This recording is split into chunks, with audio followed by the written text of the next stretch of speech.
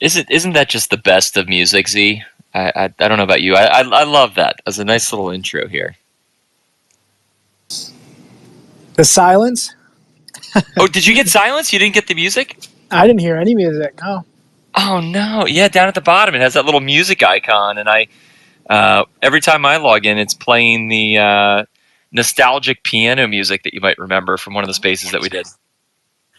Really, I didn't hear it this time. That's interesting. Oh, that's a bummer. It Maybe puts me in such everybody a else good could. mood. I feel like it's there's invite to speak. I'm bringing up Red right now, and I know Backup will be in here as well. It kind of puts me in like a headspace um, for what we're about to embark on. I quite enjoy it. So I'm bummed that you didn't get it as well. I saw some thumbs down. So um, it seems like you were, as Michael Jackson would say, you are not alone in that one. Yeah, last time I heard it, it was great. I loved it. Oh, all right. Yeah, I feel like it's music that reminds me or makes me think of the group, the panel that we're putting together here, sitting in like kind of a country club-esque atmosphere with big leather chairs with the lights kind of low with like a thing of scotch and a cigar. So it gets me in a good space for everything. We're gonna talk some serious business, is what you're saying. Some real deal stuff. Yeah, we're gonna shoot the proverbial shit here, and I know that we're going to get Backup in here in a second, but maybe while we're waiting for him, I don't know if he's actually out playing the piano. And for anybody that's listening in, if you ever look on his page, Backup's actually a very proficient pianist and singer as well. I think Drops of Jupiter might be one of the more recent ones I saw him do, but he's always putting up little performances. So when he gets up here, if you haven't already followed him, he'd be a good guy to follow, and catch along with some of his musical stuff. But in addition to that, he's also, when it comes to the Intel community, I think he's one of the most proficient and sharpest individuals on all of X. And I'm sure that you're going to see a lot of that today in a space that is entirely aimed at kind of uncovering both the past, the present, and prospectively the future of what is the digital frontier of X. And we'll certainly talk a little bit higher level about some of the digital surveillance, digital suppression that's taking place through external organizations, whether it's Meta or Google or any of the other big players, but with a laser focus on X, previously Twitter. And for anybody that has not already seen it, Red, who's up here, Red Team Actual, he put together a fantastic documentary. I think Parzival was actually involved in the construction of it. If I'm not mistaken, it's about 25 or 30 minutes, and it was one of those things. I didn't watch it on my phone. I sat down, I projected it up onto a TV, I got my popcorn. It's fantastic. And so we'll use some of that documentary, or micro documentary, if you will, as some of the fodder and the ingredients for this conversation. But long before we get into any of that, I think what we'll probably do is, of course, to make introductions here for everybody that's up on the panel. Between Red, Decent Backup, who will be here momentarily, and then also Parzival, it's literally three individuals that I think know this topic better than just about anybody out there. And when it comes to Parzival, I'm extremely excited for this because I've been following him since I think his account was in maybe even the hundreds, if not the very low thousands when I first came across him. And I looked at his account and it was like, this is a guy who is proverbially punching up at the system. He was calling out very clear corruptions in a lot of the promises, let's call them, that were being made by Musk and the rest of the team. And he was one of the original people that cracked what is now kind of loosely referred to as the reputation score, in terms of how people are being suppressed in this new kind of approach that's being taken, where if we all think back to Elon Musk and his CEO, the comment that was made was that there would be freedom of speech but not freedom of reach. And I think what Parzival has done better than anyone else on all of X is to really understand what that means from a digital suppression and kind of a digital silo space where, everybody in here that might talk about some controversial issues, you might say something and expect it to have a reach of X, Y, or Z, whatever that number is. And instead, you're basically getting pushed into a dark corner where no one's going to get a chance to see it. And even if somebody does and they share it, if it's the wrong message, it might not get another eyeball aside from that person that somehow stumbled across it. So we're going to be diving into all of these things. And the way that we'll probably get there is by talking a little bit about what Twitter was like prior to Elon, what happened kind of through the purchase and how it's been kind of recoded, and then where all of these types of things are going. And so Z is kind of a co-host with me. Anything that I might have left out there? Sorry, I'm out and about and almost home. No, I think he summed that up perfectly. You know more about the guest speakers today than I do, but I'm excited to listen to him. Actually, I'm super excited. We had so many in a row. We did Monday, Tuesday, Wednesday, and then before that we had so many that it feels like it's been an eternity since we've done one. So I've been itching to get this going. No, absolutely, and we do. I'm trying to build slowly kind of a rotation of different topics, and some of them more controversial than others. And what I love doing is kind of expanding outside of things that I know into the unknown. And what I do know with certainty is that there's a ton of suppression taking place on this site. There's censorship kind of running amok. But I don't really understand how exactly it's happening. So I'm very curious to learn and to get kind of somebody that, I can look at it from, let's think of the outside of a car. I can look at the vehicle and say, hey, that's a Ferrari, that's a fast car, whatever, but I can't take apart a motor and understand all the intricacies of it. The folks that are up here with us, they have that ability to understand, what are the millions or billions of lines of code that make up Twitter that basically control what it is that you see when you open the app. And so we're going to be kind of diving into that with everybody. And with that being said, Parzival, like I said, I've followed your work for a long time. I'd love it if you and then also Red could maybe give a bit of an intro on yourselves. And what we can do is kind of start there and then start to go into your understanding of the Twitter 1.0 into the Elon era. And we can kind of do that. And when Backup joins, we'll bring him up as well. And he can kind of catch up wherever it is that we are. So Parzival and Red, not sure if you guys want to maybe give introductions on yourself. And, feel free to share as much or as little as you feel comfortable. I know it's, on Twitter, anonymity is always a value. So don't feel pressured to go into anything you don't feel comfortable with. But would love to hear from you guys.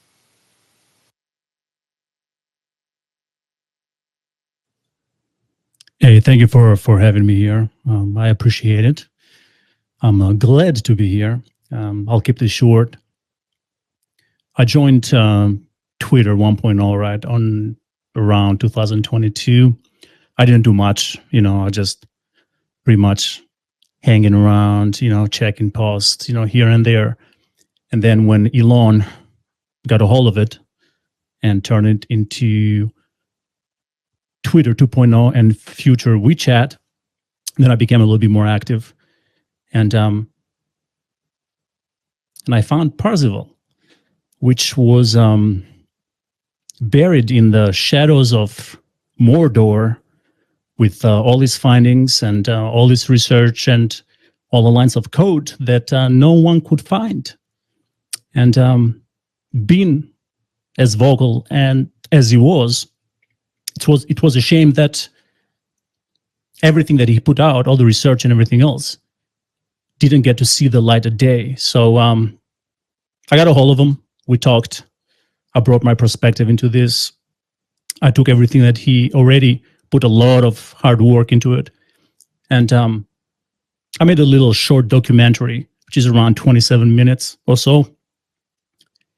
And by the way, I left a lot of things out of that documentary. It is impossible to cover everything. There is just so much out there that it will take me a series of, an hour and a half documentaries for me to even put everything and show you all the findings, right? However, what I did is that everything you see there, you have to read between the lines. There is more than the eyes can see and more than your ears can hear, right? So if you do sit down and listen to it, like you mentioned earlier, listen to it carefully, right?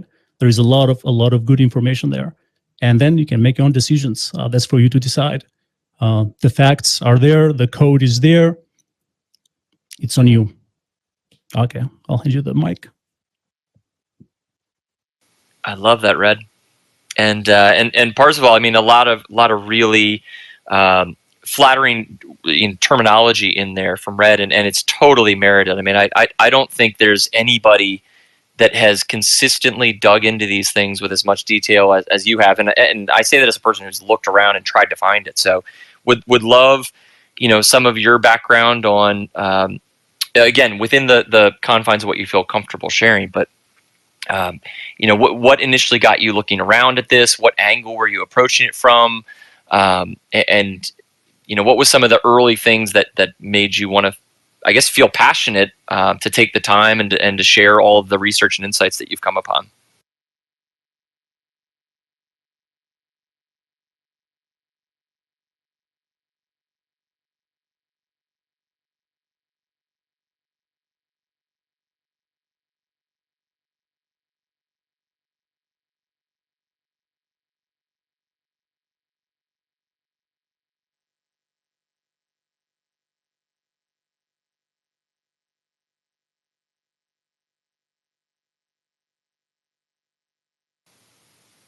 Can somebody confirm if they can hear anything? I don't hear anybody.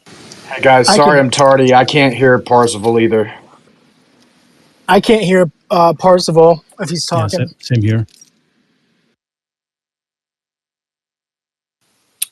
Ian, Yeah. I got booted already. With about 2 minutes into the space, we're already getting kicked out. So, Wow. Yeah, Parzival, I can do. Maybe Just drop him real quick and bring him right back. Okay. Requested. Let's see if we do it as speaker, if that'll work. Can you hear us, Parzival? Yes, there you go. The man. Oh, and then I hit the mute button like an idiot. Sorry about that. Yeah, no worries. So I was having a little trouble getting my mic there. No surprise there. But yeah, just to kind of fill in everybody that's here that maybe isn't aware. So I do have a degree in engineering. I've had that for, I don't know, almost 2 decades now. And I've worked on literally anything and everything from design to manufacture, coding, automation in industries, in all kinds of different industries. If you can think of it, I've worked in it. So I've been around the block a time or two when it comes to understanding technology and implementation and application. And I've done a fair share of programming myself. So I know a little bit about the ins and outs of programming. And obviously that doesn't mean I'm an expert in every coding language, but when you start learning to code and understand how these things work, it's pretty easy to pick up on the next coding language, and you can learn those pretty fast. It's just about following certain rules with those coding languages and all the little intricacies with them. But there's a lot of overlap in how that coding works and how it's implemented and the logic behind all of it. So when I first started getting into looking at all this Twitter code, I got in there and I found the reputation score was the first thing I found, and I wasn't too certain how it all worked because literally it was like I just jumped into some coding that's like millions of lines long. So you jump in and you can't really say you grasp the entire concept when you're just looking at maybe a couple thousand lines of code. You have to actually go into it pretty deep to get the full understanding. But I came across the reputation score in March of last year, and put out a little teaser about it, and then it seemed like after that, a couple of other people picked up on it. And then the next one I talked about was the tombstone, which is the first thread I did. And I kind of broke down the coding on that. And once I saw that, I started digging in more. And it's kind of like one of those things when you start digging, you start finding other stuff inherently. So as I was going through the tombstone, I'd notice, oh, label this. Oh, okay, well let's do a search for labels. Oh, boom, all this other code with labels comes up. Then you go into some of these other codings that have the stuff regarding labels, and you find other things like follow scores, and so it's just like as you start digging in, you find all these new rabbit holes, and you start going down those, and you end up finding all kinds of things. And I guess for me, when I first started doing it and I got into it, I thought maybe I was just a little bit lucky that I happened to come across these things. But after doing enough digging, it wasn't really luck. It was just a matter of there's so many things in the code. It's hard not to find some of this stuff. It's not like you just go in there and go, all right, hey, look, the reputation score, that's the only thing governing this whole recommendation algorithm. So, you just happen to get lucky and find those particular lines of code. Well, that wasn't the case. There was things for tombstones, there was labels, account labels, tweet labels, follow scores, toxicity scores, models that, was built on all of that. So you start looking into all the code, and you start compiling all these different coding functions that essentially determine what comes across people's timelines. And you realize that the totality of all of those things is mind-boggling as far as how much control this platform has over people and their timelines and what others get to see. And I think for me, that was the biggest thing, is the amount of controls and dials and switches that they have to make sure that they are controlling the narrative in the way they want it to go. That So is hopefully that's kind of a good entry point for me.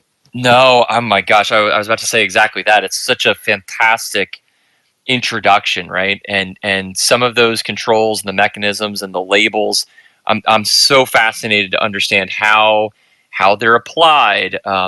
If it's entirely AI, or is it a series of programmers that are out looking and scouring and finding individuals that they believe might be dissident, and then having the labels applied. Like, there's so many different ways that we can slice and dice this. So and before we get to some of that, what I'd love to do is maybe for those who are not familiar with Backup Decent, who is our third panelist here on this subject. Backup, if you want to give maybe just an overview as you feel comfortable on yourself, kind of some of the areas of particular focus that you've had over the last year or so as Elon's taken over this app.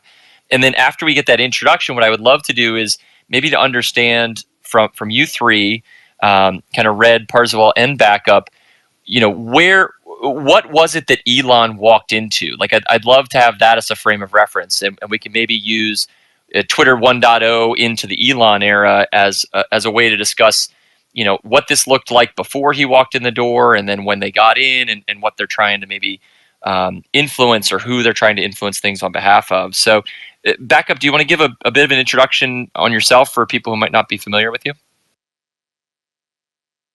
Sure, thanks. Let me be clear. I'm not a, real political person. I'm not a, social media influencer. I had no desire to be doing any of this stuff. I originally created a Twitter account back in 2020 when I noticed that the people that were coming online with huge accounts and all the medical credentials after their names were full of shit. And I only knew that because of my educational background, my undergrad's in biology, doctorate in pharmacy. And then for the last 12 years, I've been working in finance. So a number of roles, from traditional wealth management, financial planning. I was a partner at a partner and senior partner, two different Fortune 100 private financial firms. The most recent of which I was fired from for my calling bullshit on their vaccine tyranny.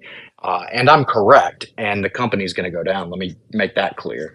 But then I later found out that my company that I was a senior partner for in Chicago was intimately involved in everything that's going on. And then most recently, before the stolen 2022 elections, I was a portfolio manager for a cryptocurrency hedge fund. So it's interesting that my background educationally and professionally has kind of prepared me for three different domains.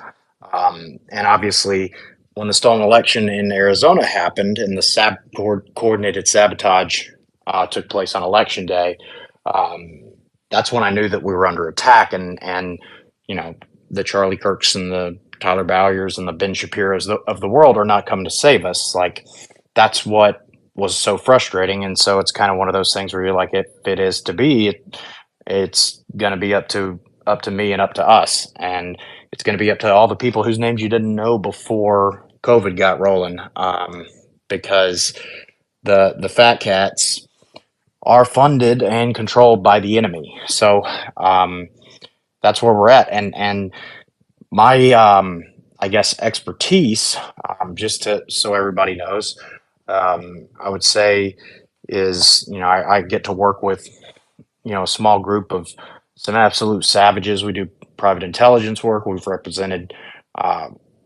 Kerry Lake's legal team, working behind the scenes and supporting their efforts in Maricopa, but I've also worked in a number of states, Georgia and Wisconsin and Pennsylvania, Virginia, Texas, and then Minnesota as well, supporting their election integrity efforts as well. And like Parzival said, like, once you understand like the agenda, then it kind of leads you in the right directions on where to look. And this platform is certainly a big part of that, as is all social media, but especially Twitter, because it's basically the news instantly, the most instantaneous mass scale representation of breaking news that we know of. And it's the only medium that I know of where on such a scale, we can actually control what is and what isn't news.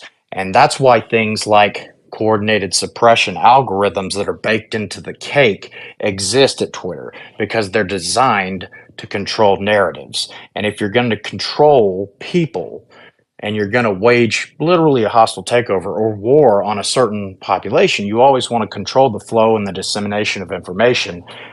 That's why they say that the first casualty of war is always the truth. And so if they can completely suppress your ability to get in front of as many eyes as possible and suppress your reach so that nobody ever sees it, it might as well be as though it doesn't exist. And you see it time and time again. The people that are the controlled op, the people that are the limited hangouts, or the people that are really just lying or are wrong are the ones that can basically take a dump and post a picture of it on Twitter and get 60,000 likes. Meanwhile, people that are posting shit that any other normal time period in history would get like 7 Pulitzers for exposing. Oh, look, it's fucking 9/11. The whole fucking thing. They left this out of the 9/11 Commission report. Like, it's stuff like that where it's, yeah, they turned down the microphone. And so I'm tremendously appreciative of Parzival and what he's done as far as unloading the code. And he and I worked together, I would say, most thoroughly on the FTX racket, because of his understanding of obviously the programming language and the coding and everything, and my understanding of blockchain and understanding what the agenda is. It's all so. The last thing I'll say is, once you understand what their agenda is, then you understand what they're going to do and the mediums that they're going to use to attack you. You just need to familiarize yourself with each of the arenas in which those mediums are being attacked. And algorithmic programming on blockchains like Twitter is certainly one of the key ones. Well, and what's so interesting about that, right, is it's one thing for a group to come in and say you're not allowed to discuss A, B, and C, and then when that takes place, everybody looks around and says, "Oh, okay, these things are off limits. Therefore, we know that they're indicative of something." Right? It's like your parents would tell you, "Don't go in the attic." In November, and eventually you get old enough to realize, oh, it's because that's where they hide the Christmas presents, right, or whatever it is. Sorry to spoil it for anybody that's not aware that Santa Claus might not be coming down the Christmas tree, or the Christmas tree. He's definitely coming not coming down the Christmas tree, or the chimney. But in all seriousness, it would be one thing if the leadership on X was saying you're not allowed to discuss this, and then people could make an assessment about that. But instead, what X has been doing, and I think this is the crux of this conversation, is they've basically been going out and advertising that this is the free speech mecca and that anything goes. And I mean, Elon Musk said if it's not, that if it's lawful but awful, that it's still free speech. I can't remember if that was him or if it was the CEO. But Elon definitely made the comment to Don Lemon saying, if it's legal speech, it should be allowed on X. And that, I feel like, is the big difference between Twitter 1.0 and 2.0, which is this form of manipulation. Whereas in Twitter 1.0, everyone was well aware that you can't go after certain groups of people, that if you talk about vaccine hesitancy, you're going to get booted, etc. And they were primarily either left-wing or what many people would consider kind of woke or globalist ideas that you weren't allowed to poke fun at or to challenge. But they were pretty direct about that, and everybody knew it. Elon Musk then comes in, and at least from where I'm sitting, it looked like Elon bought it. He made these big grand promises of free speech, but it's largely, at least again from my understanding, it's largely been a lie. And instead of coming out and saying that they're going to suppress certain topics, instead what they do is they let all of us believe that we have a reasonable voice and that we have a fair stake in this game of kind of the public discourse. And in reality, what X is actually doing, as has been kind of implied thus far, is they're hamstringing certain perspectives, certain voices, almost to the point of negligence. Or negligibleness. That's probably the right word. If I can make one up. And, it's one thing for Elon to sit there and say to Don Lemon, well, we're going to let all speech be on this platform as long as it's lawful, and maybe we'll do a little bit so that we can play around with its reach. But that's very, very, very different than simply cutting people off at the ankles so that they don't even have a chance, regardless of the content, to get a fair share in the conversation. And so, I mean, I'd love to turn it over to Parzival and maybe get your take. Are you familiar with kind of the Twitter 1.0 censorship or suppression, or did you really start looking into this only after the Elon kind of takeover? Yeah, so I'm pretty familiar with what went down with the Twitter 1.0 censorship. As you described, it was kind of like there was these certain topics and things that were known to be no-nos. If you bring them up, you're either going to get shadow banned, your account shut down, suspended, any of those things. And so people found clever ways to get around those by, doing memes and doing, reverse psychology posts where you kind of use sarcasm in a way to say what you want to say, but you're saying it backwards and in a sarcastic way. So people, it's kind of like getting your message across without essentially breaking the rules. So there was that clear line in the sand that if, you crossed that, there were going to be penalties. And then as soon as Elon took over, I didn't expect immediate changes, but I expected, at least a slow crawl of some progression towards, more free speech. And, since I started looking into this, over a year ago, which was about March, I haven't seen that progression in the right direction. I mean, we can sit here and say, yeah, I can say certain words on here that I couldn't say before. My post will stay up, my account will stay active. Um, but at the same time, what happens when you say things that aren't restrictive? Are you getting that visibility? Are you getting the reach? And that's kind of where I started looking a little bit deeper into, what do they consider reach? I've talked to a few people and they all say, hey, reach for me would be, getting to 50% of the people that follow. And I go, yeah, that's great. That's I can respect that.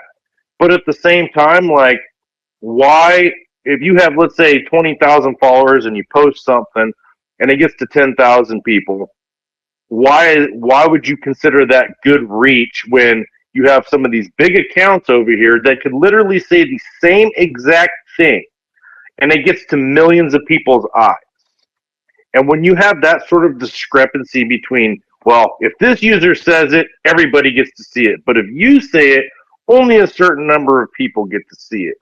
And for me, I've started looking at reach in a little bit different terms. I look at reach as what is the maximum threshold that reach can be? Well, go look at Elon's posts. How many views is he getting? How many likes is he getting? That's kind of like the upper limit to what you're going to get as far as reach. And then you'll look at some of these other accounts that maybe have 4,000 or 5,000 followers, and they post something and they get 10 views. So it's like that's the bottom end of the reach. So you got to kind of understand what specifically do you call reasonable reach when you post something. When I post about the reputation score, I got like 36,000 views. When X Daily posted about the reputation score, they got like millions of views. I think it was like 7.2 million views or some crazy number like that. It was the same information. It was 3 weeks later, and it was actually less detailed than what I had put out. So in my mind, I'm like, well, how come this account is getting the privilege, or I should say, the given right to have this sort of reach, whereas my account is not. Is this person's voice more valuable than mine? Is my voice more valuable than somebody else's? No. It's not about who says what. It's about the information that's put out there. And I think that's the biggest problem that they have right now with this platform is they're not promoting content. They're promoting specific accounts. And you can see it because you'll see, like, I'm going to use Colin Rugg, for example. He did a post the other day where he said, new, Dan Bongino said this. He literally just regurgitated whatever Dan Bongino said. Boom, millions of views. He didn't come up with nothing. He didn't use any thought. All he did was regurgitate stuff. And to me, that's mind-boggling because you got these people out here that are putting in tons of research, tons of work, putting their heart and soul into some of these extremely good, informative finds that will wake people up, and it goes nowhere. And that's when I kind of realized that the table was tilted to favor a specific group of people. And I think we all know who most of those people are because they come across our timelines, whether you're following them or not. So I'm going to leave off right there if you want to interject anything at that point. Can I add something to that, Ian? Of course, buddy. So what Parzival said is absolutely correct, and it's not that they're incentivizing content, and they could. And one of the best things that Twitter could possibly do is incentivize early, accurate, and detailed and relevant content. So if they had some kind of I don't know if it would be, I don't know how you would verify it, but if they had some kind of basically watermark program that also lends to your user score credibility, which also positively impacts your reach based on the content that you're putting out, how often you are one of the first 5 or 10 people that put something out on the entire platform, how detailed it is, the validity of it, and vice versa. But he's absolutely right. Like, and I just went through this with someone who has a rather large following, 4 or 5 days ago, and they literally just lifted shit from stuff that we had put out, and I don't give a shit about people using my stuff. That's what it's there for. But at least like do the common courtesy thing of like either make a quote tweet or give a shout out. Like that's like pretty standard like human behavior 101 common courtesy. But my previous account had damn near I think 65,000 followers, and it just got vaporized because not because I broke rules, but because the content that I was putting out was too sensitive to the people that stand to be implicated by the information that I was putting out. So if they could do something about that, I think Twitter would be absolutely a million times better. I understand what the concept of the platform is, and if they actually abided by it and subscribed to it, then the voices that get the most reach and most views would look incredibly different from the ones that currently do. That's all. Well, and what's so interesting about you saying that is that I feel like part of the transition during the Elon takeover was everybody remembers the Twitter files and the whole, or not the whole, but one of the big things that was exposed during the Twitter files was supposedly the government's coordinated effort with the folks from Twitter to manage and monitor certain conversations, in particular around COVID. Back up, I'm curious, and we don't have to go necessarily into specific finger pointing at groups necessarily, but do you think that the political influence over X, is that stronger today than it was in Twitter 1.0? And if it's not, is it private interests of, let's just call it the elite, the world's richest people and the people running not just the government, but also commercial interests? Do they have a larger grip, you think, today than they did even under Twitter 1.0? I don't think it's just private corporate interests, unfortunately, and because that would be an easier thing to navigate. But, and I'm no defender of Elon Musk, but I will say the situation that he finds himself in is kind of rock and a hard place, because for so long, as in examples by the previous owners of Twitter, we've kind of walked on eggshells around addressing the elephant in the room. Why does this one group have such overwhelming control over, means of disseminating information and private equity and government and what have you? And so because of that, that has allowed a lot of shit to get way worse than it has. And so a lot of businesses that are predominantly run by this one group have all basically monopolized the ad revenues for Twitter.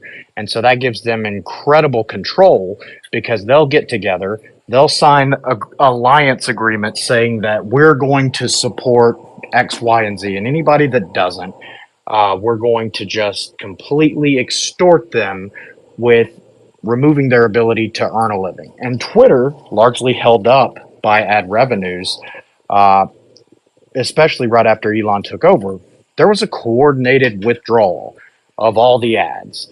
And so Elon is in a situation where he's about to lose his ass on the investment that he just made, which I agree with you, Ian, that we have almost, having free speech isn't, or having zero reach, but being able to say shit on the platform isn't good enough, even though it's light years better than just not even being able to say it and getting vaporized.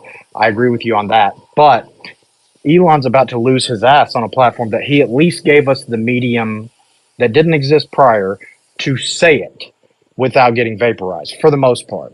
And so now he has to make a decision. And so what does he do? He goes with Ben Shapiro to fucking Jerusalem, Tel Aviv, comes back. We get a UJA Federation CEO, and we get two IDF officers running Twitter's trust and safety content department. And UJA Federation, for those who don't know, is literally Mossad. It's not a lobby. It's not a Israeli friendly thing. It is literally Israeli intelligence. And so they are dictating to him the situation. And so in this interim period, he's kind of hamstrung and at their mercy, if you will, until Twitter or X can build out more of its independent of ad revenue features that allows him to be able to kind of cut ties with that. But Israel controls Twitter for the interim. So, and I don't think that was 100% Elon's decision. I think he made a decision out of existential necessity.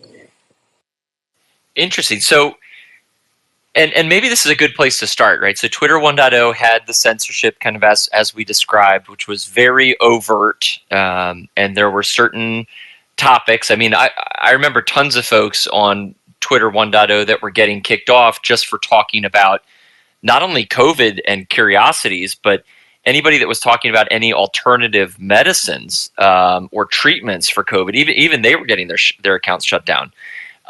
And obviously the Twitter files exposed that was very much in coordination with the US government. I'm sure there's also a lot of influence by the pharmaceutical players, of course. But so Elon comes in, he buys it. Just out of curiosity, either Red or Parzival or Backup, when he purchased it, do you think that the intent was there from the get-go to make this a free speech platform? Was the presentation that we got initially, do you think, completely sincere, or was there maybe a ruse from the get-go? I'm just curious for your thoughts. I mean, you have to be delusional to think that he was going to make this a free speech platform, right? For anyone to have any type of a business, any company, or anything social media related, right, in today's era, it needs to take a knee, okay, to the laws of that specific country, right?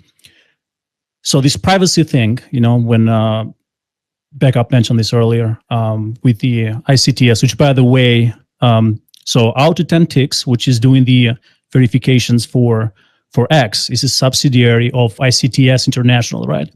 And that's pretty much Mossad. That's Israel intelligence, right? And that's a fact. You can go research it. You can Google it, do wherever. You're going to come up to the same conclusion. So that's that. But we're moving away from that now, right? We're moving to Stripe for now. But anyways, so for Elon to do what he wanted to do, he needs to bend the knee to the law of the land, right? So he needs to work with all these other agencies because they still have access to everything else that X does, right? If a intel agency comes in and says, hey, listen, I need to look at this, I need to see this account, that account, because national security, boom, you have to provide the receipts. There's just no way around it, right? You can't dance around the fact. You have to provide the receipts that the government is requesting. So Elon was under no delusion that this wasn't going to be a free speech platform. This is selective free speech, right? So let's select who can have the mic and who doesn't have the mic, right? So there are scales, left scale and right scale, and you put the two extremes on each one, and then you decide which scale you're going to tip at what point in time to affect a certain narrative, right? Sometimes you balance them, sometimes you do not, right? It's just the way it works. And it has to work that way for him to stay in business. Go ahead. Okay, Red, but you maybe just a tiny bit you're generalizing. Okay, because of course Elon wants his platform in every country. Okay, and of course he wants to abide by the laws. And when he's talking about free speech, he means America, because in America, Facebook and all these other legacy platforms, they don't facilitate free speech, and it's astronomically better than what you would encounter on Instagram or YouTube or the alphabet companies. Of course. He's either going to abide by these countries' laws and stipulations, or he's going to risk losing the ad revenue from the countries that participate on the platform. So it's not that he doesn't want to advertise that for. That's why I'm saying it's kind of a tad bit of a generalization. So I mean, of course, he wants to do that. But a lot of countries, a majority of countries, do not prohibit free speech. In For a long time, Egypt, if you said in their criminal laws were so harsh they would cut your hands off for stealing. You know what I'm saying? So that probably doesn't exist the same way it did before. But do you get what I'm saying? Can you talk No, on that? Lucius, No. I think that you're accurate. Red, I appreciate you saying what you said. I just wanted to mention that I put everything you were just talking about up in the nest, the AU 10 tick stuff, and so yeah, I think it's a little bit of a generalization because it's a movement of the Overton window. It's a step in the right direction. It wasn't going to be immediate. It was never going to be immediate because the Overton window had moved so far away from free speech. But at least being able to have a platform, I think we can all agree, being able to say something without getting vaporized and still calling it Twitter or X or whatever, like regardless of where the algorithm sends it on the platform, is Well, a and step Red is up. correct. Red is correct that it is it's still infantile. It has a lot to accrue and actualize into as a platform, and it could be the thing that brings a lot of countries together.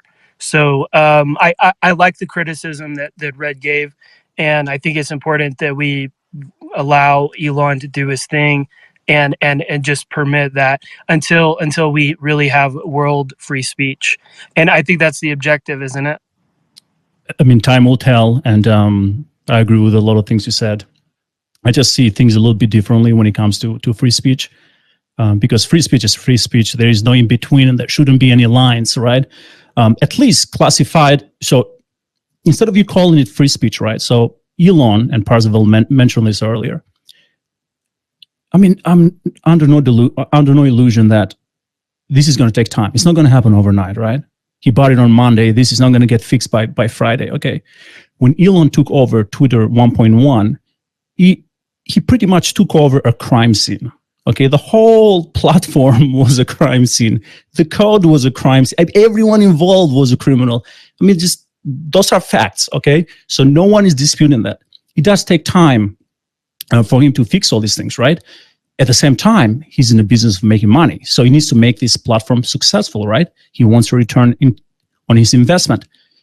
He could phrase things differently instead of claiming this to be a completely free speech platform, because it's not. However, maybe change the wording a little bit, okay? Because we all know it's not a free speech platform, right?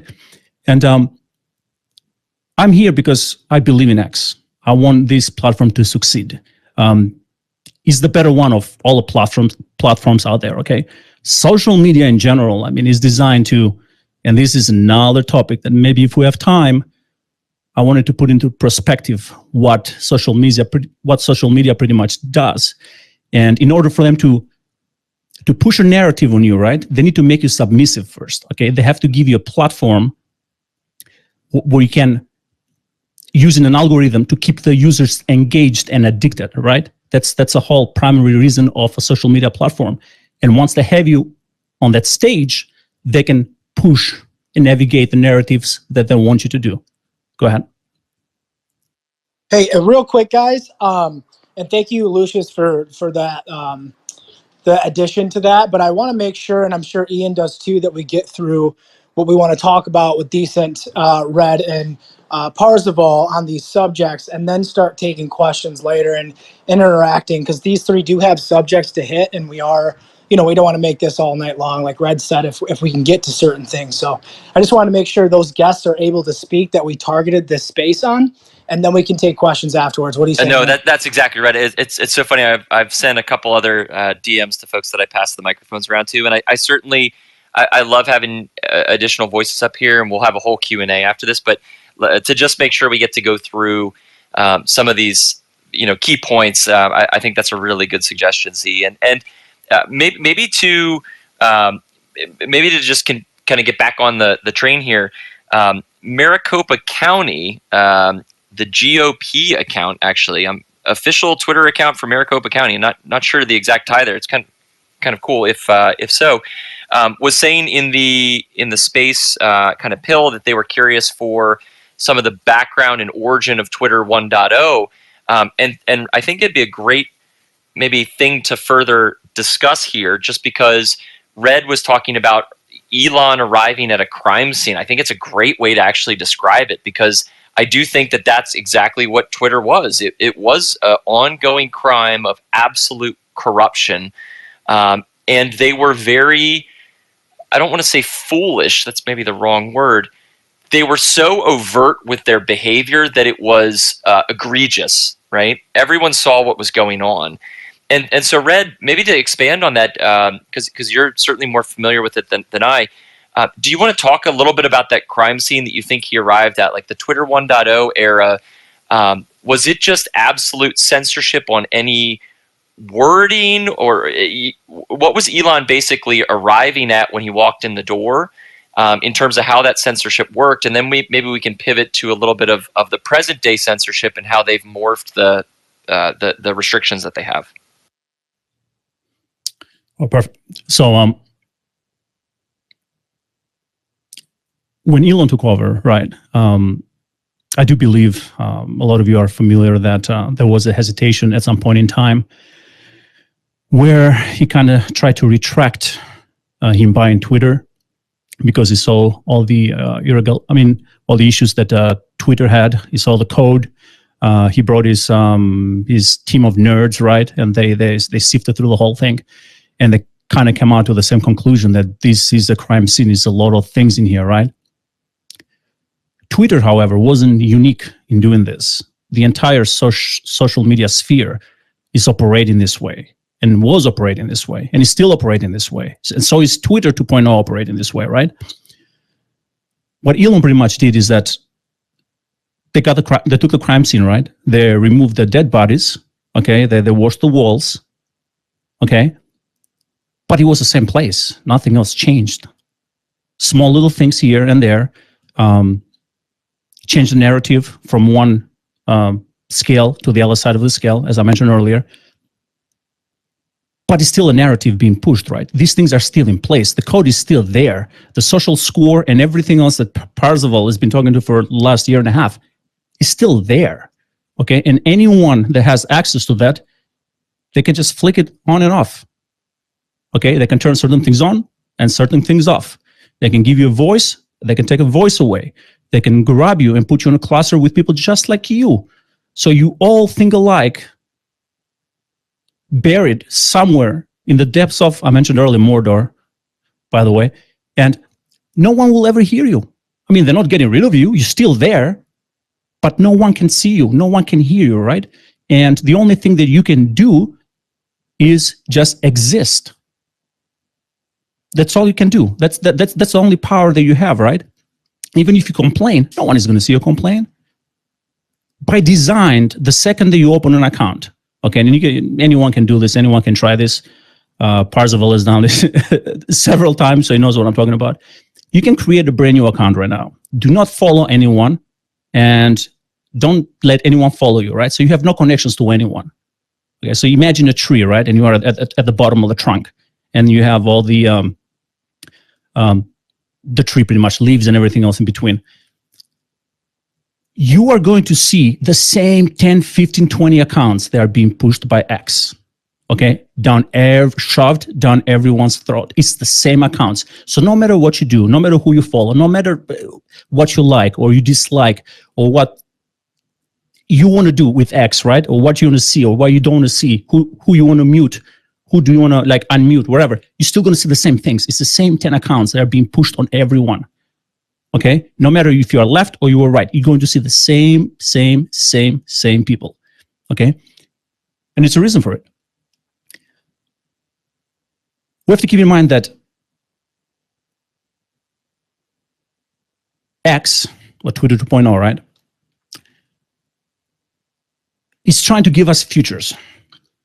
And it's trying to bury all these bad things, all these bad lines of code that they can obviously they cannot change, by giving us certain things so they can keep us busy in between, right? And these futures, sure, they can make our life easier, right? But they're designed for maximum output, and that output is our engagement. But that engagement is not between all of us. They're forcing us to engage with these bigger accounts. Okay, the more we engage with them, the more followers they get, the more money they get. They do stay in business. Okay, they have an army of followers. You say something about them, right? They have internal chat rooms where they will send a little army and they will mass report you. So not only are you shadow banned, but more than likely you probably get your account locked at the same time, right? I mentioned earlier that X needs to make you, well, any social media platform, not just X. This is not just for X, unique to X. They have to make you submissive first, right? And they'll do that through the algorithm, which Parzival beat to death pretty much. So they curate the content based on the user's behavior, right? To maximize engagement. They show you news feeds that are likely to get your reaction. Okay, you see all these posts that are being created by all these people. That's to drive and get a reaction out of you. You get a reaction, agree or disagree, it doesn't matter what the reaction is, right? That's engagement, okay? Infinite scrolling, you can just grab your phone right now, okay? Go through a timeline, you can just scroll for hours and hours, up, down, left, right, sideways, right? It's designed in purpose to be that way. Facebook and Instagram does the same thing, okay? Then you have notifications. You get constant alerts, which forces you to go back into the platform. Then you get comments, then you get new posts, right? So you are constantly being engaged with the platform. You're being bombarded with alerts. Then it's a social score, which is a social validation. Okay, this encourages people through seeking approvals, right? Shares, comments. So the platform is pretty much drawing you back at the same time. In between now, they're also giving you the FOMO, or fear of missing out. Okay, so they create a sense of urgency on everything for you to stay updated with what others are doing. Okay, then you have gamification, which is pretty much the game elements like badges. You can just scroll through the timeline right now and you can see people like, oh, I changed my profile picture, but I haven't gotten my blue check mark. That's like your validation badge. Like everyone is going to die on the hill just to get that blue check mark. Like that's some like participation trophy, right?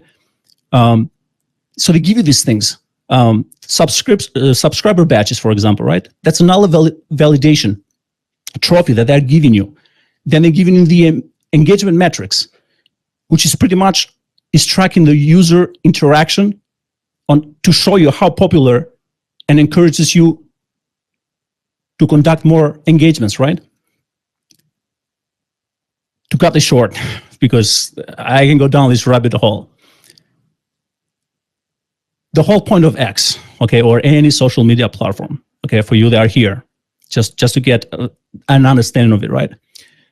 It's pretty much to analyze the user behavior and preferences to serve target ads. The whole point for them is to sell the ads to you, right? Not accounting for the narrative being pushed. Okay, this is for them staying in business. This gets exacerbated by the AI, which becomes more pervasive at this point. So AI eventually, and with the Grok 3.0 and whatever comes after it, right? The AI knows you better than you know yourself. So once your information, once an identity is linked, once an identity is linked to a profile, right? That identity can be downloaded, and that individual's entire thinking and decision-making process can be at someone's fingertip. Okay. They will know pretty much what makes you tick, what are your fears, what are your weaknesses, what are your desires, and they can completely break down the very fabric that makes you human. Okay. And these tools work together to create the environment that is hard to leave, okay?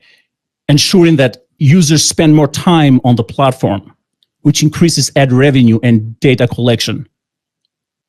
So it's a big, not only a narrative scheme, but also a money-making scheme. Is the better one of all of them out there, but this is what this platform currently is at this stage, based on the algo that it currently has. Okay, and that's the algo that we know. There is obviously more to it, but what we know, and it's a lot that we know. Imagine the things that we don't know, right? The things that we haven't touched because we just don't have access to it. Okay, we know only a small portion of it, and you can see how, if you follow Parzival's work, right, he just scratched the surface, and that surface is so damning that it's just mind-boggling. Okay, and it's just a surface. It's like the iceberg. I want to see, the bigger piece of the iceberg, the one that is underwater, the code that X doesn't want to release for us to see, and do research on and see, what it does, right? That's what I want to see. If Elon wants to tout the free speech thing, he needs to be a little bit more transparent on certain things, right? And give people access on what they do, and give us a timeline of this is what we're going to be doing eventually, 1 year down the road, 2 years down the road, 5 months down the road, right? And I would love to respond to this, guys. I have to get the host permission. Well, Lucius, why don't we save that for the end? Because I want to keep on this train and make sure that we're able to kind of go through this in a somewhat chronological or linear fashion. And with what Red just kind of left off with, I think it's a perfect way to pivot over to Parzival, and because we're talking about scratching the surface, right?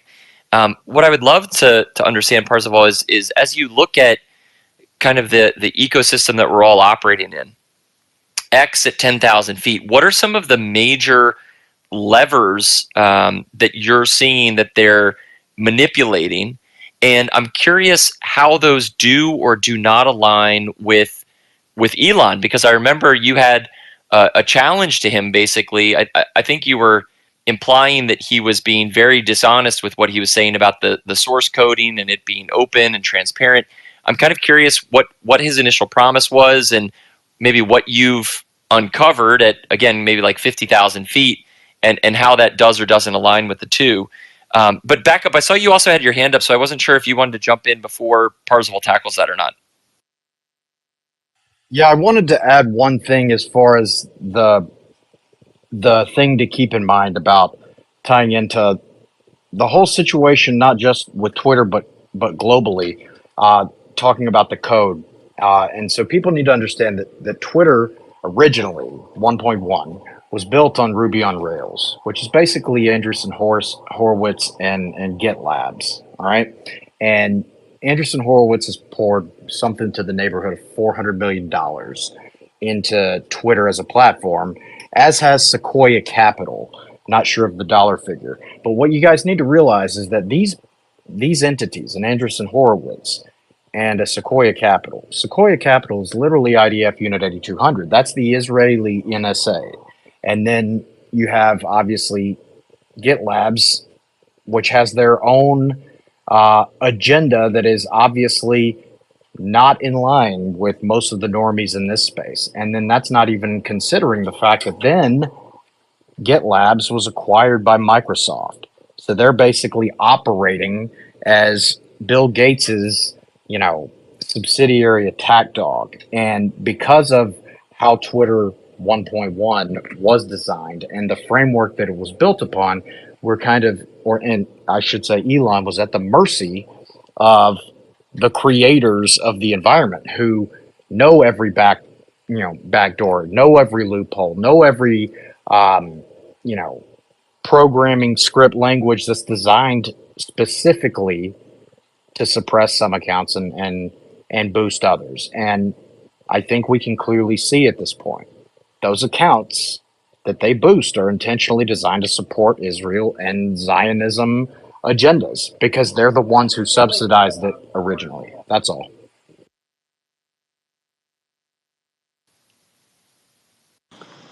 All right, Parzival, what's the surface look like? What'd you find?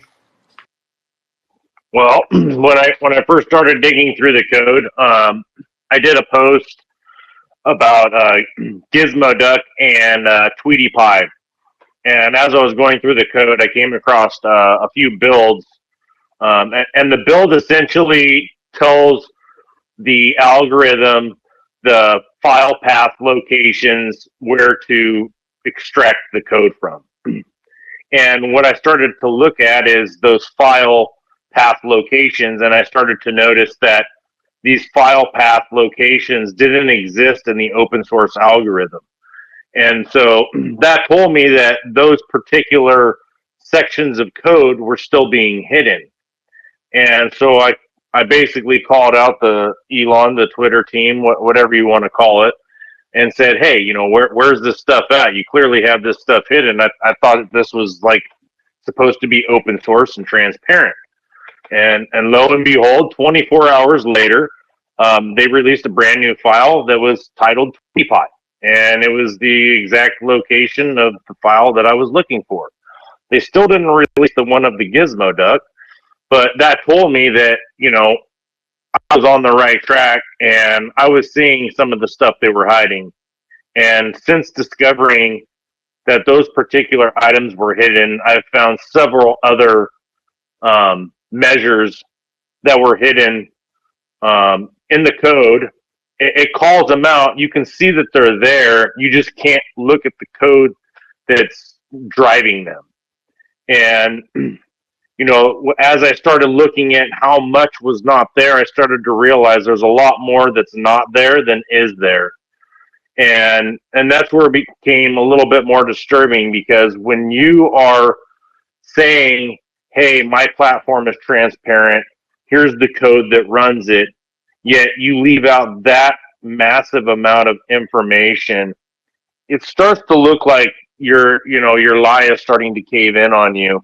And especially when he said, hey, we're making modifications and, we're updating the code. We've heard that, plenty of times from him. And initially, after they released the open source code, you could see in the folders, hey, they're adding folders. Oh, they made a change on this day. It's all trackable. You can see whenever these modifications were being made. And then all of a sudden, it all stopped. There was no more new files being added. There was no new modification. It was like any update to this algorithm, the open source one that they released, was no longer being put out there. So it was like, for me, I was like, well, either one of two things is going to happen. Either your lie is caving in and you got caught, and you can't keep putting this stuff out, because if you keep putting stuff out, you're basically just going to be giving a person like myself more information, right? Or you have to come out with a whole brand new code. So basically, all right, here's the old code, and this is what we were running on. We're no longer working on this code. We got this whole brand new code. It's not ready. We can't release it. Well, when he said, hey, we're going to release this new open source algorithm, that was November last year. So I was like, okay, great. We finally get to see this new algorithm. They roll it out. Everything will hopefully get better. And it never came. And we never saw the algorithm, and we didn't see improvements. And we basically saw the same thing we've been seeing the last 2 years. And to kind of go into a little bit deeper is, you asked about what are all the levers and switches. Well, there's a lot of them. You've got the mass score, which tracks even your usage, how much you're using the app. The reputation score, which is, based on, your following to follower ratio. Your follow score, which relates to who follows you and who you follow and how that stacks up against all the other accounts. It's another way to rate you in comparison to everybody else. They have toxicity scores. They have account labels. They have tweet labels. And then they have an iTweet score, which basically ranks how much engagement you're getting, whether it be a like, a repost, a quote tweet, anything like that. Any of those engagements contributes to that score. But the biggest tell for me that they are not planning on changing the code, and that the original code is still in place, is the fact that we're still seeing accounts being labeled by the same label system that was hard coded into the Twitter 1.0 algorithm. It has not left. We still see it. We see accounts getting But Elon, you know, Elon made a statement about this. He said that we can't understand the Spaces code. He made a statement about this. So they're not able to they're able to only modify it very minusculely. They cannot change the code. So that's false. That's 100% false. What you're saying there is 100% false. I've coded stuff tons of times. It's just a matter of changing the code. You can narrow up the reputation score so there's not a discrepancy between the high and low scores. You can make it so that you're not implementing those actual account labels. You can literally turn that off. So I don't know where you're getting that, hey, that, you can't fix this stuff. That's absolutely baloney. Go ahead, Parker. So- Well, keep continue. Sorry that he interrupted. Go ahead. Yeah, hey, It's quick all question, right, quick question. you know? Okay, so is it possible they open sourced some code, but as far as their specific implementation goes, to include whatever config files and, they're setting variables here and there, they're obscuring that part of it? Both. So they basically still have the old system implemented because we're seeing the label still slapped on accounts. We're still seeing the tombstones happening. We're still seeing accounts suspended. We're still seeing accounts being censored and deboosted. And on top of all that, there are still mechanisms that are being used that we can't even see. I can't tell you that these other mechanisms exist because I can't see it in the code. So I can't say, yes, I'm 100% certain these other mechanisms are there. But I will tell you this, there is hidden code for sure. So that means there is stuff happening in the background that we don't get to see. And the fact that they're trying to hide it tells me that they're probably using those mechanisms as part of their bigger, as part of the bigger part of their censorship. Yeah, I don't think they So- accounted for people like you, Parsival. Like, maybe they put this open source release as a way to assuage the fears of censorship of the technologically illiterate, more or less. But you were actually diving in deeper, so yeah, I commend you on that. Yeah, you're absolutely right. I think it was, one of those things where he's like, hey, if I show him the code and say, hey, everything's fine, and I tell them we're free speech, they're going to buy it. It was just a sales pitch at the end of the day. And you know what? What's crazy is if you look at a lot of accounts out there, they'll say, oh, Elon's saving us. X is free speech, this and that. And then you go and look at that account. They've got 1,000 followers and they get 5 views. And it's like, how can you sit here and say that when you're getting 5 views and you got 1,000 followers? Like, it boggles my mind that people have bought into this so hard and just take the guy for his word. Just look at the code. The code speaks for itself. That's what's running this place, not what Elon says is happening. The code is what is making this platform operate. So at the end of the day, you can sit here and go, hey, I think like Ian was talking about, hey, look at this Ferrari, but I don't understand the mechanisms in the engine and how to rebuild the engine. But, you pop the hood and there's nothing there. So it looks like it's a Ferrari, but there's nothing under the hood. Or better yet, there's a lot more under the hood than you would expect. There's all this extra stuff that you don't need. And that's what we're experiencing on the platform. And to kind of go like into some of these accounts that are promoted on the platform above others. One thing I've noticed is if you go and you look at these big accounts and you look at who they're subscribing to and who they're following, they're all subscribing and following each other. And so they're essentially just watching for each other. And so it's like, okay, I'm gonna play a big account for a minute. My buddy over here, he posted something and I want to help him get more views. So I push that out to you guys. And then not only do you see his post, but you're going to see my post, and then I post them and he reposts them because we're both boosted. You're seeing both of our posts coming across your timeline. Bro, you just And that may described be a whether you're circle. following me or not. Sorry about that, Parzival. Continue. Yeah, Yeah, guys, no worries. hold on real quick, Parzival. I'm going to remove you guys and not bring anybody else up if we don't let the guest speakers start talking. We got to stop interrupting them because can't be here all night. So if we could save, interjections and having discussion with these guys till afterwards, that would be awesome. Thanks. Thanks, E. So what I was getting into is, you'll see these accounts and they'll repost each other and they won't repost you. So, I looked into it even a little bit deeper is, let's just say I'm not following them, but one of the people I follow is following them. Well, then they repost that big account because I follow them. Now that person's thing comes across my feed, even though I'm not following, because some of the people I'm following are pushing that stuff out.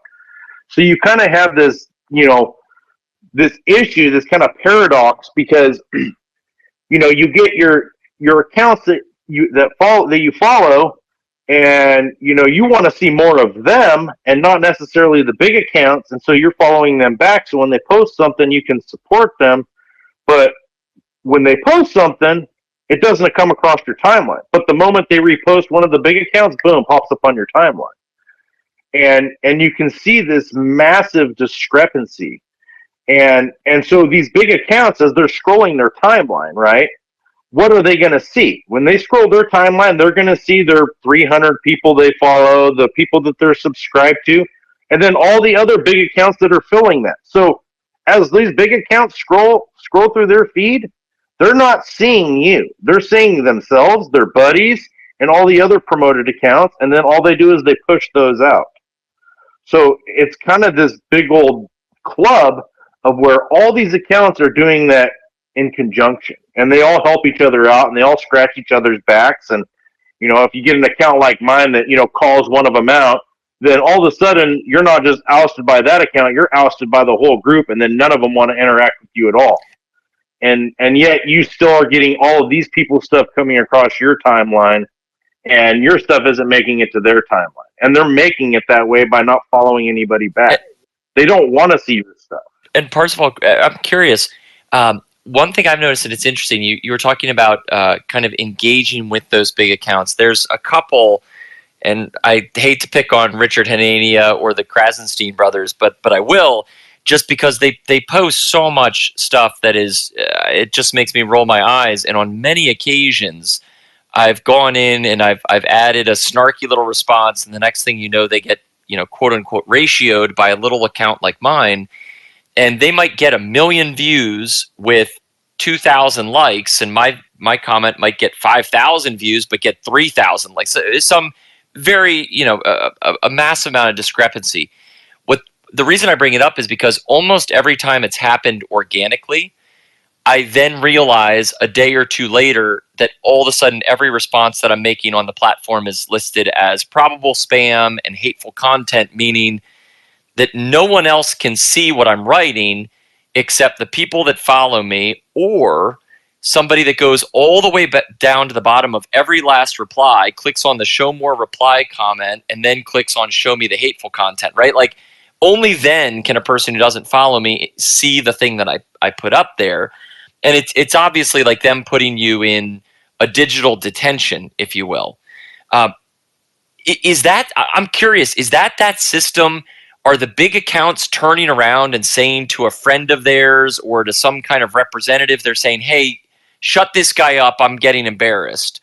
Or is that done somehow via AI? Like, what does that system look like? Do you think is it all based on artificial intelligence, or are there like digital lifeguards that these big accounts are going to, like Ben Shapiro, and they're getting other people that are kind of thorns in their sides silenced?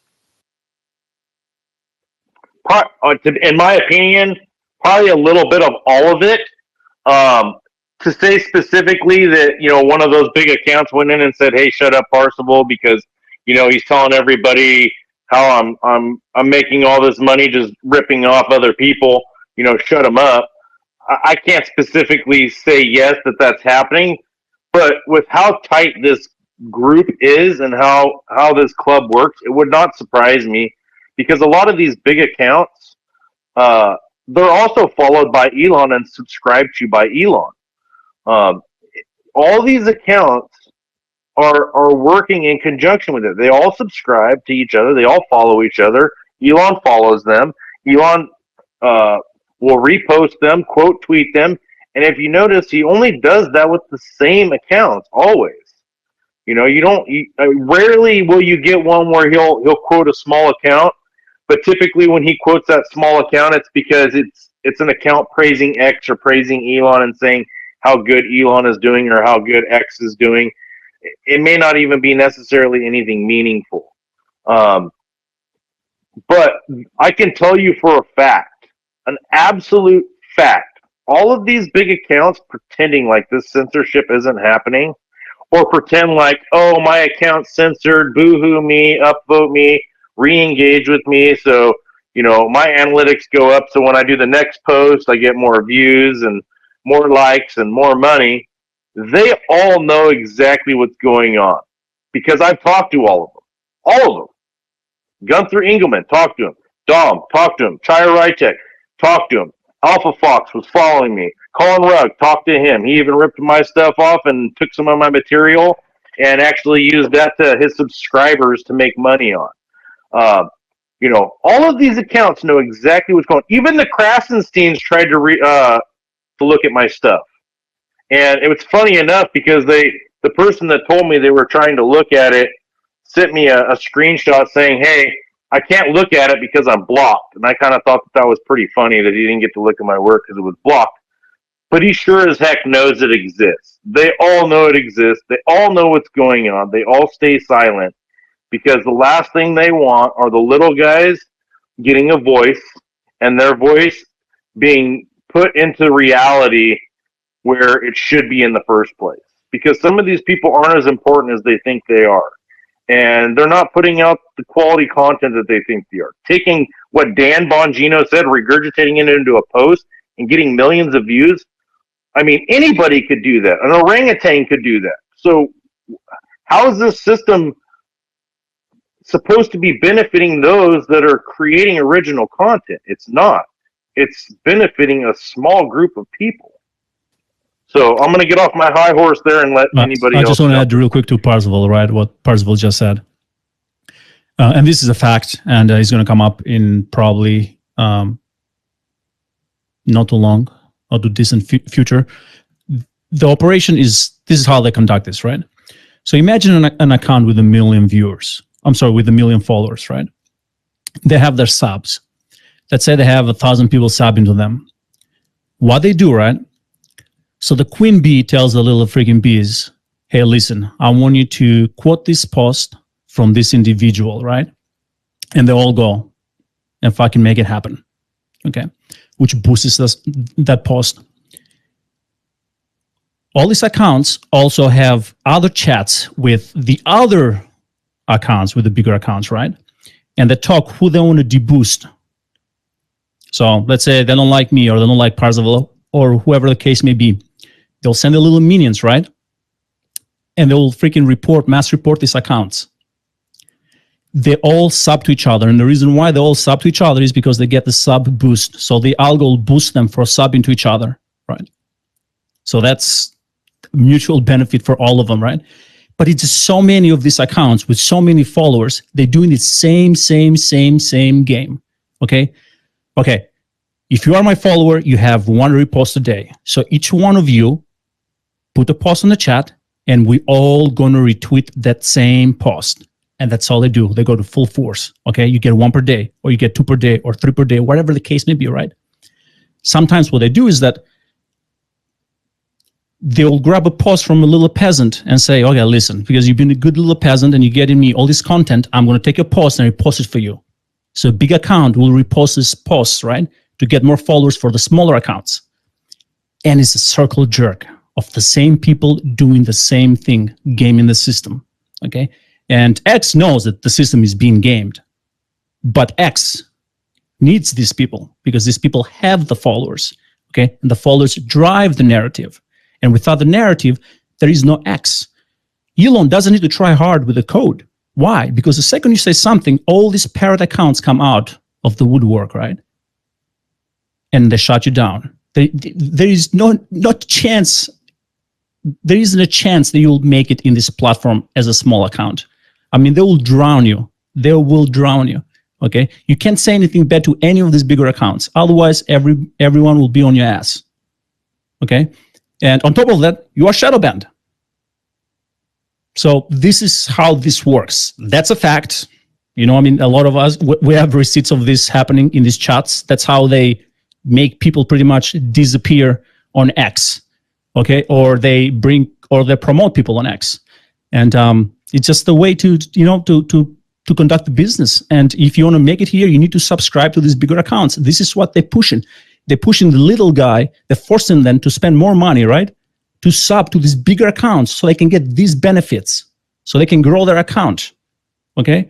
And that's the reality, man. It sucks.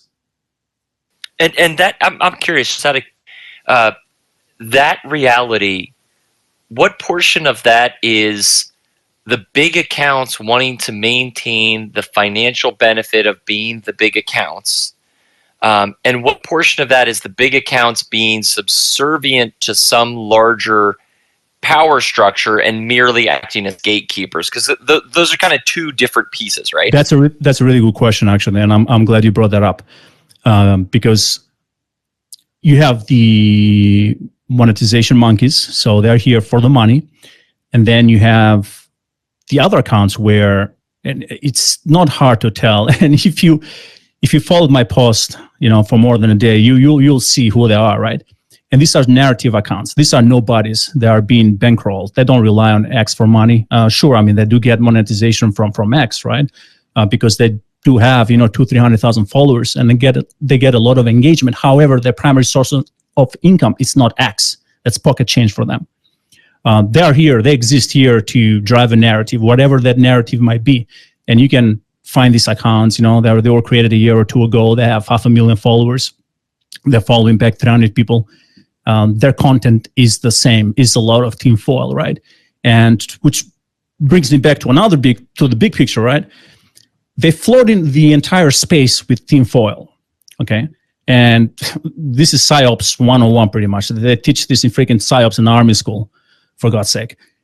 They flood the entire social space with misinformation.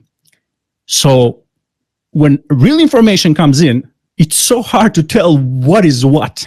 Okay, it's like impossible to sift through all the information. You can see what happened on July 13th with Trump, right? You look at all the misinformation coming through, and it's the same accounts pushing the same fucking things.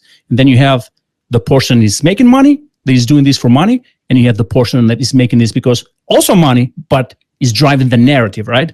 The source of income is on the outside, not on the inside, through the monetization that X is providing all these so-called investigative journalists, right? I hope that explained your two-part question there. No, it does, and that's the challenge, because as I see it, the individual. So there's a Curtis Yarvin used to talk all the time about the cathedral, and his overarching thesis was that if you look across academia, the private sector, the public sector, kind of media, that all of these groups at the very top had people that all benefited from patting one another on the back. And as long as they kind of continued the game, the money kept flowing, the privilege kept flowing, etc. But that anybody that was causing a wake in that scene was at risk of losing all of the benefits of the material world that they lived in. And so I find it interesting because we face this very real challenge where if there is an overarching narrative that a machine wants to push, and I think most of the people in this space would agree that there is, then the people that sit at the top are benefiting from the perpetuation of lies and from the suppression of uncomfortable truths, right? And we saw this firsthand during the COVID pandemic, but I think what we're also seeing as a result of X, especially when you include the concepts of monetization, which it completely changes the game altogether.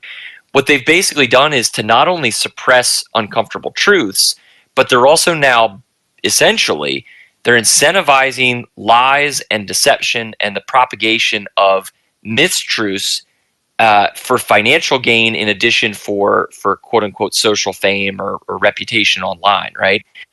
While doing the exact opposite to the people that are sharing the truth. So it's not just that they're shoving you off the platform; it's that you're now receiving monetary infractions or penalties for speaking truths, while you're monetarily benefited from perpetuating the lies. And so you have both the what is it? It's the old concept of the oil and honey, right? Or vinegar and honey, where not only are they now disincentivizing truth tellers via suspensions, but they're making it difficult for those that have larger followings. Like I see some of the people up on the panel right now have premium accounts. I don't know if they're monetized or not, but if they do, if Parzival goes out there with 25,000 followers, puts out fantastic content, or Red, you put out your documentary with 2+ million views, but you should probably have 20 million views on that. And so you're directly being monetarily impacted by not merely sharing more Elon butt kissing content, which I'm sure they would then propagate, right? So it's on both ends. You're now suffering as a result of trying to share truths. And we need to examine, of course, who's pulling the strings on those monetized accounts. But it's just so frustrating to see that not only are they doing these things, but they're also lying in the process by telling everybody you exist in a free speech platform when it might be the furthest thing from, or maybe I shouldn't say the furthest, because I think Meta and Google and some of these other platforms are even worse. But it's very infuriating to see that you basically have this dynamic in which the accounts that are benefiting the most from X are the ones that have no interest in truth. They just have interest in kind of the truth that's of benefit to the power structure. Back up. I see you waving your hand. Do you have some thoughts there?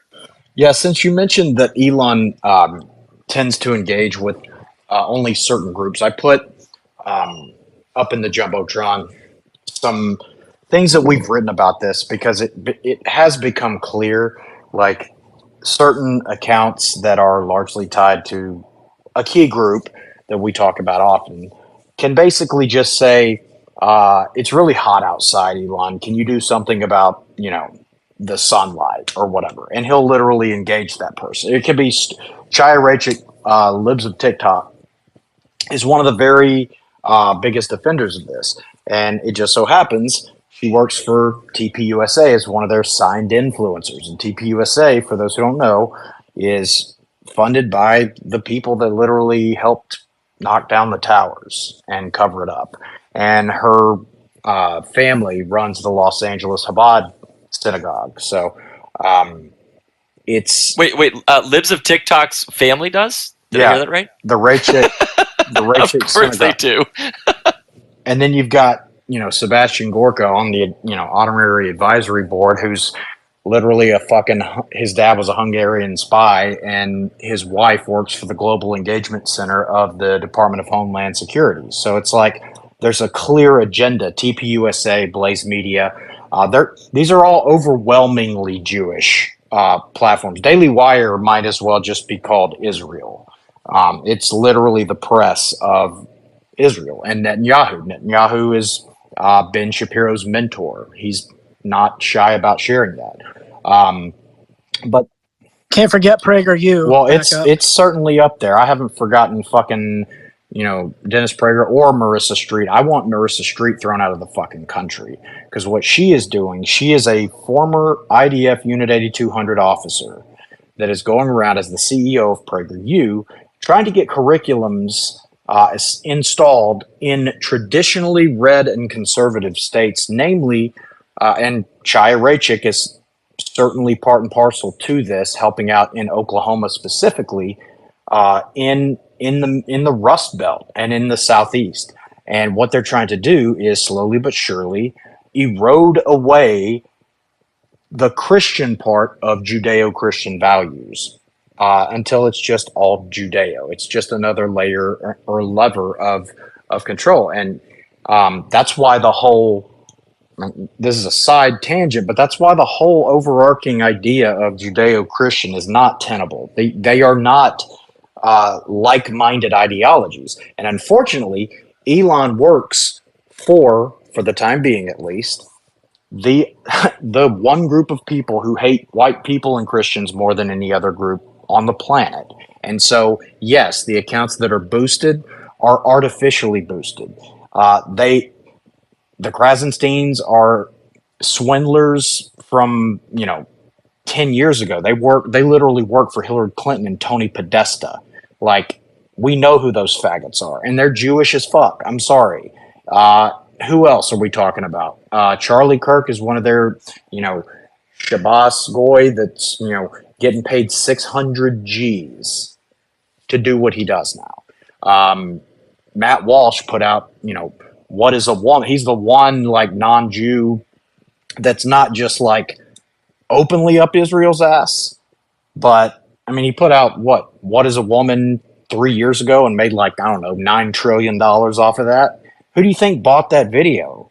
If he's taken time talking about what is a woman without really like going hugely into like stepping on, the wrong toes, he's too busy doing that. He's not busy actually helping address the real problem. And there is a coordinated effort, and it's not just in the United States.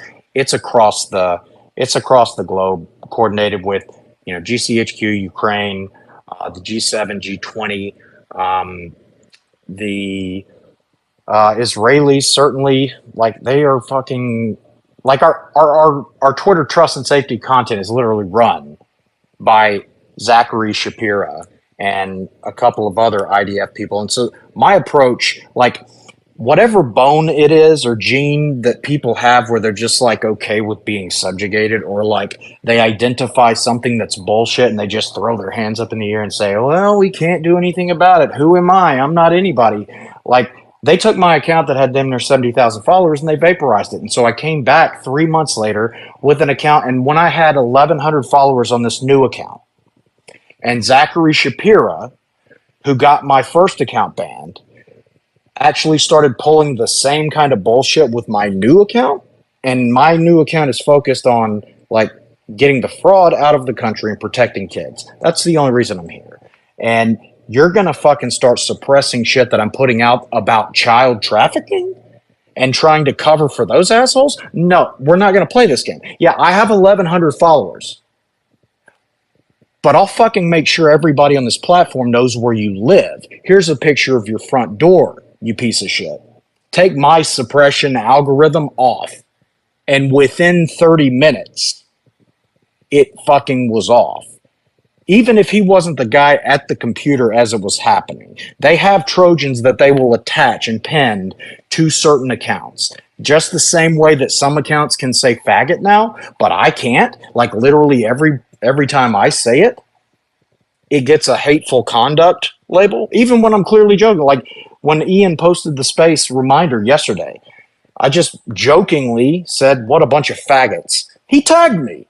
And I was clearly like joking about it, and immediately within seconds. So it's clearly that these are sticky Trojans that they've attached to certain accounts that are triggered by certain words. But don't think for a second that regardless of whether you have 1,000 followers or you have 10 million followers, if you are capable and willing to dissociate the person doing the action, and you can find out who's doing it, like a Zachary Shapiro, who literally works for some fucktard up in New York City who gave him, who he bought his house from. Like, it's the same lackeys, and I tweeted at Elon about it. And Red was talking about AU-10 ticks. Like, don't think for a second that Parsifal and Red and myself and others didn't have a huge hand in Elon at least backing off of AU-10 ticks and settling for Stripe, who is the lesser of two evils, but it's the far lesser of two evils, because AU-10 ticks is literally Mossad and GCHQ and James C. Smith, the fucking board of directors member of Reuters and Pfizer. How fucking dare you give our private information to the same piece of shit who literally just used it to calibrate a bioweapon that you just fucking released. This is literally espionage. So, like, don't think for a second that regardless of how small or how large your account is, or your following, or your reach, the tag feature and the information that you put out, when you address it directly to certain people, they see it. And don't think for a second that they aren't watching and paying fucking attention. So I'm not the guy that's going to just sit there and take the shit. Like, I'm the guy that's going to find out who's fucking behind it and ruin your day. So that's all. No, and back up the way that you've done this, and if anybody that's in this space has not followed, I mean, please make sure to follow Backup, Red, and Parzival. The content that Backup has put out there is just, I mean, I hate to sound like a super zoomer, but it's just fire in every sense of the word. I mean, he is going directly with no. It's almost like there's a complete lack of fear, Backup, in the way that you're willing to just call these people out directly. There's never an ounce of hate in anything that you do, but it's so passionate, and I mean, I can see the emotion behind so much of what you're putting out, and it's significant and important to you, and these are topics that are extremely important. It's actually, for what it's worth, if we think of why we're even having this space, it's because the concepts of truth, there's nothing that's more paramount. I mean, people could say that they'd rather live free or die free than live on their knees. And a bedrock of that concept is truth, and the concept of being able to speak that which is true and not having to lie to both somebody else or to yourself. And Backup, the way that you've continuously demonstrated that and always spoken truth to power, it's beyond admirable. And kind of off of that point, Parzival, I'm kind of curious, because the concept of suppression is used for two purposes, right? On one hand, you want to suppress uncomfortable truths so that you can prevent the masses from seeing that which is uncomfortable, right? During COVID, they didn't want people seeing truths about maybe the vaccine or data. But you also want to create a fake reality, one that's built on lies. And I'm curious, when it comes to the tagging of certain accounts, I mean, obviously we see that some people are boosted to the limelight, others that are suppressed to, minimize their reach. For the people in the middle, if they're not a dissenter and they're not saying things that are terribly uncomfortable, if something goes viral and it's uncomfortable, right? Like if an account that they haven't had a lot of eyes on says something that's maybe somewhat controversial, but it gets kind of past the goalie, what does the system look like that is trying to prevent those uncomfortable truths from coming out? Like whether it was something on COVID or maybe on the power structure that we often talk about between Backup and I and yourself, like how is this taking place? Is there just an army of people sitting constantly monitoring all this stuff? It's built into an AI code? Like if you or Red put something out that gets traction, how long is it allowed to basically go unmitigated before some system has eyes on it? Or does the eye exist the moment that it goes out and we're all basically operating under like a Sauron from Lord of the Rings? That's a great question. And the answer is all of the above. So when you put out a post, depending on which words you use, those words specifically can be triggered by the algorithm, as Backup just talked about, putting out a certain post and getting hit with a label almost immediately.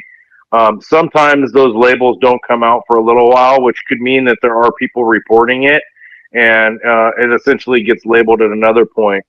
But even dating back to the Twitter files, if you go back and look at Barry Weiss's thread about it, you'll see some pictures in there where it literally shows screenshots of some users' accounts. And specifically on one of the users, it showed that there was a flag for the account that they're not to intervene unless a specific group says so. So they may not get a label until it's reviewed by a human being. So there are certain accounts that don't get hit with those things until an actual human being steps in and decides whether to implement those labels or not.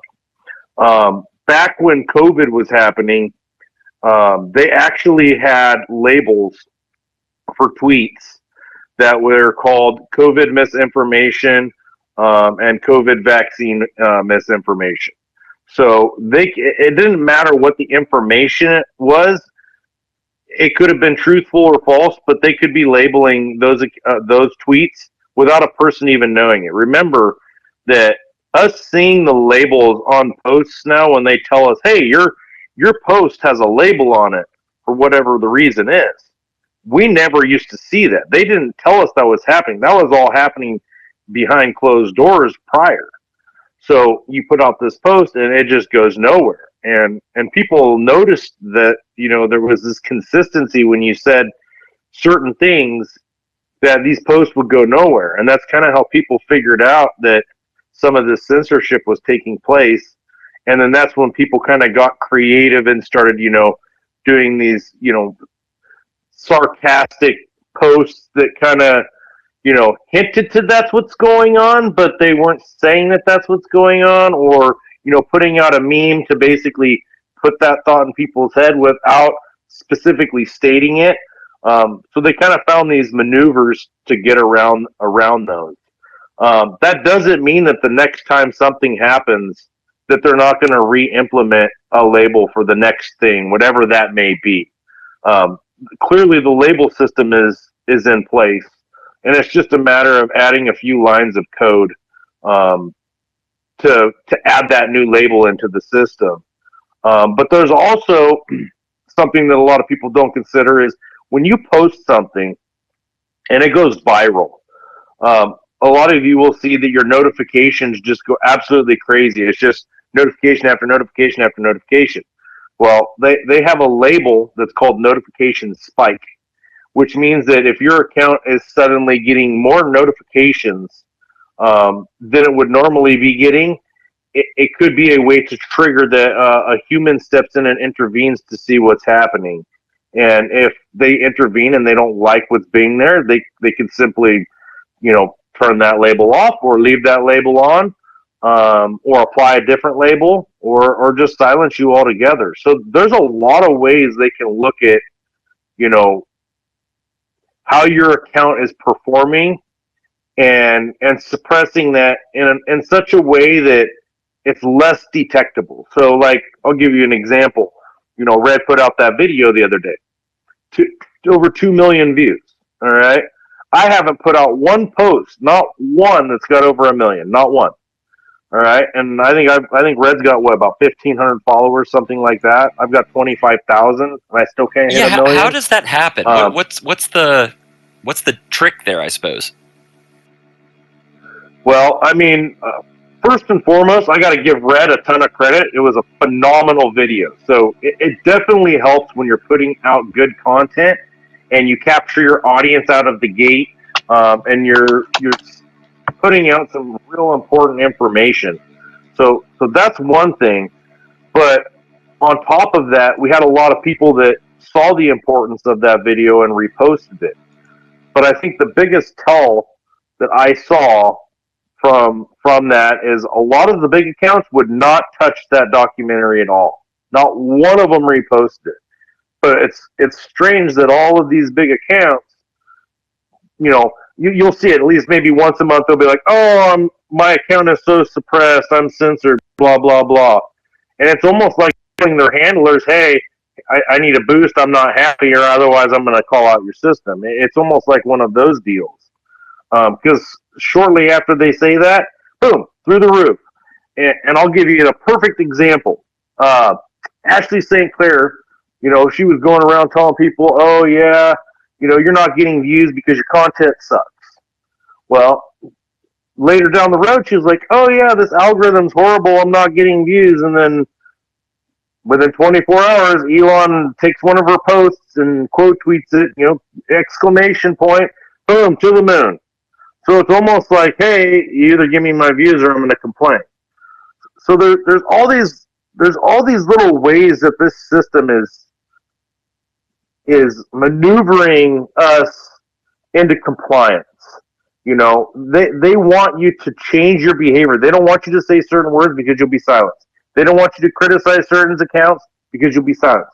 It's all behavioral modification. And that's what it really stems from. They want you to change to fit more within their narrative. And as long as you stay within your narrative and you're a good boy, then they're going to let you be seen, or at least partially seen.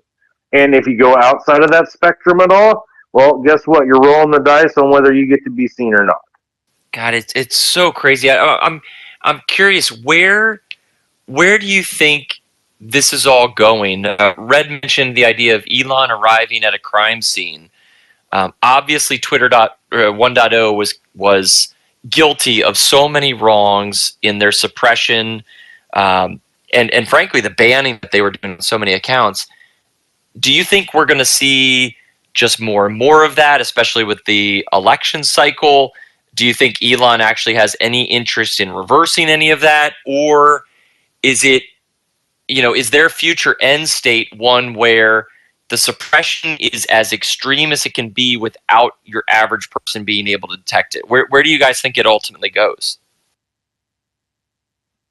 Yeah, I think that's a pretty accurate assessment. We've seen Elon, well, let's just say Elon bought Twitter in November 2022. We're coming up here in November 2024 in a few months. So that's 2 years to actually implement something new and better for everybody. But the fact is all of these systems are still in place. So there's really only one play left if you're not going to leave these systems in place. And that's a whole brand new code, which we haven't seen, which he said he was going to drop. So until that happens, for us to assume that, we're going to be censored and we're going to be playing by the same rules that have been in place in the past.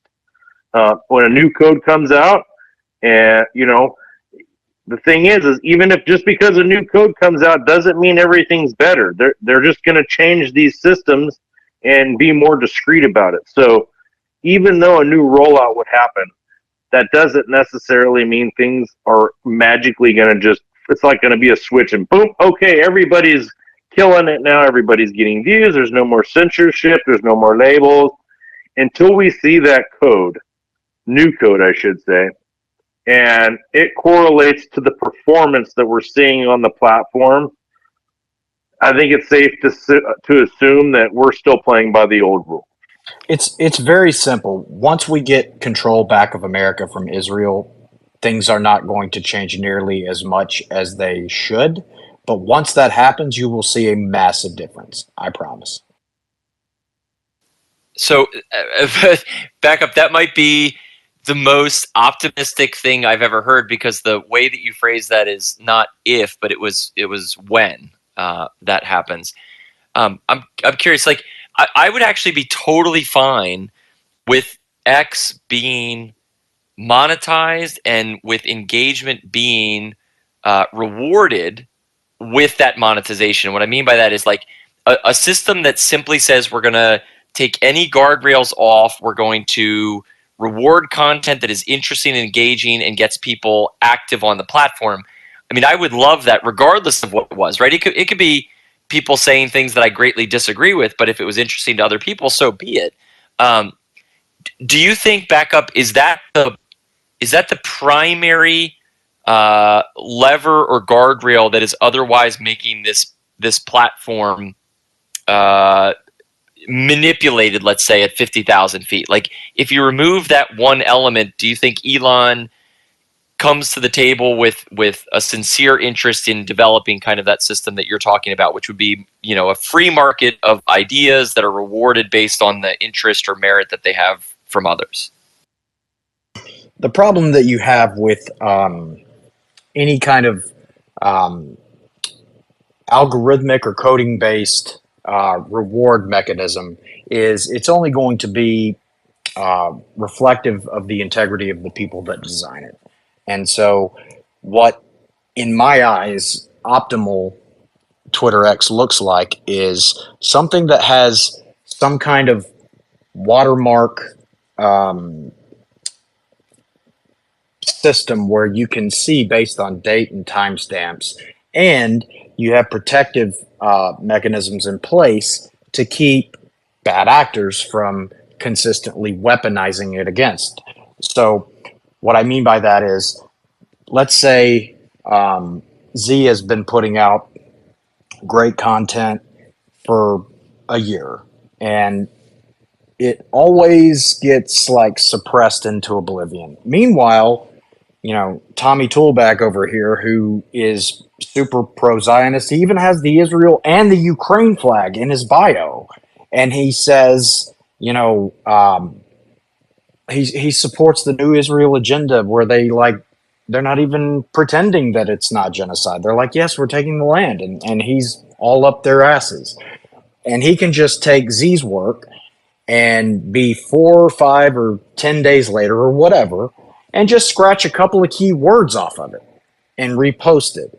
And meanwhile, Z, who is not allowed to get subscribers and just lost his monetization factor because he said some shit that was too real, he can't profit off that.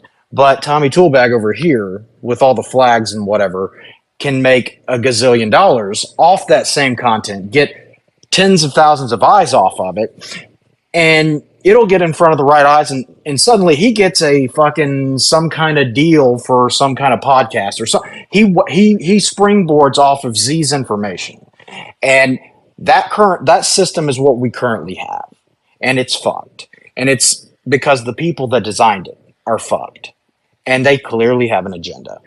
The best way to do it is do some kind of algorithm that systematically detects across the platform people that post with reasonable regularity, that they post content that nobody has posted for prior to on a consistent basis. It's incredibly relevant and integral to the plot overall.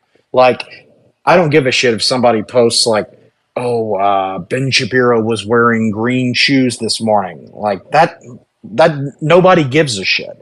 But stuff that's incredibly impactful to the geopolitical landscape at scale, or our liberties, or policy, both domestic and foreign, within the United States, like things that are meaningful and or indicative of criminality or fraud or compromise or conflict of interest, or whatever else it may be, things that are immediately relevant and have to be addressed instantly.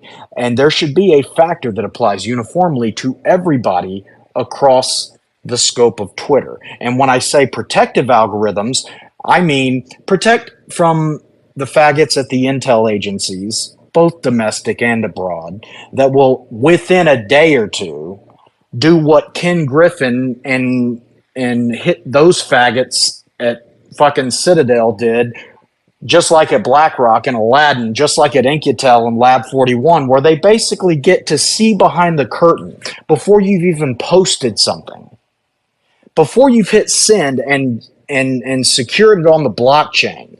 They can see what you're writing, so they can just copy paste, and then them and all of their buddies can mass post that, front running your fucking content so that they can get the maximum payouts, and then you get left with like 8th place. Meanwhile, you're like, wait, who are the 7 people that posted that shit before I did?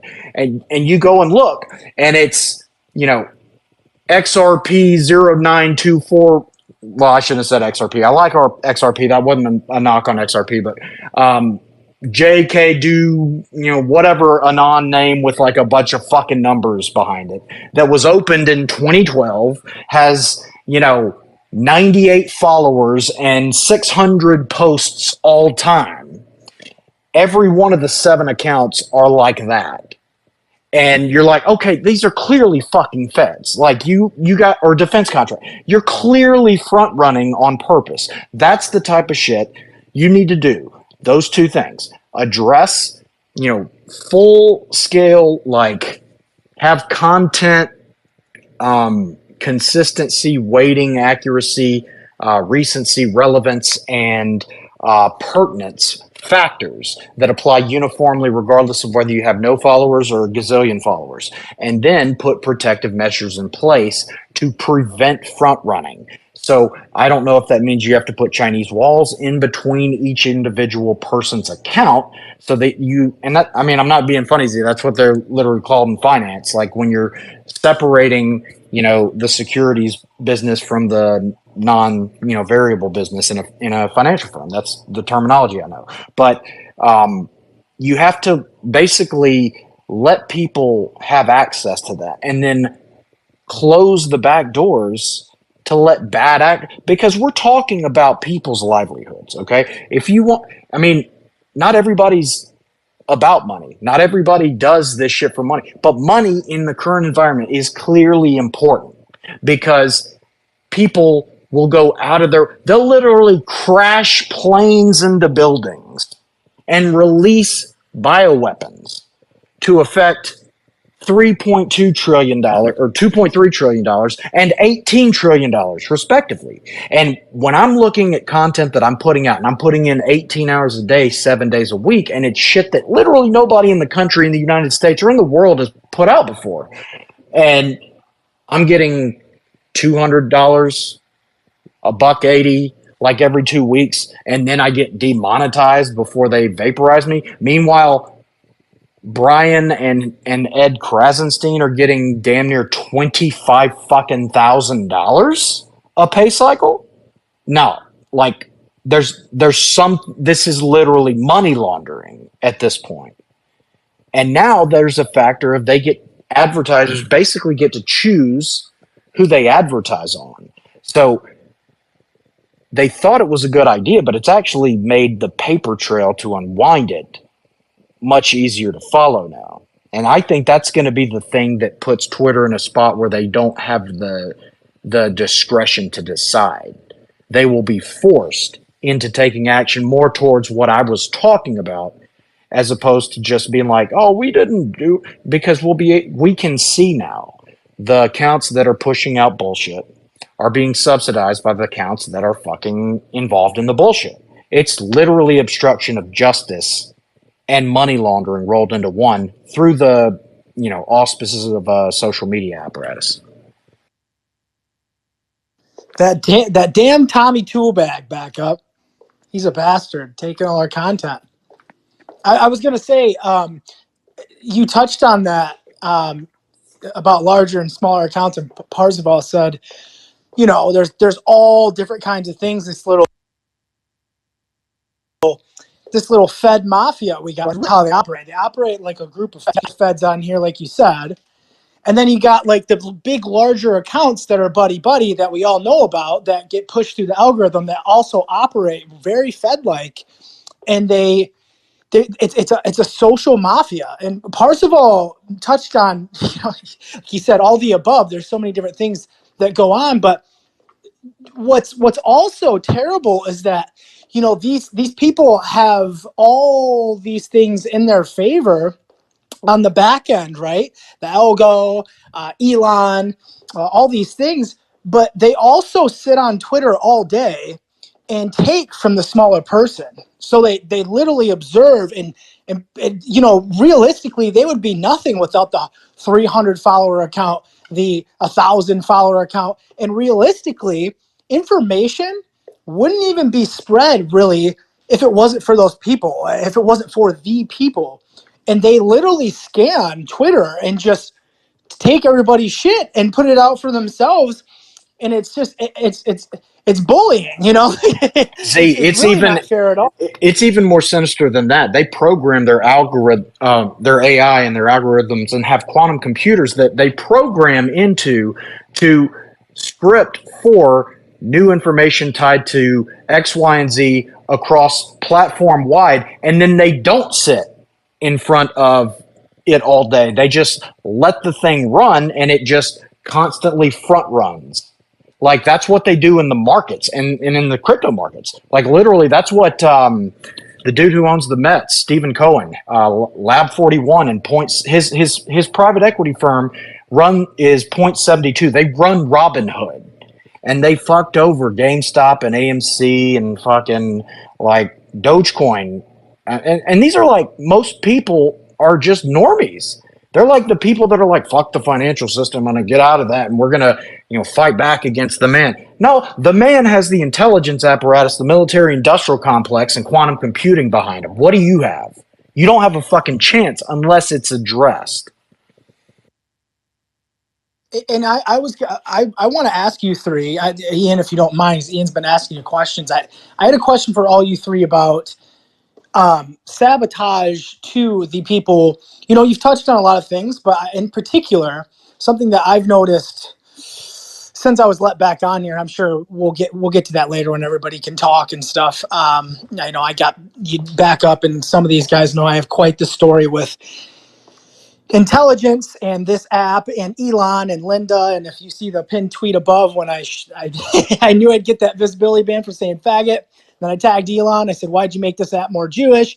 I'm like pack up. I don't care about this. My account actually isn't for me. It's for other people. And that's what makes this space great, and the people talking, because I think they clearly use this for a selfless act of what they do. So kudos to everyone up here. But I want to ask you something I've been noticing since I came back, and especially lately.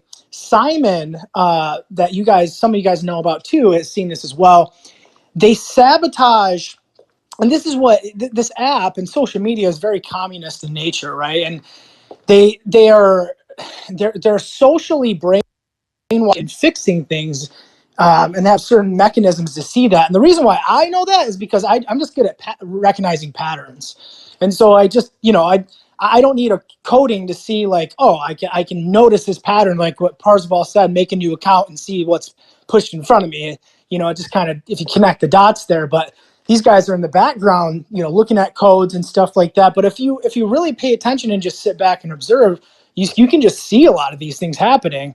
And what I've seen is, if you do have something limited, there's a lot of private things going on. Not public either. They're getting to the point where they don't tell you. And this has happened to me over the last year and a half since I really started pushing back. And I told Ian about this because Ian was having all these crazy, he can comment on this. He was having all these crazy things happen to his account. And he's like, well, how the hell is this happening? Why is it happening? I'm like, well, you're a threat. Obviously, you're saying things that you're a threat to. And my personal experience with intelligence and this app is when I do things, I confirm it with retaliation. Retaliation is a proof of guilt and truth, right? I said something truthful, or I said, somebody lashes out against me, they're guilty in what I'm saying. So I use myself as kind of a martyr, kind of like a Lucas Gage, right? Obviously, what he's doing, he's getting backlash for what he's doing, right? So it proves him right. And so what I've seen all kinds of things, and a lot of things private. And I think if you're bad enough, and I'd like to see if Parzival, hasn't that much of a pain in the ass. What have you seen privately? And just for example, like notifications. Like Parzival, I'm going to follow you back right now, but you followed me. I had no idea. I didn't get a notification for that. I didn't see that. There's no reason that should happen. I've gone through my settings. I should see that happen. And a lot of times I don't even get notifications. And Simon that comes up here, he has the same issue. And I don't see people following me. And I don't even get these things. But I think the purpose is for people that are a pain in the ass. They want to separate us, right? They want to cause social issues, because the whole concept of social media is to connect with each other, but it's just a front. It's really a data harvesting and collecting, a hive. It's a hive mind for collecting our data and our actions and documenting them. It's a digital footprint. And so, and we're seeing that, right? And that's what we're talking about here. This is like digital enslavement. It's a digital footprint. Everything that you've said, all this stuff is being harvested and collected, and it's out there.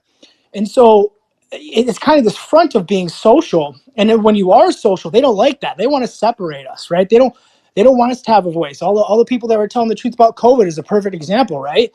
They don't want that out there. They don't want us coming together and telling the truth. So I think these things are happening, obviously, to separate us and cause turmoil and think that our voice isn't important and we don't matter. And, my, backup doesn't see any of my content. So I think, oh, he doesn't like me anymore or something, but really he's just not seeing my shit. So it's just, I want you guys to comment on that. And if you've seen anything on the back end as far as private things happening to people, because I believe that's what I'm seeing. Well, I will say this. For most of the people that are in here and have been following me, you guys know I unfollowed everybody the other day. I unfollowed 9,100 accounts. And when I went to go and try and follow those same accounts back, it kept limiting me at 400. So I was like, well, wait a minute. It's okay if I sabotage these 9,100 relationships. You're totally fine with that. But you're not okay with me building those 9,100 relationships. So it's almost like this social media app that's supposed to create these connections and relationships. It's doing the exact opposite. And to further that point is, when I did follow too many people back, they put a restriction on my account. I couldn't follow people back. I couldn't repost people, and I couldn't like people. And I kind of was able to get around that a little bit. Like, it let me follow people, but very slowly, like maybe one follow every 10 minutes. Or I could and I could still kind of repost some stuff, but none of the likes were going through. So, all these people that were commenting on my post, I was going through, all right, yeah, like, but it was never going to them. So they're like, hey, I liked your post, I commented on it, and you didn't like it. What the hell? You're an asshole. Well, it's not that I'm an asshole. It's just the platform wouldn't let me like it. It was out of my control. But it's creating this divisiveness by putting a restriction on my account for basically building relationships. It's backwards think, in my opinion. Parsifal, it's so interesting you say it, because it was one of the things I remember tagging you on, and I made a video of it where I had not just one or two or three, dozens of people that were saying, I've liked your post 3 or 4 or 5 or 10 times, and every time I see it come back up, because it was a pinned tweet that I had for a while, and their likes would be unremoved or their retweets would be unremoved, as if they had never engaged with the post in the first place.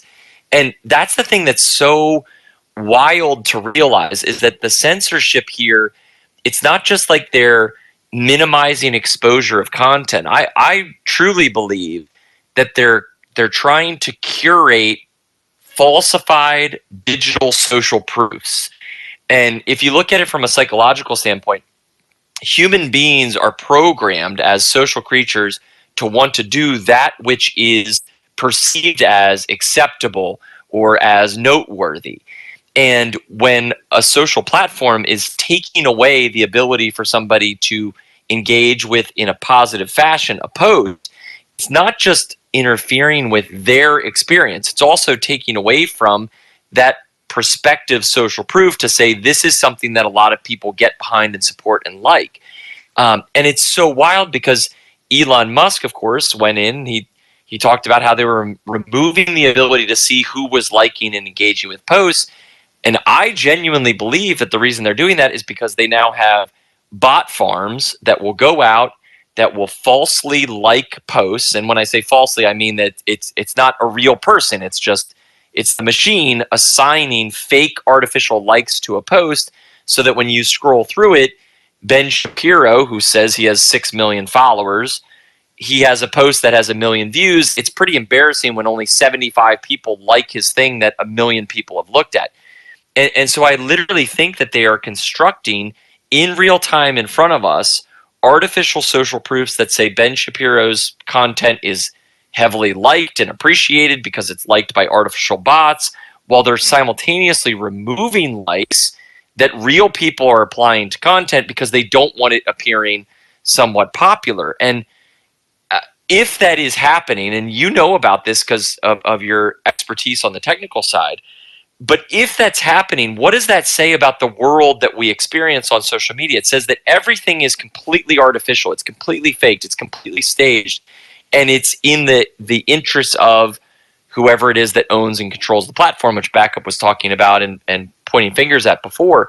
But it feels like that's really where all of this ultimately is trying to go, is the artificial construction of social proofs independent of real world realities or opinions. And when you get to that world, it just gets so mind numbing, because what it means is basically everything we experience on social media is completely fake and artificial. Ian, it's even more sinister than that, buddy, because yes, they absolutely remove likes, remove retweets, and they're trying to create a false sense of consensus. And they're basically taking the peer review concept that Jews have taken control of and bastardized into a form of basically nepotistic gatekeeping across all domains, where they get together and they just look at each other's work and pat each other on the back and keep everybody else out except for the people that are in on the joke. And that's personal to me, because like so many of these, you know, highly credible, you know, journals, like I was telling somebody this today, the New England Journal of Medicine, when I was in pharmacy school, was like browbeat with the idea that they are the gold standard for resources for us during therapeutics research. So it's like looking at them today, I'm like, I'm just appalled at what they've become. But they're trying to do that with X. And if you engage somebody, this is the really fucked up part. You want to talk about like the slap in your face. Let's say, pretend for a second, you're Ed Krasenstein. All right, Ian, you get to be Ed Krasenstein. I mean, it shouldn't be.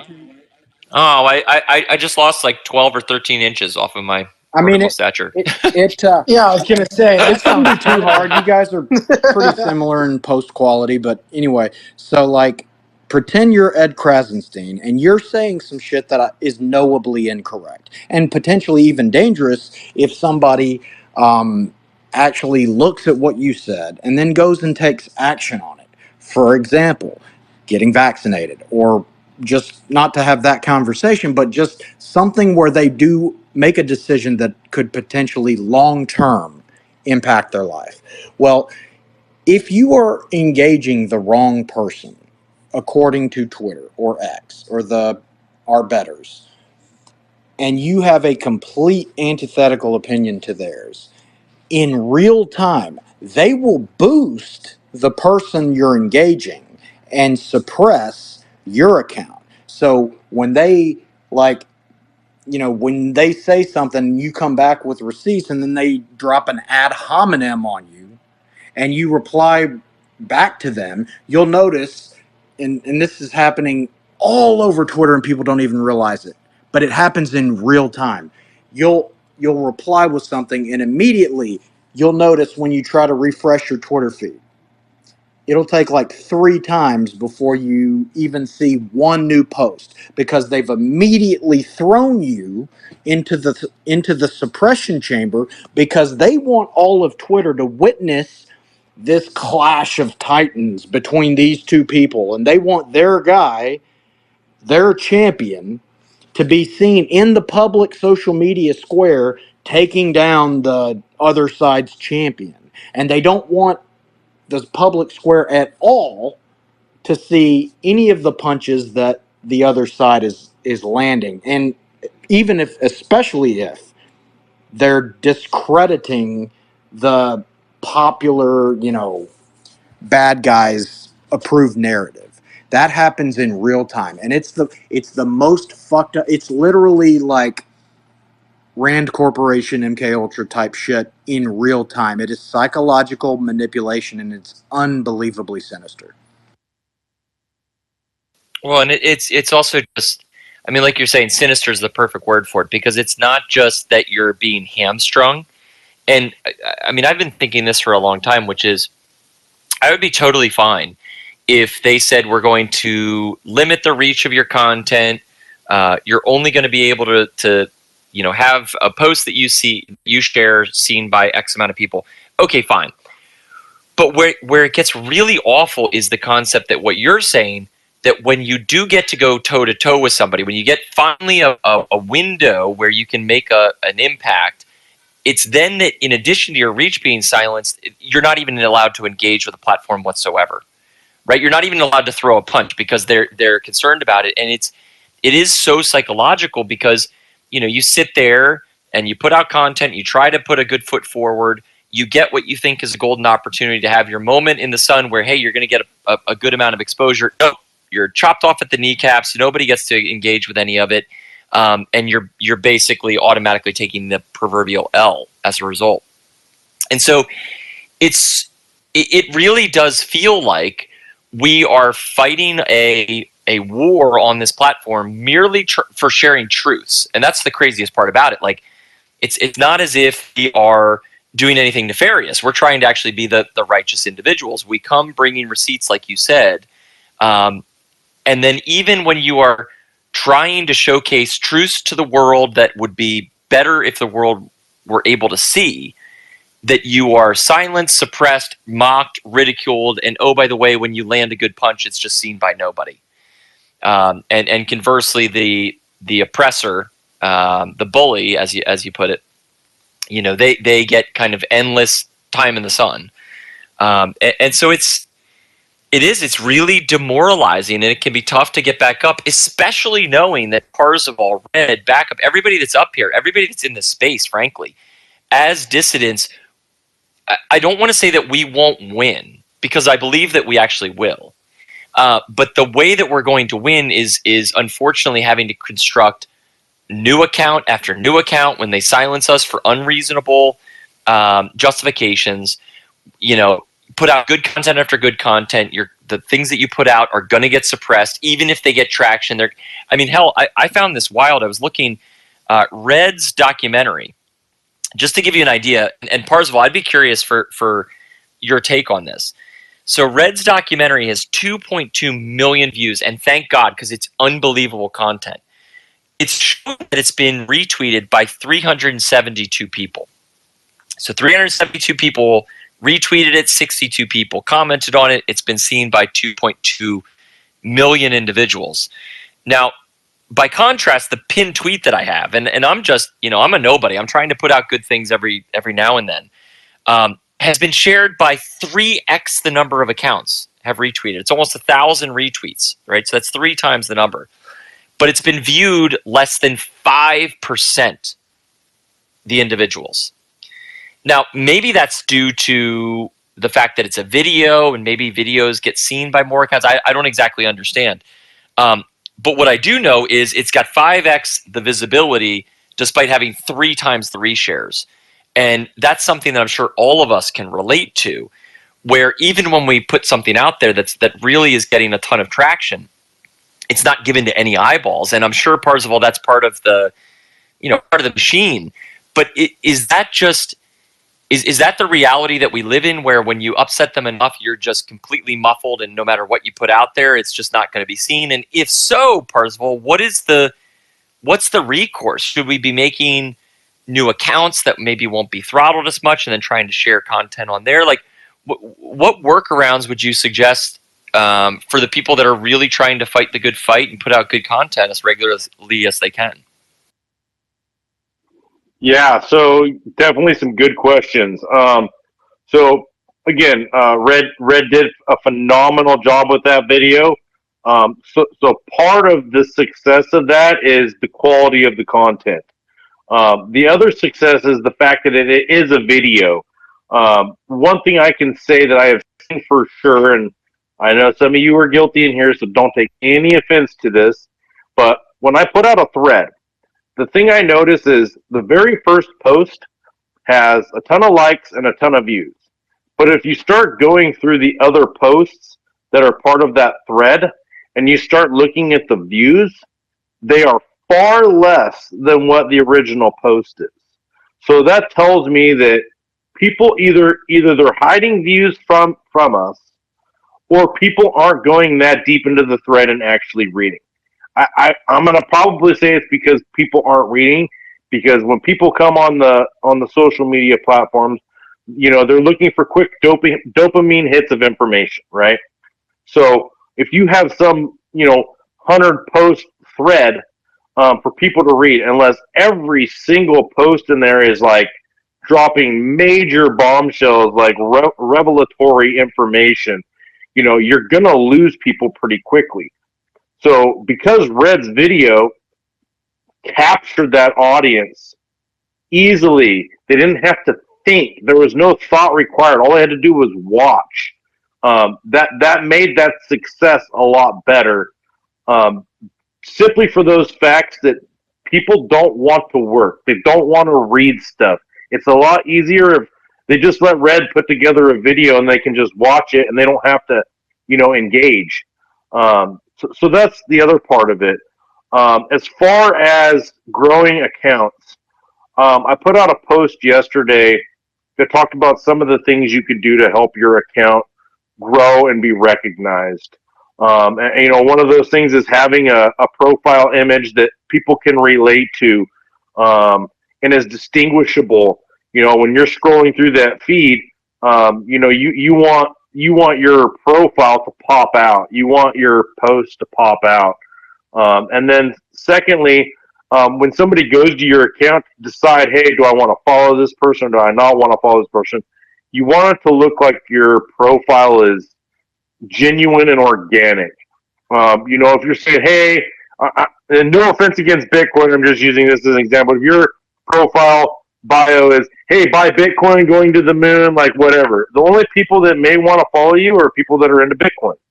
But if you're like, hey, following politics and sports and this and that, people that may share those similar interests with you will have a higher chance of following you back. So your kind of your profile image and what you have on there will help. But for me, the way I was able to grow my account more so and battling through the algorithm, battling through all the issues, trying to get people seen, is getting out there and talking to people. I'd go onto somebody's post, it'd be like, hey, I'm being censored.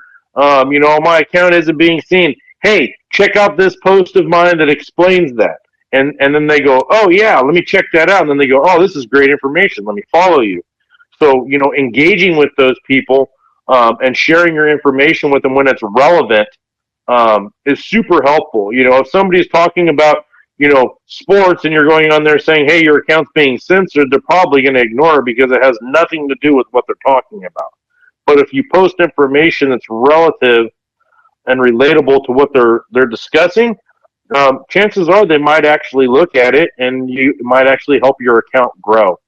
The other thing I can say is always reply to the people that respond to you. Even if they disagree with you, even if you say, hey, you're an asshole, I don't like you, anything, just to show that, hey, I'm here, I will converse with you. If you got something, some valuable input, I'm more than happy to hear what you have to say. I'm ready to learn too.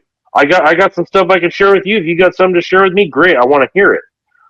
So that engagement within the replies can be super helpful to grow your account and connect with more people. Parzival, just to add on what you said, just a story about you in particular. I actually noticed your PFP. It's pretty unique. Back right before I got banned, actually, I think it was when did Elon take over? 2022, and maybe when did you crack the kind of start digging into this coding? Was it end of 2022 or beginning? So Elon took over November 2022, and I started looking into the coding in mid-March. Yeah. When I first started looking into it, I was just kind of going through the files and seeing what was in there. And, at first glance, I didn't really notice anything. It wasn't until I started searching terms that everything started popping out, which was like towards the end of March. Okay. 2020. That's okay. So I knew it was shortly after that. I got banned in, I think, May of 2023. And I remember, so I around that time, I was deep in the crypto realm. That's kind of how I got a Twitter back when Twitter first came out, and I hated it. I never touched it again. And then in 2022, I started using it again because when there was a bull market, actually it was the end of 2021, beginning of 2022, bull market was up, NFTs were out, crypto was booming, and I taught myself how to trade and made like 80 grand in 2 months and became well known in the space, started consulting and all kinds of stuff. And so I had to have Twitter, right? And I noticed I went through 2022, and I actually thought you were in the crypto realm from your PFP because so many people in that space were sharing what you did. So I just wanted to add that, like, especially being authentic and unique to yourself, like what you did got you tossed around the space, and that grew your following like crazy, And so I thought that was funny when I first saw your PFP. I was like, I've seen this guy in the crypto space before. And then I looked at your profile and I was like, oh no, he wasn't in crypto. It was just everybody in crypto was sharing around that entire space. And just also to add on to what you said about crypto and how people grow, that's how people in crypto grow too. It's all very, very fake, like buying followers, and then there's a network of big people in crypto that'll start sharing people out. It's just the people that you're talking about in the little Elon's bubble is a little larger. So I saw that in the crypto realm as well as they weren't as big, but it was the same group of people that basically gamed the system of sharing people for likes and follows, and it's all so fake. So when you mentioned that, I was like, man, I've seen a smaller version of that in a whole different space. It's pretty wild. So Yeah. So to be honest, before I even got into digging into these algorithms, Backup was mentioning how him and I were tackling some of the FTX stuff. And, I made some first time discoveries with the FTX stuff even before getting into all this algo stuff. And I found a ton of the assets that FTX still actually holds, their customer assets. I have all the wallet addresses for all of that stuff. But yeah, I was navigating the blockchain, and I was connecting stuff to FTX that was all the way back to Quadriga CX. If anybody knows what that is, Quadriga CX was like FTX 1.0, and FTX was actually Quadriga CX 2.0. There's actually a full documentary on Netflix about it. I think it's called like the Crypto King or something like that. So pretty interesting stuff on that. But yeah, I started off in that realm and started going through the blockchain, and found some crazy stuff connected to the GameStop and AMC stuff. I was the first one to find that Mark Cuban was connected to the AMC tokens.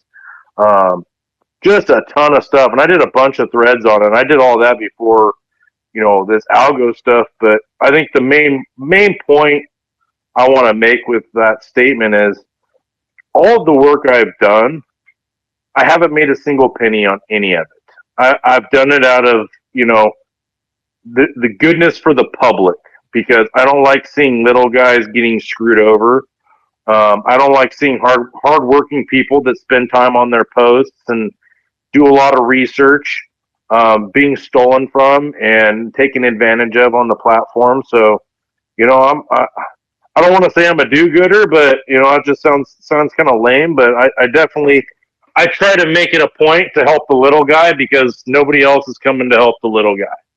So just want to add that. Dude, we're a bunch of do-gooders here. We're fighting on the good side. So Parzival, I'm literally just making what you just stated into a short little clip tomorrow for a post to just get more people directed towards your account, because what you just said, that is the most selfless thing, and unfortunately it's the thing that's needed the most in a society that's been so perverted by greed and materialism.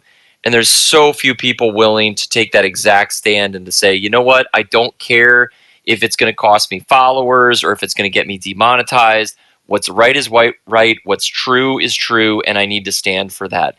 And that is at its core, it's the thing that's most absent in the world that we live in right now, and that would be most important if we're going to get ourselves out of it.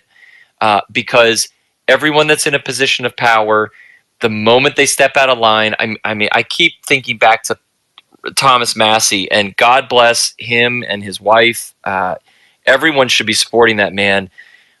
He went on with Tucker Carlson. He talked about a power structure, said that everyone in DC is controlled by a certain group, and his wife ends up dead 2 weeks later. And whether it was just really strange timing or whether that was, a clear shot at, hey, stop talking about that issue.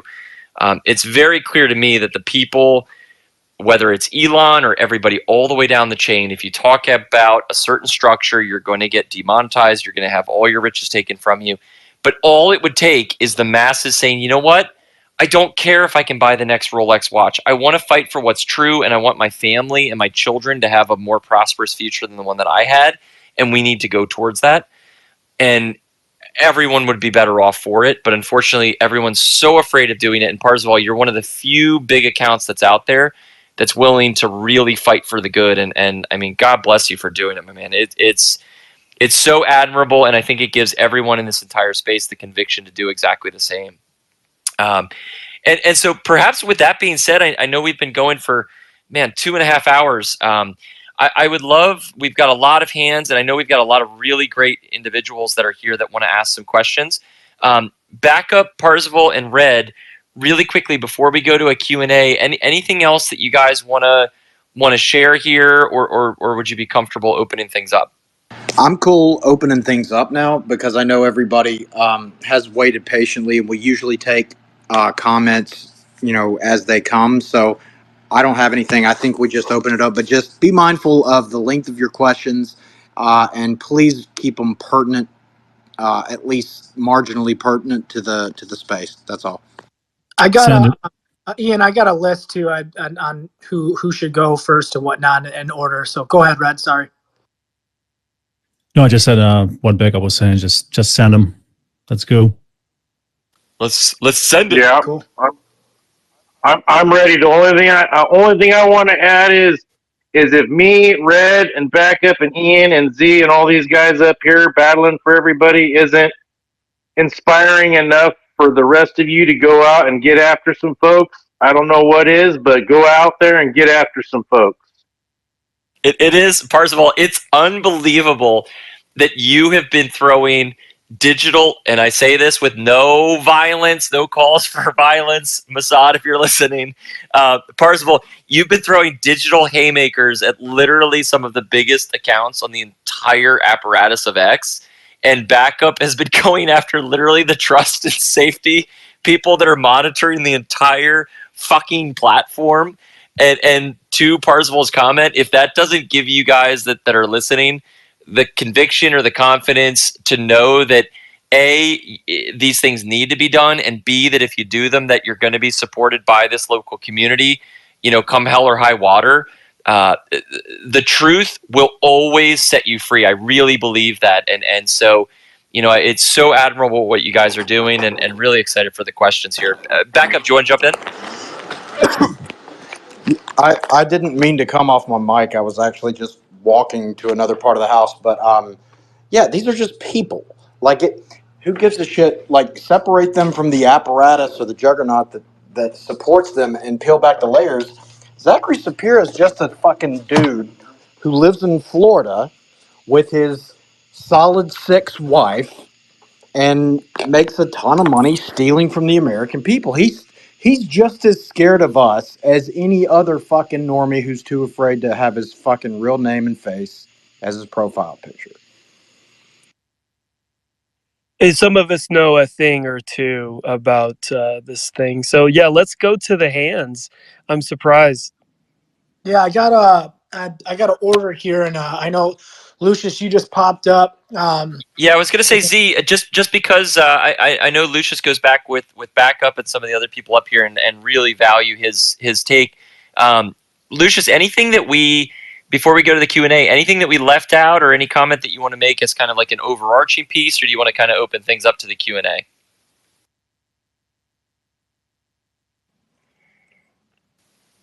Are you actually asking me?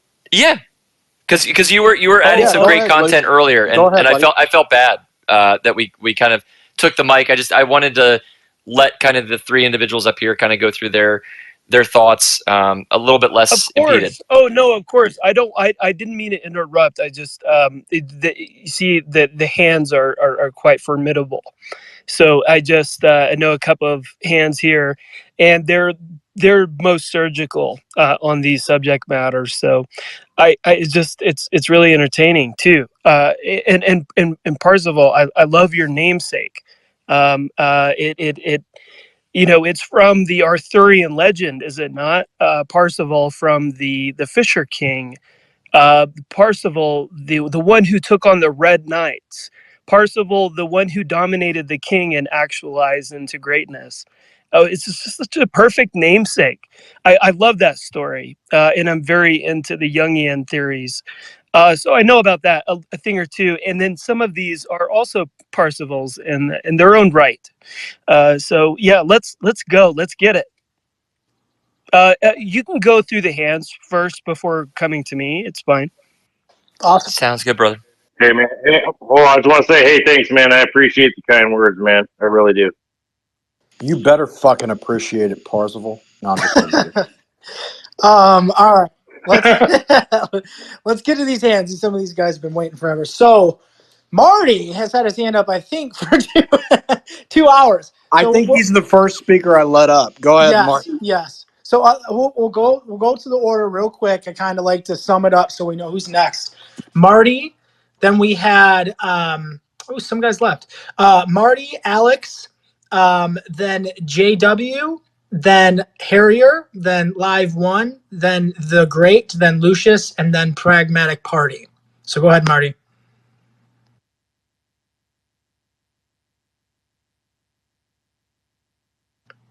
You there, Marty? Maybe you walked away. We'll go on to the next one. Go ahead, Alex. We'll wait for Marty to come back. Yeah, so I sent to you that I actually developed a community-based cryptocurrency moderation project. Like, anywhere you have an incentive, there's going to be people that try to exploit that incentive. But basically, the question the question is, on Twitter, we don't have necessarily have a mechanism to take away the earnings from the bad actors. Like on the Hive blockchain, you get enough people to downvote this, spam or plagiarism, it would remove rewards. So it's like, how can we address that? Over. Can I try it on this one?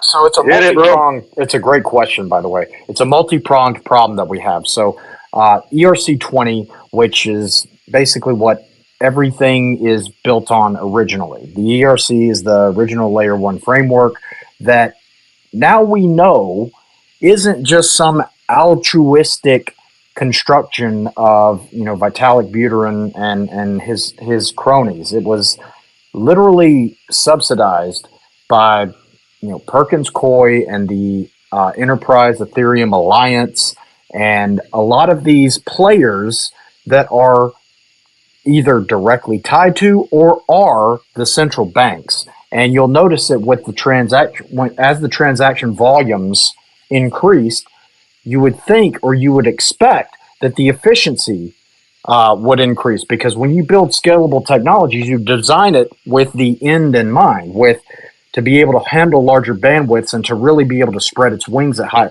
You had the opposite of that with Ethereum, and you had increased transaction volume meant decreased validation on the blockchain time and higher transaction fees.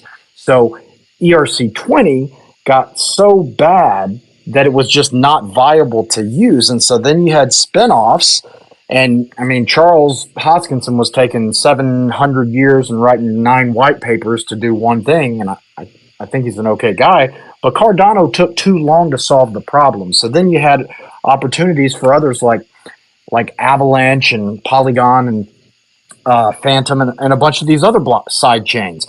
The problem that you're going to have is that at all of these side chains that address the Ethereum problem, we now know that those people are largely installed, like Polkadot, Gavin Wood. He's not a fucking just organic dude. He's part of the original Ethereum development squad, as is Charles Hoskinson. And so the more that you unravel, the bigger problem that you're going to have isn't just how do we get a token to operate on this chain. It's really how do we develop our own layer 1 to then build our own layer 2 on top of it, that we can do the derivatives and build our own, financial ecosystem like apparatus that mirrors what the establishment has with Uniswap and Deribit and all these larger exchange trading platforms where you have to basically go to get the cryptos accessed and the markets that you want to access. So the real problem is developing our own basically crowdsourced layer 1 and layer 2, and really even more than that, a layer 0 underneath it as well.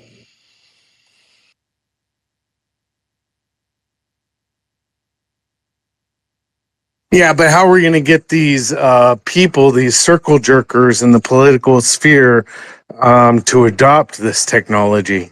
You're not going to, and so it's going to have to be self-validating by basically doing what we normies do. It's a microcosm what we do here, trying to get the word out, swimming upstream against the incentives of the people who have a completely different agenda that isn't our own.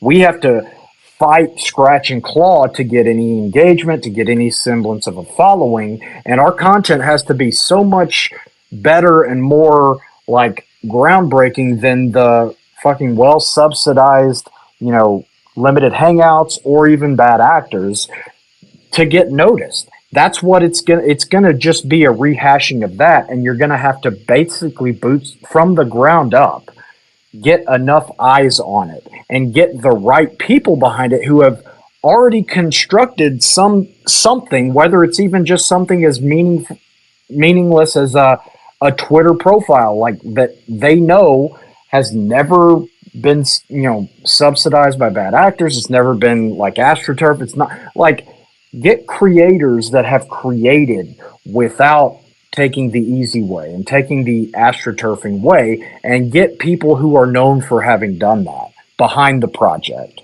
That's how you do it. So I totally so agree. back what I'm hearing, and I think maybe the disconnect is when it comes to the crypto side of things, the layer 1 piece. I think some people might be less familiar with that than others, and I know I was certainly trying to kind of follow along with your ideology. Is what you're saying that essentially we need a system that allows for the content creators to get visibility from, and also some kind of compensation as a result of getting organic support that is absent any additional layers that can manipulate the system or manipulate the reception to the content that they're making? And if so, is there any platform that's out there right now that allows for that? Because I keep hearing about there's a crypto-based social media app. I don't really know much about it, to be honest. It's not anything like it pervades itself to be. It's called DeSo, and it's unfortunate because I had high hopes for it too. Wait, hey, the last question. So Andrew Torba, he's well known for creating an alternate free speech platform, but recent revelation suggests that he is taking Peter Thiel money. So I'm just curious what your commentary on this turn of events would be. Alex, it goes back to what I said at the very beginning. The people that are truly coming to save us are us, and it's not going to be any of the people whose names you knew prior to COVID, okay? I can promise you of that, because a lot of the constructs of these people, a lot of their persona is them selling you on the idea that they are self-made. They are from the ground up. They literally blood, sweat, and tears their way to where they are and their credibility. That's why I was careful to make that distinction. The people that are saving us are showing themselves now. It's not the hero that they're providing for us, it's the hero that we're providing for ourselves. Alex, and I want to throw in there too that I've talked about this before.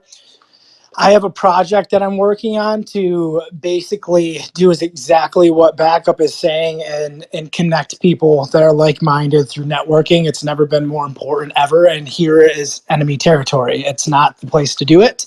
And so we have to start building and collectivizing other ways, especially if you're, if you have a target on your back and you might get banned. For everybody in here, I am looking to build what I would like to do, and I've done this before in multiple different areas in gaming and crypto, is build a giant network of global, strong, sturdy people fighting for the right things in multiple levels and multiple ways. That way we can do things like you two are talking about right now, connecting with each other and building things off of each other. That is the direction, and that is what we're going to have to do, is get away from, I know people don't like to hear this, but I'm pretty black-pilled about Twitter, and I still call it Twitter because that's what I'm going to do. But I'm still... With President Trump, we're going to build everything, and we're going to save America. Z is going to help us. We got Christopher Walken in the house, too.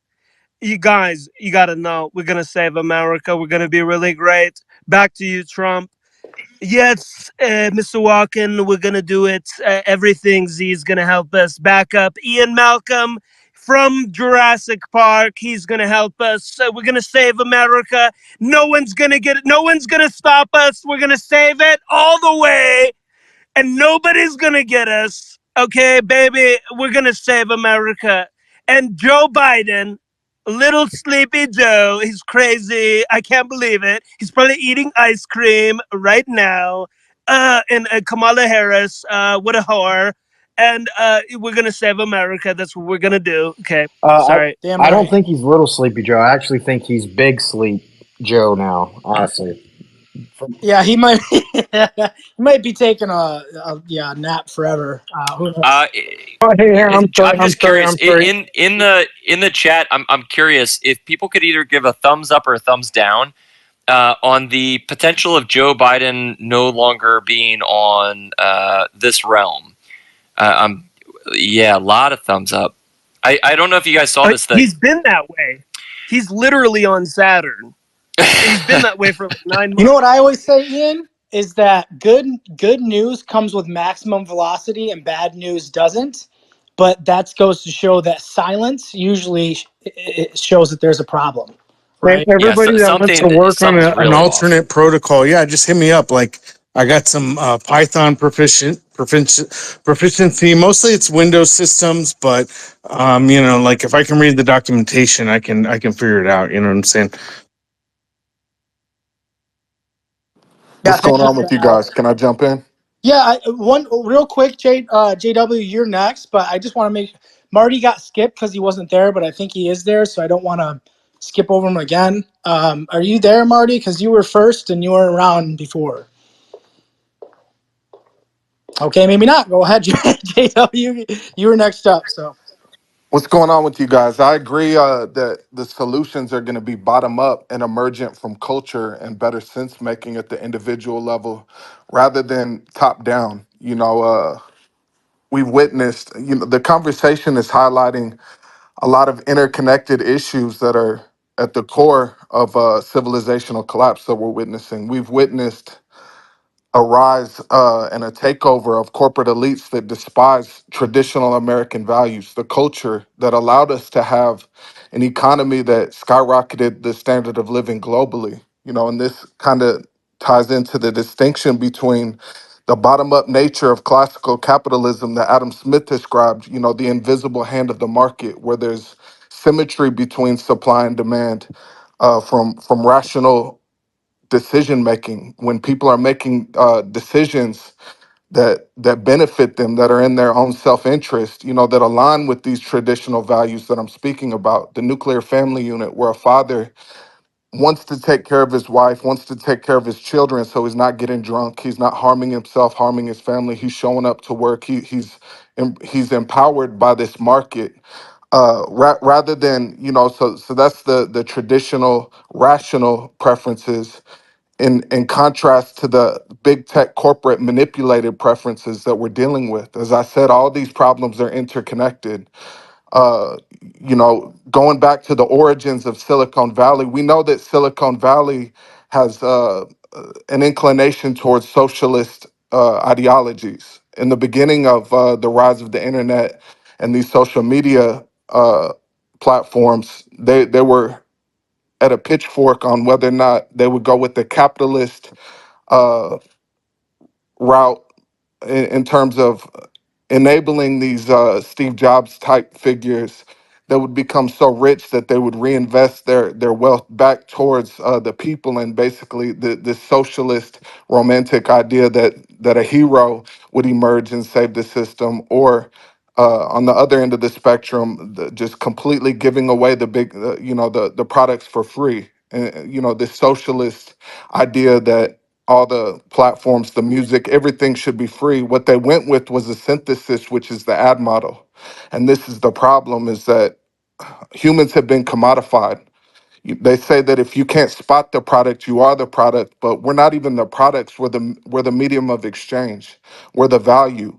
These big tech corporations are mining our data and nudging our preferences. The manipulation of our preferences is what's tying into all these societal issues: anxiety, depression, suicide rates skyrocketing, because who benefits most from that? The big tech corporations. The GDP increases with all these issues. The quick fix corporate solutions over the rational long term traditional values that have enabled America. Now with that being said,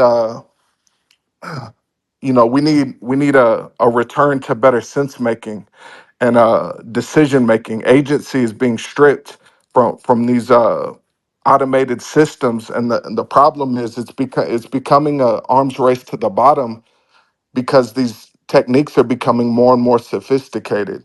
Uh, I don't want to rant too much, but just kind of tying everything in together, I think the solution is getting back to traditional values. Like I said, the nuclear family unit, delayed gratification, taking care of yourself, having good health. If we eradicated cardiovascular disease related to cigarette smoke and obesity, we could have free healthcare. These type of issues could be solved with the reorientation back to traditional values. But obviously, with the stagnation of technology outside of computing since the sexual revolution, they have to manipulate demand for the supply side. So all these problems are interconnected, leading not only to American collapse, but we're on the brink of World War III. The tension. We need America to be strong to prevent global war. America's enabled peace, enabled a prevention of nuclear war, bio war.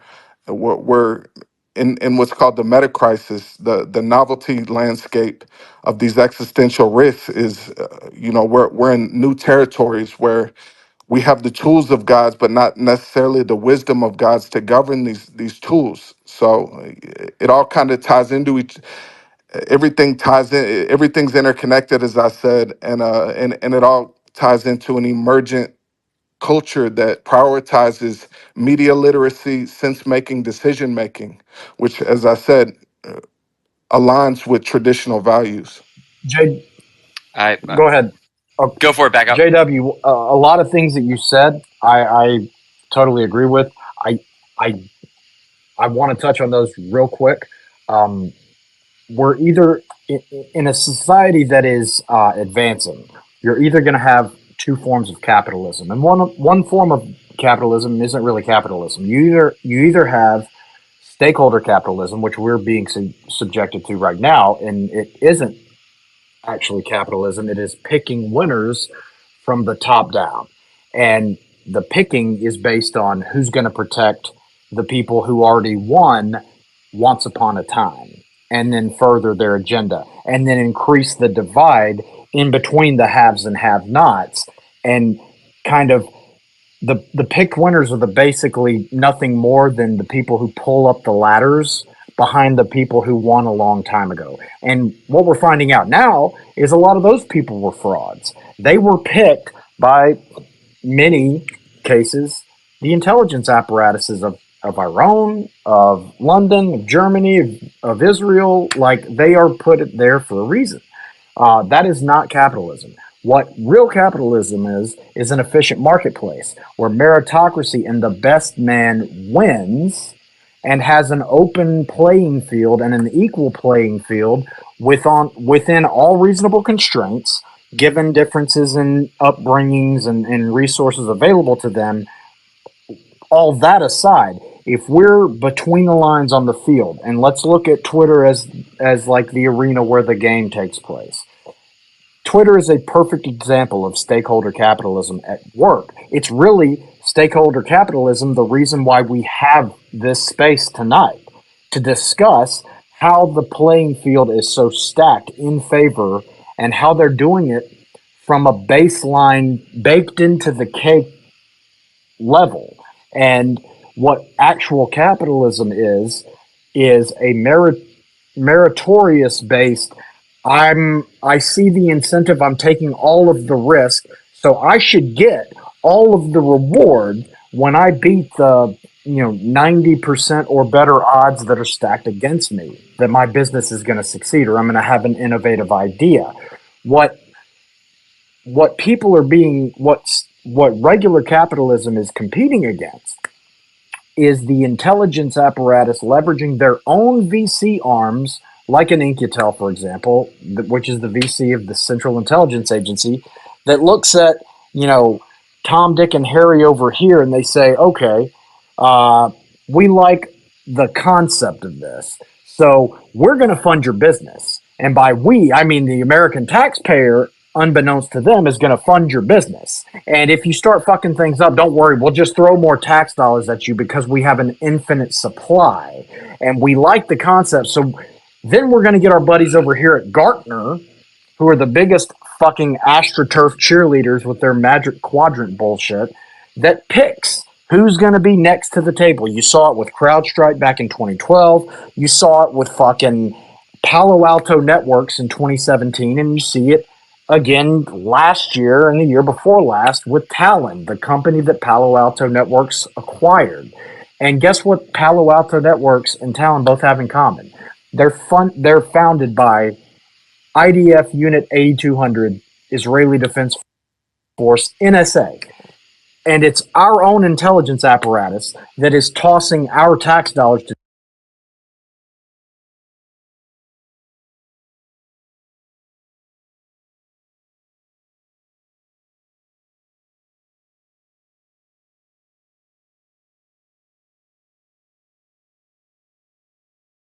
Well, I don't know exactly what happened there.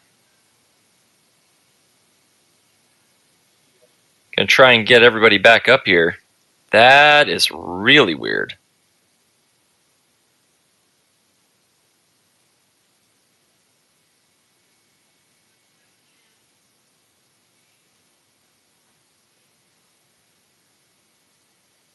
What the hell? Wow. I don't know if folks can hear me or not. This is acting really strange.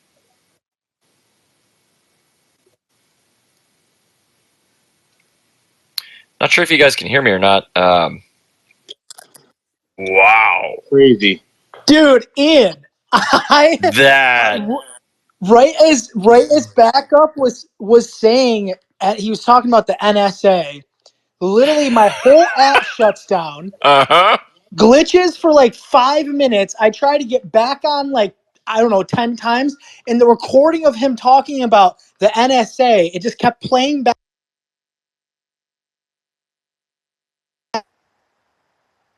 Shut off my Wi-Fi and went on my porch.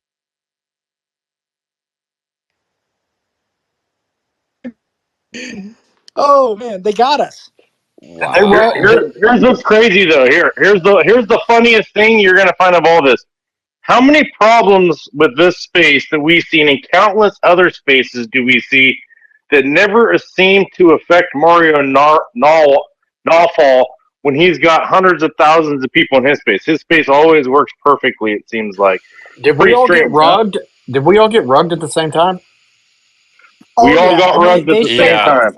I thought I was Yep. talking to backup. You were mid sentence and then you went completely silent, and then everyone else seemingly was silent, and then I was sitting there for 10 seconds asking if anybody could hear me, and then the whole thing just shut down. Yeah, Backup. this isn't the first time that this has happened at all. I've literally been on probably a dozen spaces. I haven't done them as of recently, but every space I've ever got on, I've always crashed out. It dropped me out. All kinds of weird stuff happens. It's absolutely mind-boggling. And I mean, there's a couple hundred people in this space. It shouldn't be a problem. No, and the First of all, timing there's of that literally- one, back up the fact that you were literally just going into the NSA and in particular their entanglement and this stuff, and for it to go off at that Exactly. moment, like to just presume that that's another coincidence, it's so laughable, man. It's really Well, dude, it happens to us every space. First of all, we have like 3 a week, and it happens every time. Ian and I are going back and forth, getting our whole apps will just shut down and we'll have to restart. But that was like everyone. That happened to everybody. Well, the problem is whenever you start talking about Palo Alto Networks, they get really touchy because the chairman of Qualcomm is the vice chairman of Palo Alto Networks. And Palo Alto Networks' brains of his operation is a guy by the name of Nir Zuk, Nirzuk. He's been, Qualcomm has been literally rooting for Israeli intelligence against Americans on American soil since at least 2012. They're humongous faggots. Hey, on that note, Parzival, when you said Mario Nawfal, and you talk, I just popped in my head. When he was doing the FTX stuff, because that's actually how he grew really, really largely, is he was around the FTX stuff and was like the first, I guess, Twitter influencer guy that was making doing 12-hour spaces and bringing people up and stuff. And I had a ton of info on this guy. I had a ton. I did the same thing you did. I traded, so I had to watch trends and I had to dig into things and I was digging into all this stuff. And a year ago, I told people to get out of. I think it was this all happened in fall of 2022. In winter, the beginning of 2022, I told everybody to get out of FTX, and I saved people a lot of money. And I explained why. And a lot of it was because of his behavior and his actions. And usually, I keep things simple. Once there's red flags and associations and acting a certain way, I'm like, hell no, get out of there. I'm telling you. And so many people didn't listen and they got screwed. And I had all this info, and Mario would not let me come up and speak. And he was seeing my messages, and I talked to other people that are on this panel, and he would not let me come up and expose this guy. So I was like, this guy's a rat. And then I after that, he went to the I called him a rat. I was like, you're a WEF rat, shill, fed. And he liked every time I, talk shit to him, he would like it. So he's a fed. He's a piece of shit, WEF shill, fed slave. He's their little bitch boy on here that holds the spaces to talk what they want. He's the cover guy. So I thought that was hilarious. You brought him up. He's the worst. I won't even listen to his spaces. 1,000%. Everything you just said was true. 1,000%. Imagine how big of a faggot you have to be like a Fed crypto dude. You're not even using your own fucking money. And you think you get to use literally solar winds against fucking innocent people who don't know fucking any idea what you're doing. And you get to sit behind your Anon account and leverage all this fucking gazillion-dollar technology against people and think you're the smartest guy in the room. How much of a faggot do you have to be? Isn't that Hey, what hey, I heard about FTX, but what about Celsius? What are y'all's thoughts on that guy? Let's not get into the crypto because that's like a whole crazy mess right there. But Rabbit hole. yeah, Okay, fair enough. but yeah, I agree with Backup. I mean, let's just be realistic. How can you call yourself a Fed and then silence the very people you're supposed to be representing? Like when you take a job for the government, you swear an oath to protect the Constitution and the constituents, and they're not doing that. So to me, they're not a Fed; they're an operator. Period. Facts. All right, we'll get back into after we just got massively rugged. That was so nuts. Back up. I don't know if you were in the in here, but when I kept trying to get back on, it was you repeating the NS like the part about the NSA. It was just you repeating that every time I tried to get on the space. And I like Well, on the recording, at least it'll hammer the fucking message home. By the way, I put the Palo Alto network shit back up in the Jumbotron of this space too, just in case the feds didn't really see it in the first space. good stuff. So look, we will go back in the order that we had. But Marty, man, I know you're here. You've had your hand up the whole time, but every time we call on you, you're not there. So I'll give you a second. But are you around? Can you? If you're, I know you've been waiting forever. I can I was hear gonna you say, now. Can I was you hear gonna me? say, Marty, if you didn't answer this time, I was blocking your ass, and I'm a big fan of yours. I'm having a real hard time keeping my audio, and if someone addresses me and I don't respond back, it's because I lost it again. I'm having that problem these days. But I wanted to take advantage. This is a great panel, and I wanted to take advantage of all the knowledge to bring up something that concerns me.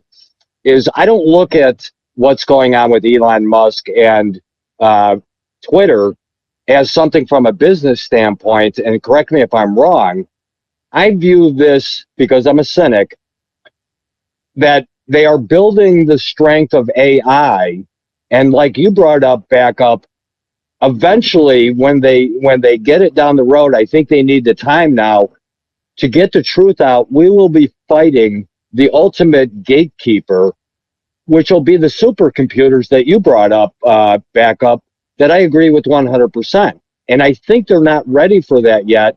And the hiding of the codes, etc., is to hide the fact that their number one priority is to build just the ultimate gatekeeper. Because right now, when you work with whistleblowers, etc., you're dealing with humans, whether it be in the media or the agencies that are trying to cover up the crimes. But eventually, we're going to be fighting supercomputers to get the truth out. And that's why I feel that time is of the essence, that it's looked at that way, because the money will follow. If they get that kind of control, the money's automatic for them. And I just wanted to see what, because it's such a knowledgeable bunch here with Red and Parzival and everybody, what their thoughts are on time being of the essence to at least view it from that standpoint, that the number one priority is to build the ultimate gatekeeper. And I'll step down. Let me take this one real quick. This is going to be my biggest input. It's going to be short and sweet. We all know that they're trying to cancel MSM, which is fine because MSM lies and they're all paid actors and they all are paid to post certain information. But as the digital landscape changes and we are all encased into this social media platform as our main source of information, these platforms that are putting out this information, they have to make sure that the information they are putting out is relevant, truthful, and from the original people. And so the reason I've been fighting this battle so hard, tooth and nail, is because I see what's coming in the future. I see a platform coming in the future where they control literally every piece of information that flows and gets to go across your timeline. Now, that doesn't mean that some information isn't going to sneak through and you're not going to get a little story here and there, but it's definitely not going to put the important information at the forefront of our eyeballs. They're going to maintain that illusion that everything is okay and all these problems don't exist. So we have to make sure we're holding the place where we're supposed to be getting the most accurate, current, and best information, are putting that information in front of our eyeballs and not shoving garbage in front of our face to confuse us further. That's where I'm going to leave off with that. Marty. Yeah, and if I can say to that, is there anything we can do, or is the importance of stressing that they're basically doing that and keep putting pressure, as Red and Paravel, you talk about getting the codes? Will that show us more than likely that that's exactly what they're doing and get people worked up about it before it's too late? Because my view is the farther down the road we get, the harder that fight's going to get. And You're 100% correct. And, you know, I guess one example I will say is, look at what they've done with the Second Amendment. They've literally chiseled little pieces of it away.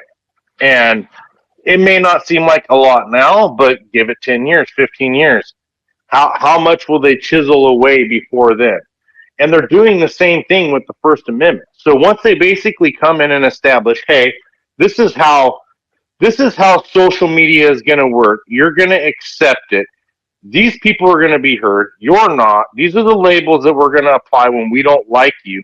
This is the way things are going to be. The moment you accept that is the moment you are defeated. Yeah. I want to add to your point, Marty. That what you said is exactly why I fight as relentlessly and have basically.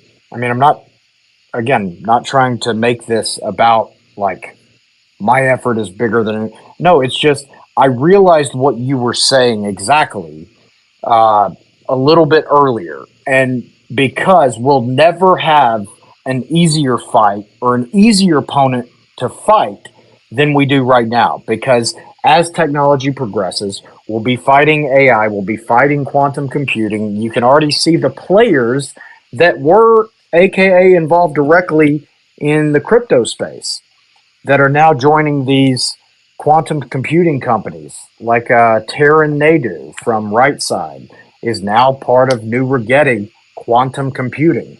He's the guy that fucking ran Bit something. It's not BitPay or BitSwap, but it was one of those places. Like, and you're seeing it with Binance people. You're seeing it with Robinhood Foundation, and they are telling us directly, we are building an apparatus where you have to fight machines that basically include all of the information that you've ever put out, plus all the information that we want to be true with our spin on it. So we're already at a disadvantage fighting humans. That's why it's imperative for us, and to Parzival's point, I also think, like, when you look at my posting style, and Ian talked about this, he mentioned that, you know, Parzival and Z and I don't have any reservations about going directly at the source. And I'm adamant about going at the source because once you realize a criminal is a criminal, whatever tools they're using, they're just different versions of apparatuses and mechanisms and resources to accomplish the same overarching agenda. So I would encourage you to think beyond just getting the code. How do we get the code? The code is of this platform or any other platform is just a means to an end. And once you get that one, they'll just change it. Like the code is the red herring. The person, the agenda, like we have to be focused on going after the source. The people that plan on killing me, I shouldn't be worried about how they're going to kill me. I should be worried about them and stopping them. And if it's only a choice, if it's truly a matter of life and death, I'm not going to kill their whatever tool that they use. I'm going to be going after them like they're going after me. And so I want us to be cognizant to not get wrapped up in the minutia in sacrifice the overarching, okay, what's the agenda? If we understand the agenda, then go after the players. Don't go after their tools. Who gives a shit if you end up, because what they're going to do, you're going to sue Twitter or X, and they're going to put you in court in a legal battle in front of a judge that's going to take 2.5, 3 years of your life, and they're already going to have picked the judge itself, and it's going to go nowhere. Meanwhile, they're working behind the scenes to construct technology that's so far beyond, in just 2 years, what you were fighting 2 years ago. And you could have skipped all of that by just going after the fucking retards that are trying to literally kill us. That's all. Yeah, Yeah, let me add a little bit to that. Let me add a little bit to that real I just quick. want to add an amen. That's Yeah, amen. yeah, amen to that. So Decent's 100% right, and that's why you see me calling out Elon specifically and Linda and their engineers. You know, I know what tools they're using, but at the end of the day, I can sit here and call out the tools all day long. But if I don't attach the person that's in control of those tools, then we're just talking into a void. We have to put light on the people that are responsible for these things going on. And I want to add one final comment, and then we can kind of get back to where we were at with the Q&A, is that this censorship is done through technology. If I want to censor people, and it's an idea I have, regardless of what I want to censor or how I want to do it, it's not the idea of the censorship that makes it happen. It's the technology. So without the code, that idea is just an idea. The moment the code exists and represents that idea, it becomes reality. And so that's what we're seeing. We're seeing somebody's idea of how censorship should be performed. And we're seeing that executed through code. And as Backup also said, I'm going to add to his point again, is, you know, the code we're looking at, they've already changed it. I already know they changed some things. Not everything, but they have changed some things. They're moving the goalposts on us. So if we're not focusing the light on the people and just the mechanisms, you know, we're kind of chasing our tails a little bit. Awesome input, guys. I'll get to the next speaker here. I just wanted to add one little phrase that I like to say, kind of what Backup mentioned about these criminals, because that's what they are. And then if they're not criminals, they're abusing power, right? So at the very least, they're abusing power. And I had this argument when it comes to guns. People will say, well, we need more laws on guns. And my argument to that is there has never been a law put in place in human history for criminals. They don't abide by the law. The law is for us. So you have to call that out, right? If you're going to be a law-abiding citizen or anything that's on a platform that's following the rules, the people that break the rules should be called out. The rules are not for them, and they're going to keep doing what they're doing unless they do get called out. And I'm not, you know, even at the point of me building things out, right? I mean, I'm not even saying for, you know, you got to stoop down to their level, right? You don't want to do crime, but if they're going to abuse platforms and they're going to abuse power and they're going to break the rules, then we need to take our own rules and build something else. And I think that's the best solution for all of us. And I did want to say too, since this last space crash, I sent this out with some DMs. If you guys could share this out, I know there's some people that probably don't know that we started back up. That would be awesome to get all the people that were in here before back in. And then the next person to go was Harrier, and then Christian, then Live One, Belmont, and AE with the snowflake and the banana down there. Go ahead, Harrier. Hi. Great topics, great speakers, very important subject. I wanted to talk about a little bit about code, open source, and transparency of opening up the code and how that shapes behavior.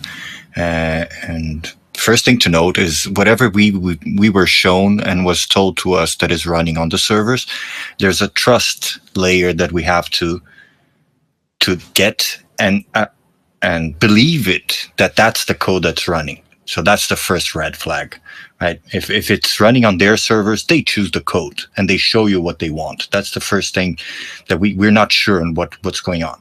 Second thing is they didn't need to put transparency on the table in terms of views, likes, and retweets and ratios and this. And I think they did it for a very specific reason. First of all, is we also don't know what happens in their servers. So whatever we see on our screens, it's client side. So we're being shown a big movie. And the one projecting the movie is choosing whatever he tells you, right? So if he's telling you you're ratioing a big account, they want to tell you that. It's not that you're actually doing it or not doing it. It's they want to tell you that, and I want people to pay attention to this, because this is what I think is crucial to it. They want to shape people's behavior. They want you to self-censor. They want you afraid of it. They want you to understand that you lost already. That's why they're putting transparency on the table about their doings.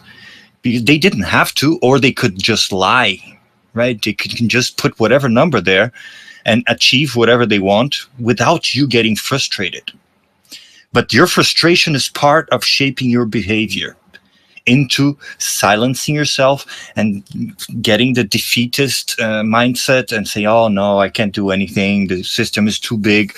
I better just kneel down and follow whatever Mario Nafal is doing because he's doing big money or whatever, right?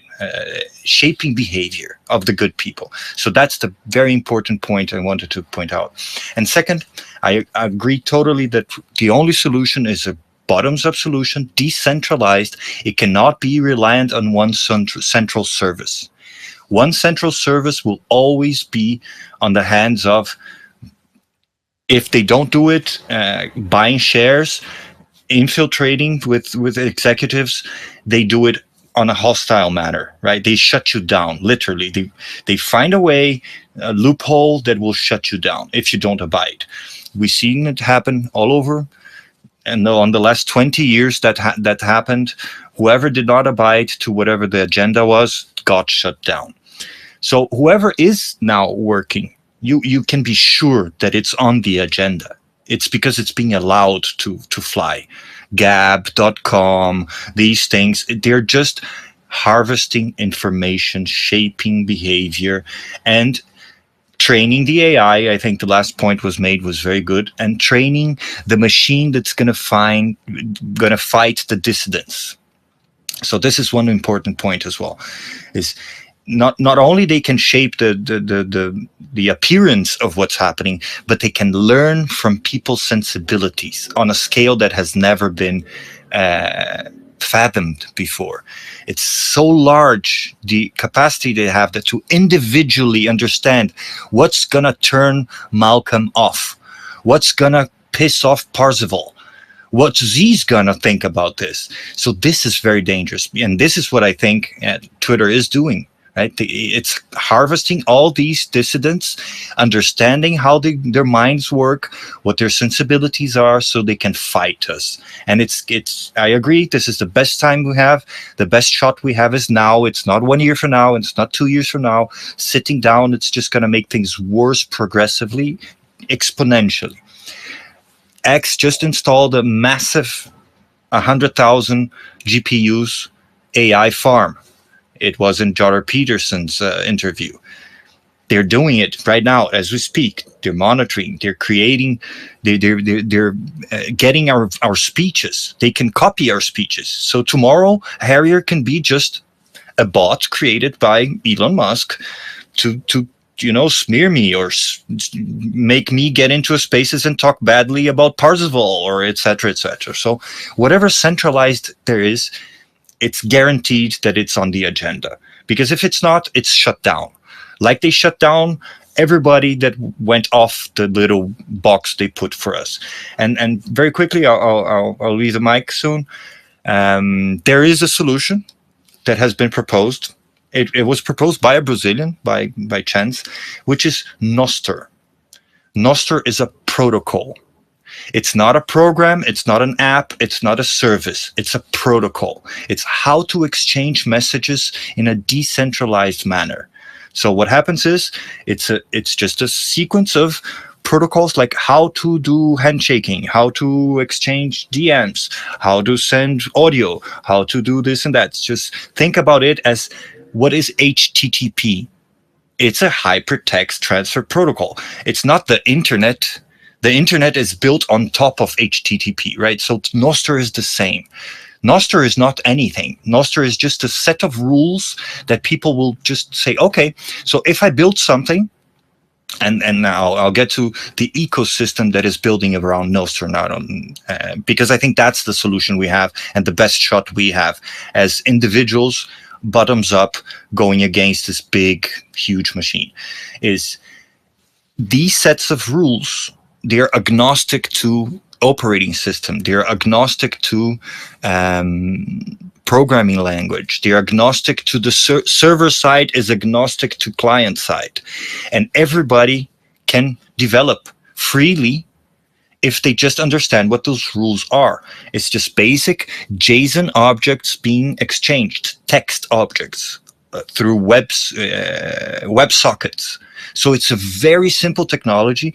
Any dev can have a very good understanding. If you're good at JavaScript, if you just jump on JavaScript and develop on it, make sure you're receiving JSON objects and you're spitting out JSON objects, fine. And you have a type of it, you have a content, and you have, so then you will have profiles and you will have messages and you can have chat rooms, and there is already 200, maybe 300 solutions built on top of that. And each one will, I saw someone here said they're good at Python. Good, there's maybe 40 of them are developed in Python. And then there's another 50 of them developed in Rust. And then there's another 50 of them in JavaScript. And it doesn't matter, because all of them will exchange via WebSockets a JSON object. And that's how I think we will move away from full censorship, because at the same time that you can develop a client at your own leisure, at your own whatever you want to see in your phone or your computer, you can download an open source project and fork from it. And also you can do it on the relay side, because how it works is, you have a client, it can be on your phone, you can whichever operating system, and your computer, whichever operating system. On your side, you're just going to receive this object. And on the other side will be relays. So whenever you post something, and I'll take a simple example of a social media. If you post something for the social media, for example, let's say a Twitter, you want a feed, so you want a list of friends, you want to follow some, you want to retweet, you want to monetize. So it's included in Nostr protocol how to exchange financial transactions through crypto. So they're accepting XMR, they're accepting Monero, they're accepting Bitcoins. There's a lot of things already developed, and I'm here welcoming people that know how to code. Just go type it up, Nostr protocol.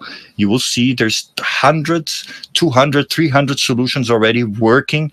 They're great and they're decentralized. Everybody can run their own relays.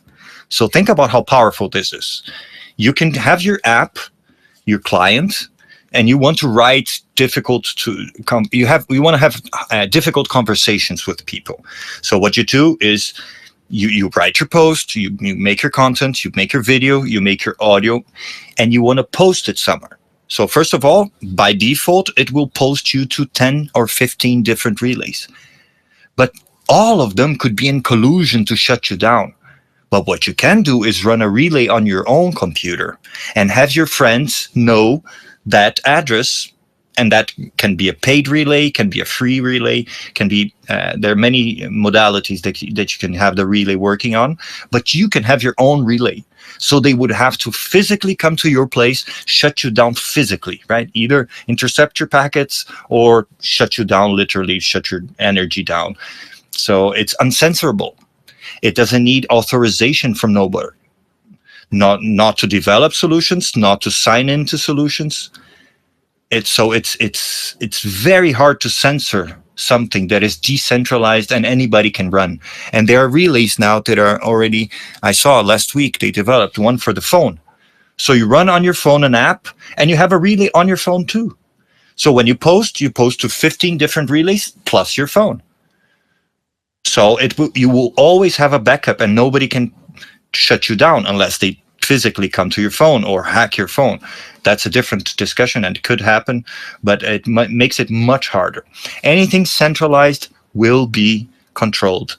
And if it's not controlled, if it's not abiding by the rules of the big agenda, it will be shut down. So I'll leave it at that. Nostr is a great solution, and we can do it. Thank you guys for the great effort you all do in fighting the big beast and being punished by it every day, and keep on doing. We can win.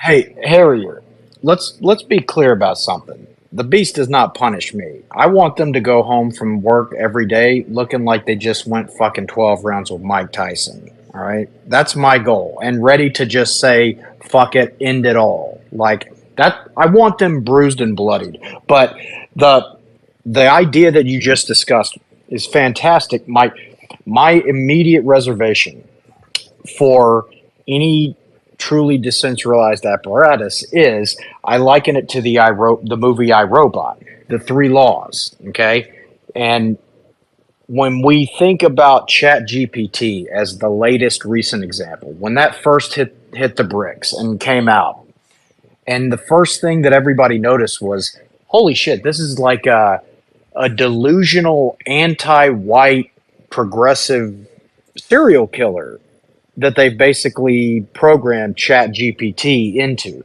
That should have been a huge wake-up call for everybody, because the same people that created COVID and lied about it, the same people that knocked down the towers, that killed 2 Kennedys, that fucking rigged the housing market in 2008 and crashed Silicon Valley Bank on purpose to consolidate and cover up their tracks for that bullshit and subsidize like everything wrong that's going on in the world right now.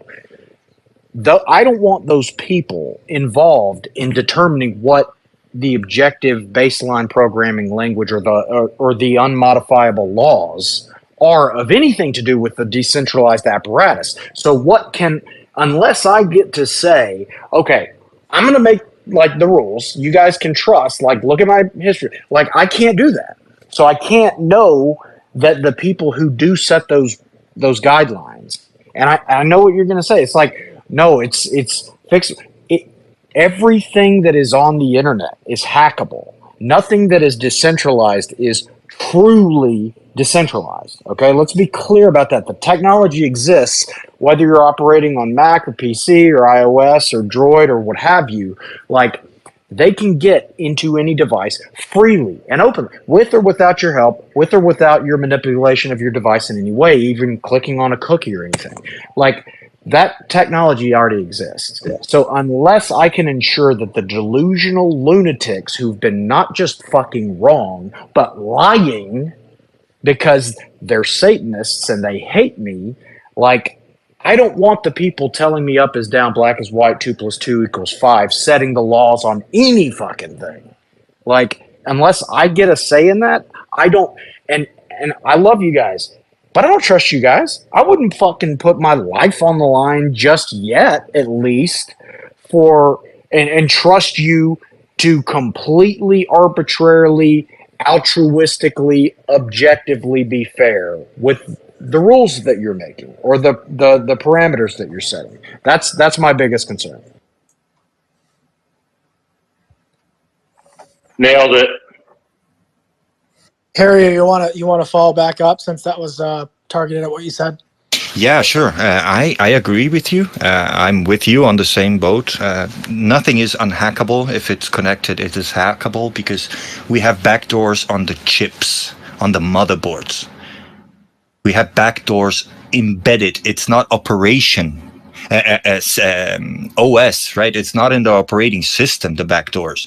They're hardware level backdoors. So I agree with you, but it's the best we have, right? I would say this is not stainless steel, but it's copper. We can hammer it down. We can try something. They will always have the opportunity to get into it and fuck it up. And the decentralized nature of it does have a problem as well, which is these people are funded. There's billions, if not trillions of dollars behind it, and they can just flood our relays. They can DDoS us. They can do so many things against us. But still, I will not give up. That's my thing. I will not try, right? It doesn't matter if it has flaws. It's not perfect. I will not try. So I refuse to give up. Word. Appreciate Good for you, Harry. man. Good for you. I think both of you guys make phenomenal points, and I think the fact that how you guys like agree but disagree, those kind of discussions are the most important ones that are on here. Period. Absolutely. Absolutely. And speaking of not giving up, I just wanted to call out Friedrich Yoder just commented in the pill that he's been trying to get back into this space and had to close his app and click rejoin over a dozen times just to be able to get back in. So there are some really weird things going on. A dozen times? Those are rookie numbers in this racket. You got to put those numbers up. For sure. Ian, how about that PFP? How about the PFP change? Yeah, just You see it? really bizarre, man. Really strange stuff going on in here. And I mean, we were up to a couple hundred in the last one. This one's just around that the 100-person mark. But you know, like you said earlier, Z, share it out if you can. It's very obvious to me that the things that we're touching on are really upsetting to certain groups of people. And this was said actually just a couple minutes ago that they're trying to not just censor or suppress the truths that we're speaking, they're also trying to frankly piss us off and annoy us to the point that we just give up and we leave. Right. And this is such a great example of that. Like somebody trying to get back into the chat, they're just spamming their system so they can't. And then ultimately that individual just says, you know what, I'm going to go play a video game or whatever it is that they might do instead. And you know, we're just getting attacked on all fronts. And so I'm just so thankful that we've got so many patriots in this chat. Harrier, some of the things that you just said were so legit. Couldn't agree with you more. And I'm just so I'm so humbled to see so many brilliant people that are on our side. And I say this to back up all the time with content like that, which he's putting out, that Parzival's putting out, that everybody, frankly, that's in this entire space is sharing. We're going to win.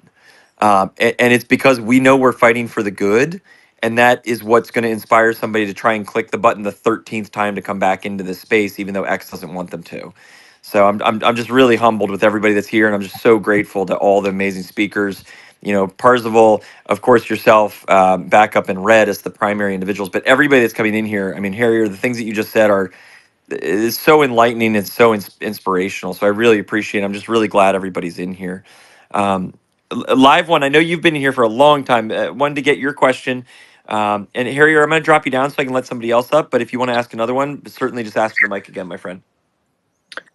Hey, Ian, too. The guy Christian down there, he had his hand up before live one too. Just I don't know if he did. No, it's cool. He put it down. If live wants to, no, it's still up on mine. X is kind of goofy right now.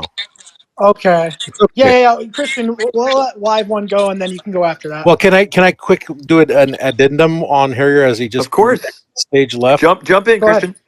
And I'll get out of your way, Red, and I'll take my spot after that. But what he was talking about is a decentralized network called Nostr, which stands for Notes and Other Stuff. And it's actually kind of a competitor in decentralized networks that are happening all over. There's one that's kind of really being pushed by a lot of French developers called the Fediverse. And that is a collection of protocols. That's where Mastodon is out of.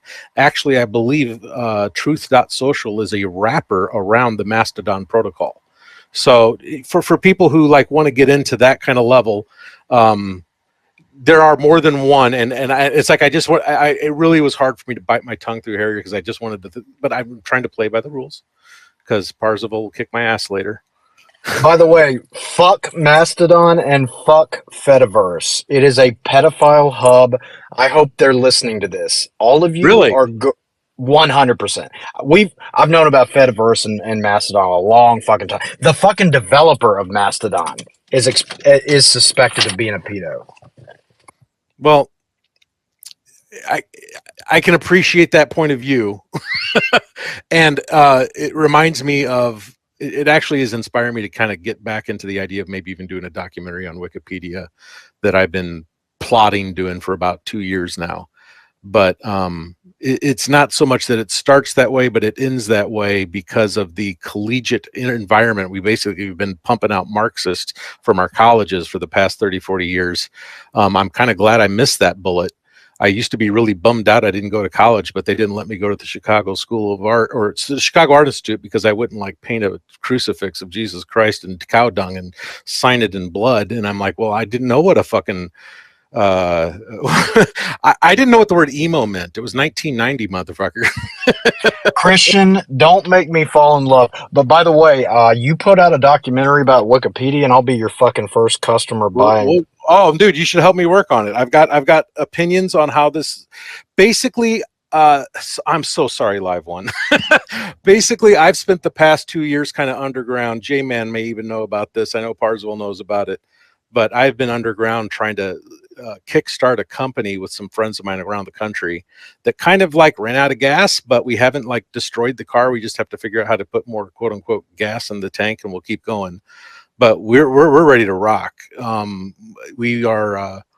I see this as a holy war, but I'm not Muslim, and I do not serve up Kool-Aid. In case you disagree with me, because I want to become an old bastard, and I want to have my kids bouncing on my knee. I want my grandkids. I want to see great grandkids.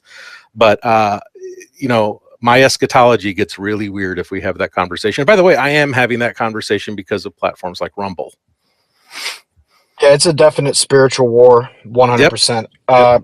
Who? Yeah, for all those that are here, real quick, I will say this: Christian has had my back since him and I crossed paths. He's a good dude. He's legit. So yeah, I mean, thanks for showing up tonight, Christian, and sharing your insights, man. All these people, everybody sharing their insights is phenomenal. Z, sorry to step on that speaker's toes. Go right to them. I'm so sorry about that. I just had to mention that to Christian. You're good, man. Are we good? Yeah, Live One, go for it. Yeah, I put an interview that I did with the Parzival down in the space. You might want to check it out. Yeah, go ahead. Maybe if you want me, I'll just mute again. Should I mute? No, go ahead. You're all right. You're good. So I put an interview that I did with the Parzival down in the space. I think it's a really good one. And I'm really glad that I got to hear him, because it was kind of a wasteland going into spaces where people's consciousness was really being increased of horrible things, not only wars, but the censorship, but very little actionable information. So in a second, I'm going to talk about something for Ian and the Parzival that could be actionable and maybe not too much sweat for anybody to get into. I experienced censorship because back when Edward Snowden, that was about 10 years ago, did his initial disclosures, I actually downloaded many of them. I seem to be the only guy on the internet that actually has a short video of Edward Snowden explaining that our private data and private records is handed over to Israel. It's handed over unredacted, unminimized, raw signals intelligence. And I also did put that down in the space, okay? So that's when I started, and I'm still experiencing the visibility filtering that you might expect. For example, consider the importance of this video, which is only 2 minutes, less than 2 minutes long, of Edward Snowden making that declaration. And by the way, I also have the 5-page contract, if you can call it that the NSA signed with Mossad. Okay, if anybody wants it, just DM it to me. It's a PDF. I'm not quite sure how to put PDFs on X. And I did convert it into singular JPEG pages, but it was, kind of blurry. The resolution went down. The NSA hands over your private data, as well as leaders of industry and politicians, as well as children and your mother and, really everybody. The NSA hands it over to Israel's Mossad. I have the 5-page agreement. It was one of Edward Snowden's disclosures. and I'm happy to share it. I did put the video of Snowden, though, down in the purple pill here. And I ask you, do you think that this story is of critical importance? And I would say that it absolutely is for Americans, not only the violent violation against the Constitution, but also how it endangers all of us who maybe have an opinion that's different. You know, maybe you might think that the United States should not be the unqualified sole supporter of Israel, for example. And why would Mossad have all that information? So when I say I've experienced censorship, I put that post up a few times. I would say there's been less than 5 comments, 5 comments over a year or two. I also took another thing from Edward Snowden where he scraped out of the NSA computers a photograph of King Charles III, the current king of Britain, the UK, a direct descendant of King George. And Snowden scraped out a photograph that the NSA had of King Charles inside the British equivalent of the NSA, which is called GCHQ. You guys were talking about it earlier. And the King of England is inside GHQ. Of course, that surveillance apparatus has all the information on the king's subjects. And basically, I would say that England has reabsorbed the United States because the United States is sharing all our private records with the King of England, GCHQ.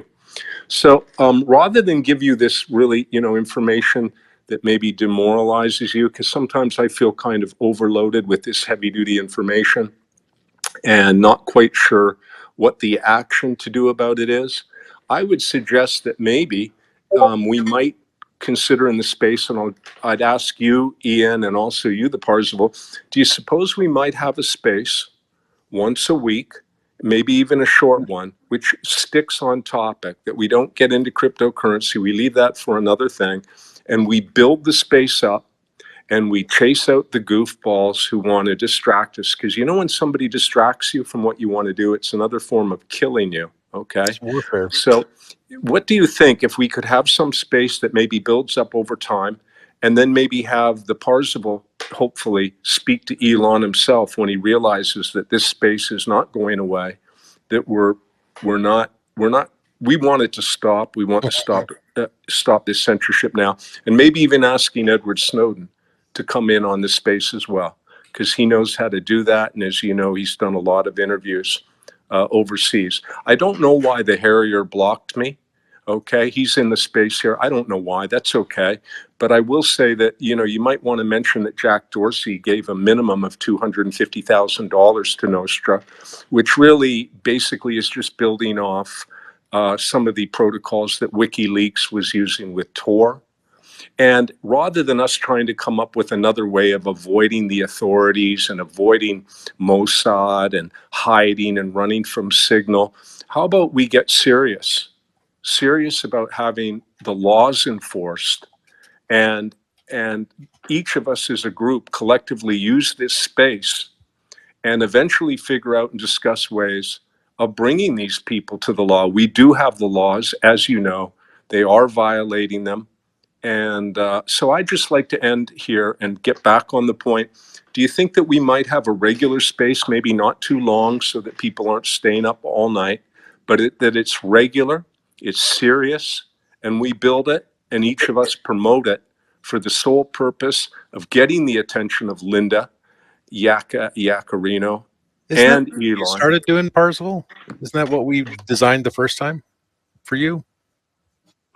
Well, I'll say this. I've actually tried what Live One is doing. I tried doing a space regularly. I tried doing it after 5 p.m. So, people that are off work, maybe driving home, they could hop on, listen to the space. They don't necessarily need to be engaged and just throw it on their, their phone or their radio. Yes, absolutely. And what I noticed is, we told everybody, hey, we're going to do this regular thing. Come back. Let's try to build this up. The problem I ran into is when you try to promote the space, they kill it. The amount of views I get on sharing a space as a post versus a regular post is 1 to 10. it's like they're killing the space altogether. So it would have to be extremely coordinated. I think a big piece of this parcel that I have figured out since we did that last is that you don't rely on Twitter to be the core root of what you're promoting. Promote on a platform that will actually support you in your promotions. We need to make the show basically a Rumble show that has the entire audience allowed to be in via X. I've seen many do it. We're doing it with a show that I'm starting up with a new business partner of mine as well. 7 Talents is gaining some momentum, and we're really seeing some interesting things as far as usages of these protocols. Don't think of X as a website, think of it as a protocol. So that way in your mind, you can interchange it later when you decide on a different protocol for doing messaging. Right now, it's kind of like I use Telegram to replace the fact that I can't stand being on Facebook groups, because Telegram gives me some kind of protection for the same purposes that I wanted group conversations for. So you have to look at these apps as a holistic solution. There is never going to be one app to rule them all. I don't care what Elon does. The scariest thing in the world is centralization. Christian, that's exactly what I'm saying. You make a good point, Christian, that we cannot rely solely on posting about the space and hoping that X is going to promote it to all the people we follow. You're 100% right. correct. That's why we were starting Revolution Harbor. Christian and Parzival. God, I can't even say Parzival? Are you fucking kidding me, bro? Get him out of here. Parzival. Z, you're gone. Anyway, Hold on. If you have trouble pronouncing my avatar, go watch the movie Ready Player One. Oh, I've if you seen have not watched that movie, go watch it. You'll hear the name plenty of times, and I think at that point you'll have a little understanding why I chose that particular avatar. The Arthur reference is probably Parzival's influence. So, hey guys, I'll let it go, but are we going to make something? I don't think it's such a bad idea to do it on Rumble. I like promise Rumble you, a lot. if Maybe it could be on Rumble and X. The reason it's being on X is to address this to Elon Musk personally. It may take us 3 months to build it up. I don't think we would have such trouble if we were persistent. And I think we need to make the space short and to have the same name, so that we're not taxing everybody. People got to work and sleep, but it be really focused, and maybe not more than an hour. It could even be less, and we just build this up week after week, 2-3 months. Okay, that would be great. Parzival, you got me in your back pocket. We can make this thing a Rumble first and put the audience on X. And if there's enough people willing to make that happen, I'll make myself. Well, you got me. I'm out. you got to collectivize. Christian, you got to collectivize somewhere else. That's what I've had a plan for the last 2 years. I used to run a server that and managed and operated a company that had 356,000 people in it. So that's what I do. That's what I'm building. I would like to do that. That way we are strategic outside of Twitter. You know what I'm saying? So you can collectivize and talk about it outside of Twitter, and then direct everybody to Twitter at the right time, or Rumble. Right? Which is that is part of the strategies we were looking at applying at Rev Harbor, and maybe we'll have a reason to really kick it back in. I mean, one of the things that we did was kept it kind of under wraps because we wanted to release it when it was ready, and shit, it's kind of overdue at this point. So, I'd say the goal is to be able to have the Parzival questioning Elon Musk, okay? Amen. And also possibly Edward Snowden. That would be a great, great goal. I think that it's going to be harder than you guys realize, and here's why. And I'm not being Debbie Downer. I promise you. I'm just being like, here are the facts of the situation.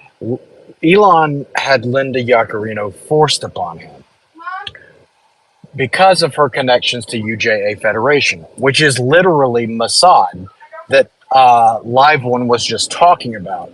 And the IDF trust and safety content people were literally forced on him.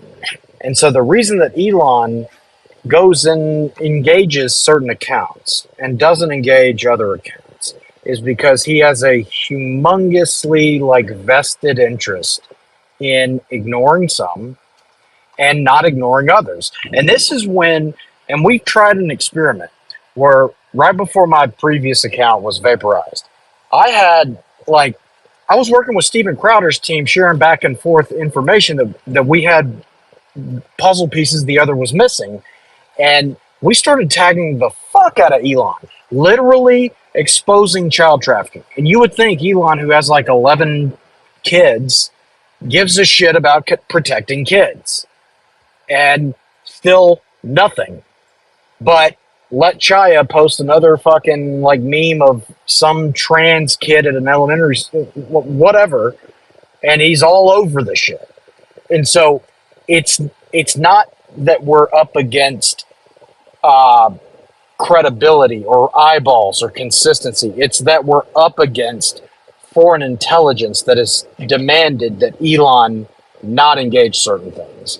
And for a point of clarity, the group that the NSA was sharing our raw and filtered metadata with, that Edward Snowden blew the whistle on, is IDF Unit 8200. It is Israel's signals intelligence. They're complementary NSA to our own NSA. Mossad is the subversive, like infiltrative, get their own people in there and basically fuck shit up on behalf of Israel and carry out ops. Signals intelligence, that's who was sharing or getting our data from the NSA over on American soil. Yeah, thank you for clarifying that. That's actually more accurate than what I had said, and that's right. And like I said, if anybody wants that 5-page contract, I'm happy to share it. Here's one other thing I'd say to defeat Elon's argument that the most important thing is to develop consciousness and be multi-planetary with it. While that's a very fine idea, a lot of people think that the moon program was canceled, but just last month, Northrop Grumman was given a DARPA contract to develop a lunar railroad. And I have seen Elon out of SpaceX has put some rockets that potentially will be used to go to the moon. And since they are really looking long range to go to Mars, going to the moon, I think, would be a much simpler thing. But here's my point.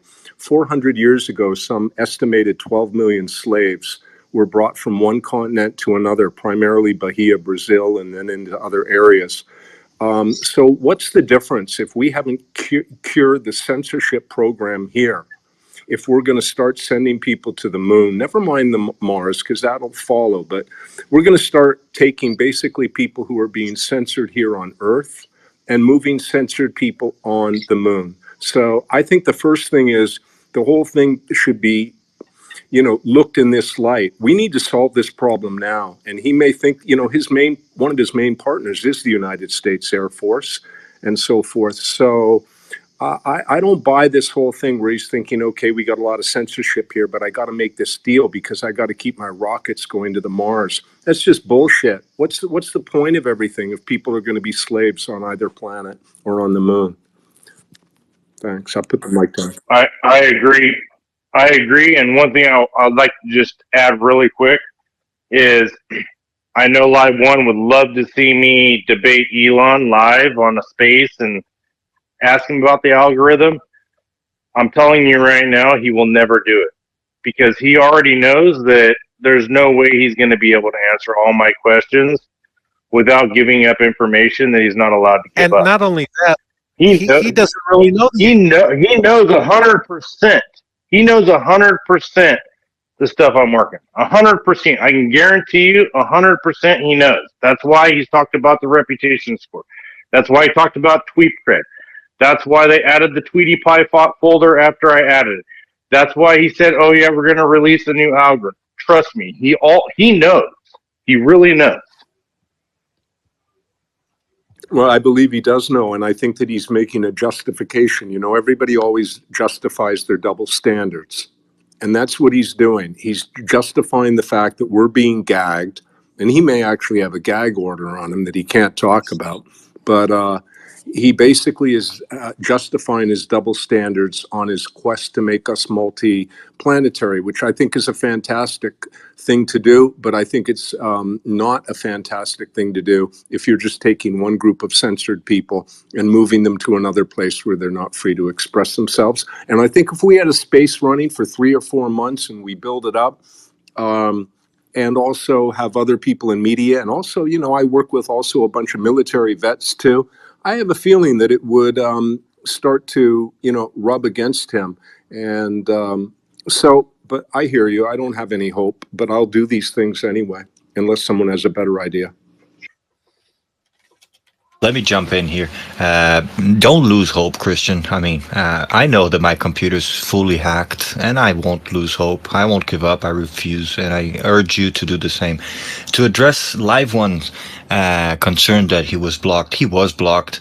I unblocked and followed you, sir. It was probably the .tv that got my feathers ruffled.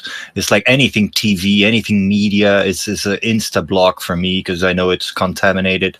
But now listening to you and understanding where you stand, we're clear, sir. Yeah, that's thanks. And just to take something from George Orwell, he wrote a very short book called Politics in the English Language.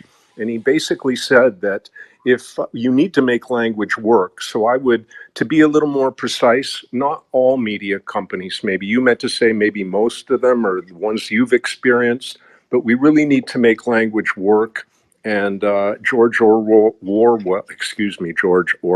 a book about it. It's very short. It's like less than 25 pages long. So we really need to be specific. Otherwise, we just degrade and we're not really talking about the same thing. So I agree with you. Most media companies are garbage, but not mine. Originally, it was called Ron Paul One. I had the first domain for it. Yeah, that's it. Let me add something.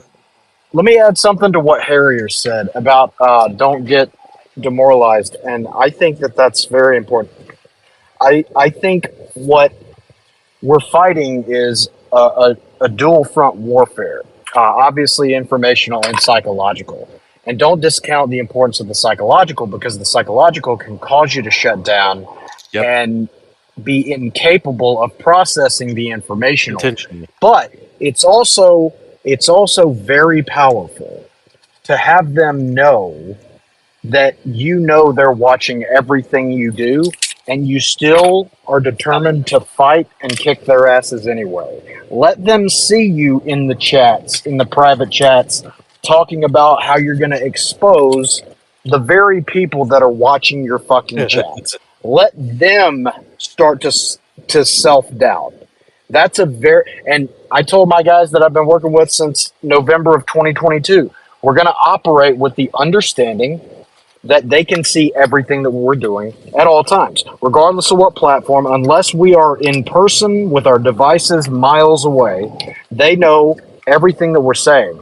But use that to your advantage, because we can psychologically break them before they will psychologically break us. Hey, the great, you had your hand up for a while. You want to go? Oh yeah, yeah. You guys are talking about so many things. I'm like, it's like, what should I say? I guess I'll start with what I initially thought. So yeah, Parzival, man, thank you for all the work you did, man. Like, I don't think people really appreciate how many hours and hours go into something like that.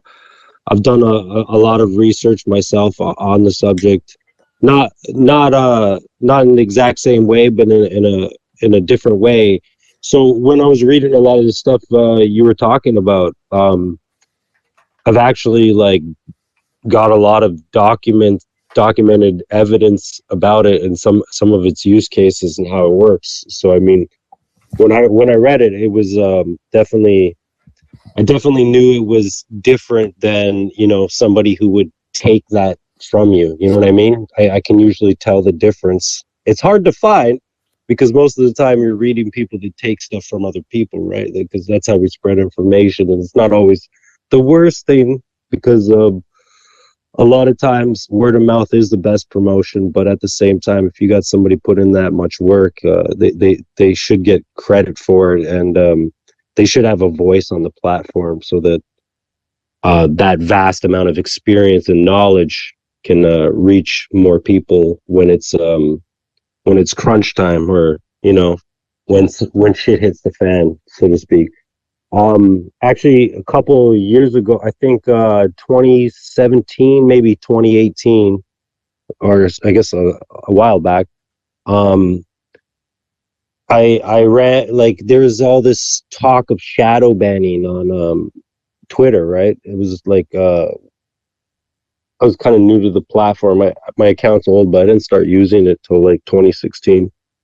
And I was just seeing all this stuff about shadow banning, and I was noticing that was happening with certain subjects that I was speaking on. Like, I wasn't a big account, but I mean, I'd notice if I talked about this, it would go like this. If I said something like this, it's almost like nobody ever saw it, right?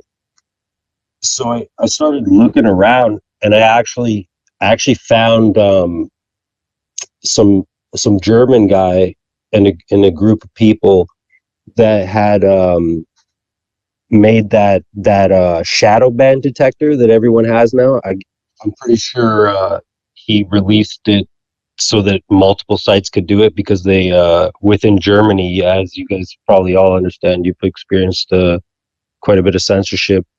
They have a strong hold on this platform, and once in a while, some people get their tweet removed because of German authorities or something. I think you might have seen that a couple times. But I ran into these guys that made that, and I wrote a thread, and I shared it, and basically it was right before, I think, the midterms in 2018 or something, because there was basically every election period they go through like heavy censorship because they want to control the narrative. They want to get their people in place. They don't want people revealing this candidate is a plant or whatever, right? So I actually released it, got a lot of views. Pretty much a lot of right-wing people were able to read it and see it, and it was we call it the visibility filter now, because that's the new version of it. But back then it was the quality control filter. So there was actually a setting in Twitter, like, you go through the settings, it was hidden, but there was a setting that's automatically on every Twitter account that you filter out low quality content, or what they deem as low quality content, and all the ranking systems. So a lot of this stuff was here even before Elon, and they're just kind of building on top of it, right? So what this low quality filter would do is basically everybody you follow that you actually talk to, it would completely filter their tweets out of your feed, and you'd only see the as we say, I guess, the controlled narrative, so to speak, more or less.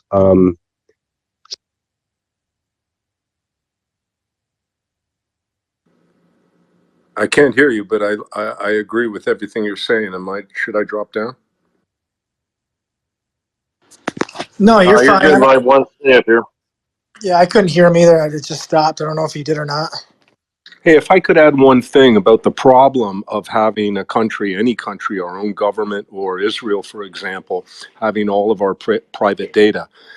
There's a guy who's a presidential candidate coming out of the Green Party. You probably have never heard of him, Emmanuel Pastrich. He's a PhD from Harvard, and his area of campaign and education and consciousness raising has to do with state crimes, and especially the nexus between the UK, Israel, and the United States.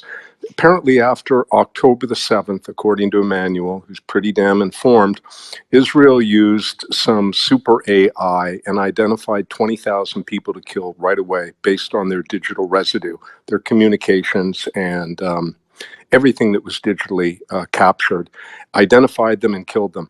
Well, they can, if they haven't already, put that software in place on Americans, and they're not going to come and kill you right away. They're going to just make sure that you don't go anywhere. They're going to slow you down, that you put out tweets and very few people see it, or that it never amounts to any consequence. So the same software is already in place. and they can just drop it on, whatever your postal code is, whatever your neighborhood is. One last thing I'd say, if you might get around to, my God, why does everybody in Washington keep on reauthorizing 702, and bulk surveillance? And I imagine that they sit down in these classified briefings where they're told by the NSA and the Department of Defense and so forth, we have to violate the Constitution because we are intercepting not only gangs and terrorists, but also a tremendous amount of fentanyl. And we've saved a whole bunch of lives. And they fail to mention they don't use a system science approach to add the fact that it's a lot of American policies that are creating these additional problems. So they won't mention that. But that's how they're justifying these kind of things. And I'll just wrap up. There's a woman running for Senate in New York, Diane Sare. She'll put an end to all this right away. She ran against Chuck Schumer 2 years ago, did really well. And that's why the Republicans and Democrats, they bumped up the amount of petition signatures you need in New York to run as an independent from 15,000 to 45,000 signatures. Really hard thing to do to get those petition signatures. She got 70,000. She's running against Schumer's friend, Kristen Gillibrand, a senator in New York, who's on the Senate Intel Committee. She's all deeply embedded with the Intel agency. She's been around forever. Diane Sare will end it. She has a good chance of winning, and so will Jose Vega, who's running in the Bronx, 25 years old. He was working in a cappuccino place or a coffee shop. Now he's running for Congress. He's running against the biggest recipient of AIPAC, Richie Torres here, Congressman Richie Torres. So, at least there's two people. Thanks now. I'm putting the mic down. If you're in New York, though, pay attention. Diane Sare, Jose Vega. Thanks. Live one, thanks for laying it down. I do want to add one thing here that I think is pretty pertinent to transparency on the platform. And that is the fact that if you notice your timeline, notice how much of your timeline is influencers versus your elected representatives. If you go and you look at your elected representatives' engagement in comparison to these influencers, that should give you a very good idea how much those influencers are promoted versus the people that you have elected that are supposed to be working for the people and getting stuff done. In my eyes, those people that can actually make those things happen should be at the forefront of my timeline. I should be seeing everything so that I can interject my opinion, others can interject their opinion, and dialogue can happen between those people that are the ones making the laws for the rest of us. Well, there is some quote unquote elected people that get far more engagement, but I mean, yeah, the people that are being voted by the people in here, not so much. Like, what is it, Obama? That's a fact. That's a fact. I'm just giving everybody in here a data yeah, point. No, 100%. No, I'm agreeing with you. I'm just saying, like, Obama, for example, has like incredible engagement. Like, he could post at right 3 a.m. You know what I mean? During a blackout, yeah, and he would have 1 million views. With like, I'm not even talking about that. Like, I get Obama having influence. What I'm getting at is, why is Colin Rugg, who just regurgitates Dan Bongino, getting 7 million views, where you got Senator Mike Lee calling out the George Soros money machine pushing Kamala Harris? That got 15,000 views, and you get Colin Harris regurgitating Bongino, 7 million views. That doesn't make any sense in any sort of transparency platform. Yeah, that makes no sense. You're 100% correct. There's a politician in I'm in Canada. There's a politician here, Maxime Bernier, with the People's Party of Canada. He used to be the leader of the Conservatives, so like the Republicans in the States, but he used to be the leader of the Conservatives. They ran a leadership election or whatever in the party, and they completely sideballed him, basically put him to the side and exited him. And he started his own party, and he's been talking about everything, like everything we talk about, he talks about, and he's not even allowed on TV. They arrested him during COVID for campaigning. Like he's got a right to campaign, right? Every politician does, but they arrested him. So yeah, 100%. Everything you're saying, like people need to get behind people that are doing it. Like I think the craziest shit I see is like yeah, I get the system's broken, but like a lot of people that are right leaning, they don't want to vote, and a lot of them don't even know they're right leaning. That's the craziest part to me, is that, like, you know what I mean? Just because of how fucked up some of these these plans have been, they you know what I mean? They know the Democrats are fucked, but because everybody just goes along with the show, you know what I mean? And you can't rock the boat with certain people because of whatever. They just don't want to speak up, and it's just crazy. I speak up everywhere I go. Yeah, I'll tell you this right now, brother. I mean, like I could tell you some stories. I'll tell you this right now. Anybody that goes to the grocery store and shops for grocery and is pissed off at the grocery prices better be a Republican. That's all I'm going to say about that. And the sad thing is like, yeah, you're 100% correct. But I mean, there's so many people getting handouts nowadays that I guess a lot of them don't care. You know, like somebody else pays for it, and it's kind of fucked up. That like, you know what I mean? If you have a family, you're like supporting them, and they're canceling out your vote. You know what I mean? Like, what the fuck is that? Like, if you have a family of 4, maybe you got 2 kids that are older or whatever, and 3 people are voting against you, like that's crazy. When you're handling all the expenses, or you're taking care of everybody, making sure they're okay, it's kind of crazy. Like, when you guys say it's, or what somebody was saying, it's spiritual warfare, I think Christian or something. Yeah, it's definitely spiritual warfare. It's spiritual warfare because, like, as a society, we're so morally corrupt that it's so easy to play people against each other. It's so easy. Yeah. You know what I mean? These guys are just like, they're shooting fish in a barrel. You know what I mean? So a lot of, like, as much as like everything Parvizo's done. So I didn't see Ready Player One, man. but everything he's done, like, oh man, I lost my train of thought. But yeah, everything he's done is it's like it's a lot of work and stuff, and basically, like, people taking from him and kind of deboosting him in a sense by doing that.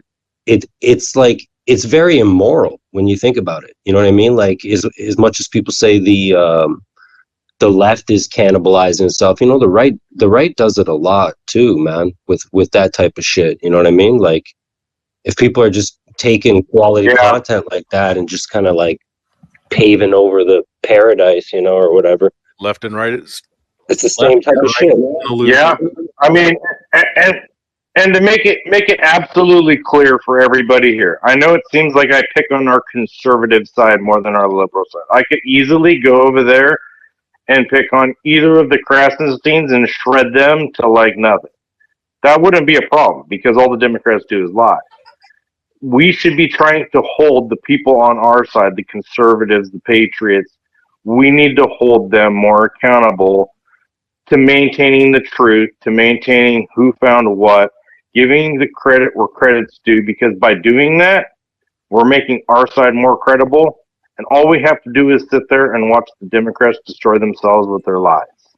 So we need to focus on being more accountable. 100%, because like, if people are really going from a lifetime of voting for one party, because that is generally the left, like, they're checked out politically, like, you know what I mean? It's all emotional. Like, all you got to do is throw their trigger in, and they're voting for a person that's making the problem worse, right? Like, They're mostly checked out politically. So when we finally break their fucking, you know, their political fog, their brainwash, their lifetime of brainwashing through the school systems, etc. The last thing you want to do is look exactly like the same shit that they saw on the left. You know what I mean? So you know we people are doing themselves a disservice by doing this type of shit. You know what I mean? They're making the movement look a lot more faker than it is. Like there's a lot of genuine people. Right. I mean, at the end of the day, you're like, okay, I'm gonna pretend I'm a big account for a minute. If I'm a big account and I see a small account is putting in work and sharing information that's relevant that will help the public, I want to repost that person and I want them to get credit so that they get, you know, credit for it. They get recognized. They feel appreciated. And then they want to do more work and give us more. I don't want to take away from that person and be like, yeah, you got great information, but I'm going to rip that off and I'm going to make it mine and I'm going to take full credit. And you know what? You can come and cry on my reply section, but nobody's going to see you because you're going to be put under probable spam because I'm one of the selected few promoted accounts. And I'm just going to take your stuff and I'm going to make millions of views off of it. I would want to bring that person up because now I've got somebody else that's going to contribute to making things better for everybody. Why keep that person down? Bring that person up. 100%, man. You need incentives, right? To like, you know what I mean? As much as you do this for free, you know what I mean? There's only so much you can do for free. You know what I mean? Like at a certain point, it becomes you know, it becomes a loss. Like, you know, it's not a loss if you accomplish your goals. You know, spreading the information. That's not the loss. The loss is more like the credibility. Like it's like you're saying, like when people can build up and build together. I've always posted smaller accounts, larger accounts than mine. It's the only way you have a free speech platform, and that's why I said. Oh, that's what I was going to say. Is with all the work you did about how the technical side is, you know, very prevalent and very real. Even though, you know, all the gaslighting by probably government agents, to be honest, to say it's not. Because, like, who the fuck is arguing that if they've ever posted something real? No one who's ever posted any real information online would ever argue that. I've never met that person. Like, everybody I've met that is a competent intellectual or at least somebody with a large experience and a vast amount of you know, information on any subject. I can't find one person that would say the internet isn't censored and that it's not like rigged in a certain way. But the rigging is mostly psychological, right? Like if your post doesn't get any traction and this next guy who, like, if you're a senator, like let's talk about your example with Mike Lee. If you're Mike Lee and rando Colin Rugg fucking completely rugs you, it's funny his name's Rugg because he rugs like all these accounts and takes their concept. And he's like outplaying you. It makes you look like, psychologically, it makes you look like the guy who doesn't know as much. When the other guy who apparently knows everything is just copy and pasting shit other people know. So, like, we're creating this false, like, I think I was calling it, like, there's a song by Twista called Overnight Celebrity. I was calling Twitter for a while overnight, specialist? No, I had a better word for it, though. Overnight expert. Overnight expert. That's what I was. So, like, at any point, like, because of how psychological the likes and retweets are for people, at any point they can do an overnight expert. So they can get an account that hasn't posted in like a year, or just buy an account that was posting and then just start posting about whatever the fuck you were talking about or whatever subject you're talking about. And even if it's what you're talking about, they're trying to water down what you're saying and create an overnight expert that people will trust instead of you, right? So Yeah, I call that person Alex They already Smith. did. He already exists. As a matter of fact, he's selling packages how to X, for a lot of money. exactly. So if you want to learn how to X and be on cool spaces with cool people, right, like Mario Nafal, you can pay him for a fee of $1,500 a month, and he'll teach you everything that you need to know one-on-one over the phone. And he'll parade you around through all these spaces. So that individual already exists. Is already the guy who's taken hold. his replacement, you're saying?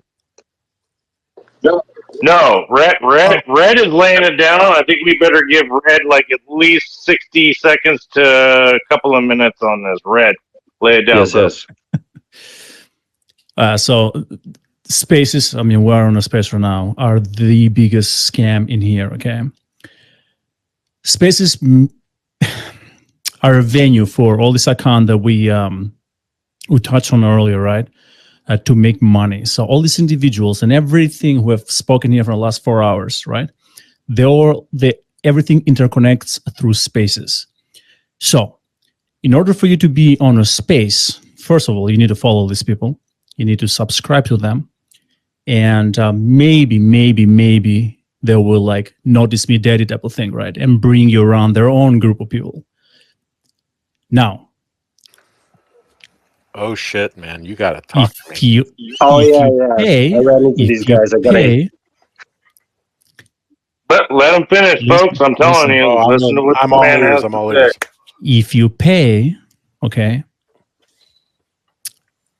now you are in the big leagues. Mhm. Okay, so these individuals, I mentioned this earlier, they have backroom deals.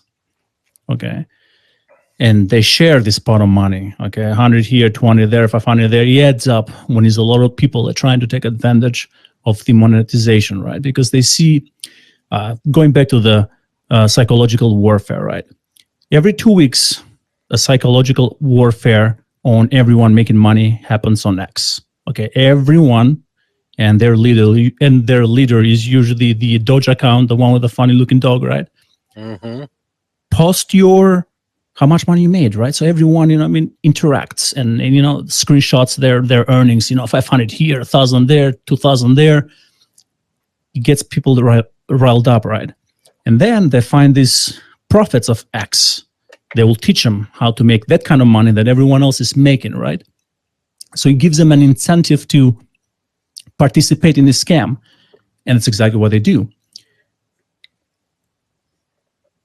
Well, 100%. I actually have some screenshots of somebody offering a service like that. I ran a bit of a psyop and got them to take a bite. And by the way, this runs against the policy that X has in place. So this is like the funniest fucking thing ever. Okay, so this actually breaks the X's policy, even though X is aware this is actually happening, right? And for some unknown reason, it's not unknown, but it's actually pushing these accounts. Okay, these accounts are getting the views. These accounts are getting the followers. They're getting the exposure.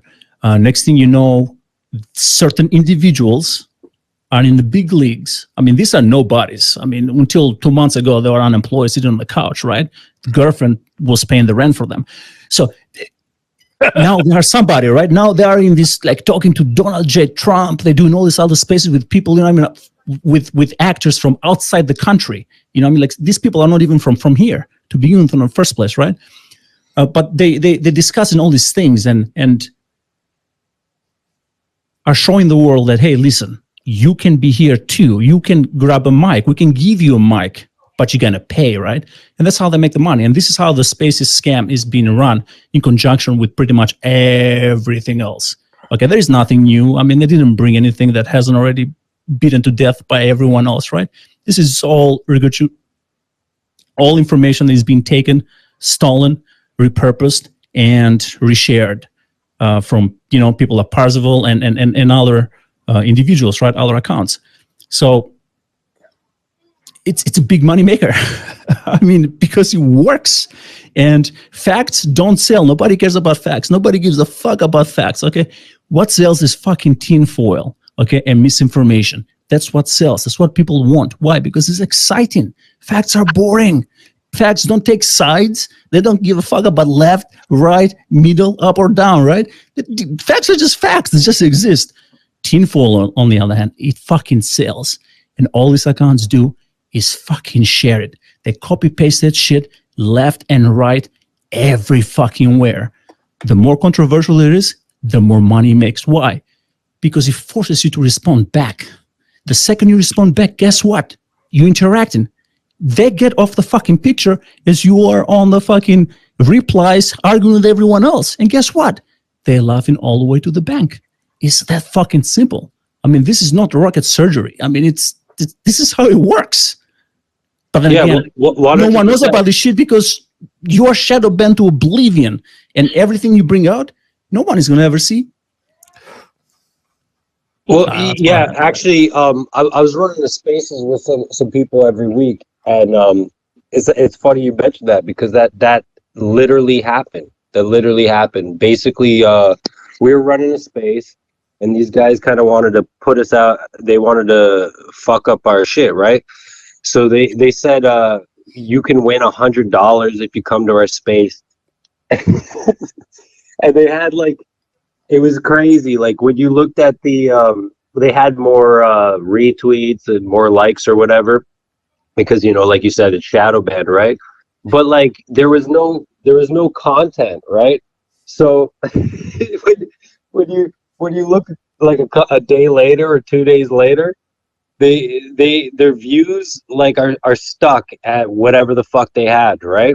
And the views of the shit we had, because we actually are saying shit that people want to know, was just like fucking like 10 times their shit. So it's like we got less likes, less retweets, but we had like 10 times, like 3 to 10 times the views. So you have to keep in mind. You have to keep in mind. The second you create an account here is already rigged against you. Yeah. Okay. Yeah. No, of course. The second you create an account, you already shadow banned. I got a DM from the same group of people saying that if I paid them monthly, they would give me 100 likes or something every tweet I paid for. Hold on, you're missing the big picture. Hold on, you're missing the big picture, right? You're looking at this from a micro level. Okay? Oh no. I'm looking at. Okay, so this is a bit complicated, but this is a low level person I like on the high level people you're talking about. So I found an in, you know what I mean, at the bottom, and I found it, and it connected all the way to the top, and I got all the evidence. Okay, so keep in mind, okay, this is for everyone. It goes for everyone. The second you create an account, you're already shadow banned by default, right? What I mean by that, in order for you to make it, okay, so I'm a brand new account right the fuck now, okay? I want to join X, I want to do cool things, I heard it from my friends, I want to make money, fucking log in, verification, send my fucking shit to fucking Israel and wait fucking 2 months for my blue check mark, right? So, you need a fucking blue check mark to even do fucking anything. So by default, by definition, you're already shadow banned. No one can see you until you get the fucking blue check mark. Okay. Now you add certain elements to your account, like you do like a cool little bio, maybe you put MAGA there, maybe you do like a banner with like something with Trump or whatever the case may be. That shadow banning gets amplified. Okay. Now you make a post, you think you're being cute, you think you're being funny, you think you're being sarcastic. The algo doesn't give a fuck because the algo doesn't know the difference anyways. So he's going to shadow ban you. Now you're shadow banned 30 different ways. Okay? And now you complain about being shadow banned. You're getting more shadow banned now. Okay? Now you start following people just like you. Guess what? Now you're getting even more shadow banned. Yeah. Like basically, you're exactly right. Like depending on the like if you're not playing the game right, and you're actually posting like real shit that fucking matters, like the shit we're talking about here. Yeah, no, for real. You get like everything that people say builds their account is actually used against you if you talk about shit that we do. So like people would say, "Oh, follow people in this." I literally, the first shadow ban I got was for following people. It was literally the first shadow ban I got. I wasn't even allowed to follow anybody after a certain point. So you know how these guys, they got like 100,000 accounts for following people back. I literally at 5,000 stopped, completely dead, and I could never get past 5,000 for fucking what, 5 years? I think, yeah, up until fucking Elon Musk walked into the building. I never got past 5,000, and I literally reached, like, I have posted, did it like months where I reached 1 million people. That month I got thousands of likes, hundreds of retweets. You know what I mean? And I was like, during I don't know if you guys know about the Freedom Convoy, like literally I was all over that shit. And I got all these engagements on replies, but I was completely and utterly like deboosted on anything I posted outside of a reply. So like anything I said didn't get seen at all. But if I replied to somebody might see it. It was really weird. So it's like, I don't know. They're just playing games with you. They have a lot of different games they play. They try to figure out what game is going to beat you The so that you don't psychological want to games, interact. yes. The Yeah, psyop, yeah. I got a whole they team of basically people. have a different switch. They go, all right, this guy's posting this. Turn this switch on. Nope, didn't no effect. All right, leave that switch on. This switch. All right, they Exactly. just keep flicking switches until they shut you up. They So yeah, straight up. they guide you. They see you. Then if you break that thing, then they turn on the next switch. Exactly, Yeah, 100%. absolutely. So, Have you seen the social yeah, dilemma? so we're coming up on. I'm just gonna be real here. We're coming up on 5 hours. I got 17 minutes left. We got 2 hands, so let's handle that and wrap this shit up. Yep, I was just gonna say I'm gonna get going, guys. It's been real. Parzival, you've been awesome. Red, you've been awesome. Glad you guys came, and I'll catch you guys later on the next one. All right, thanks, man. Nice following you too.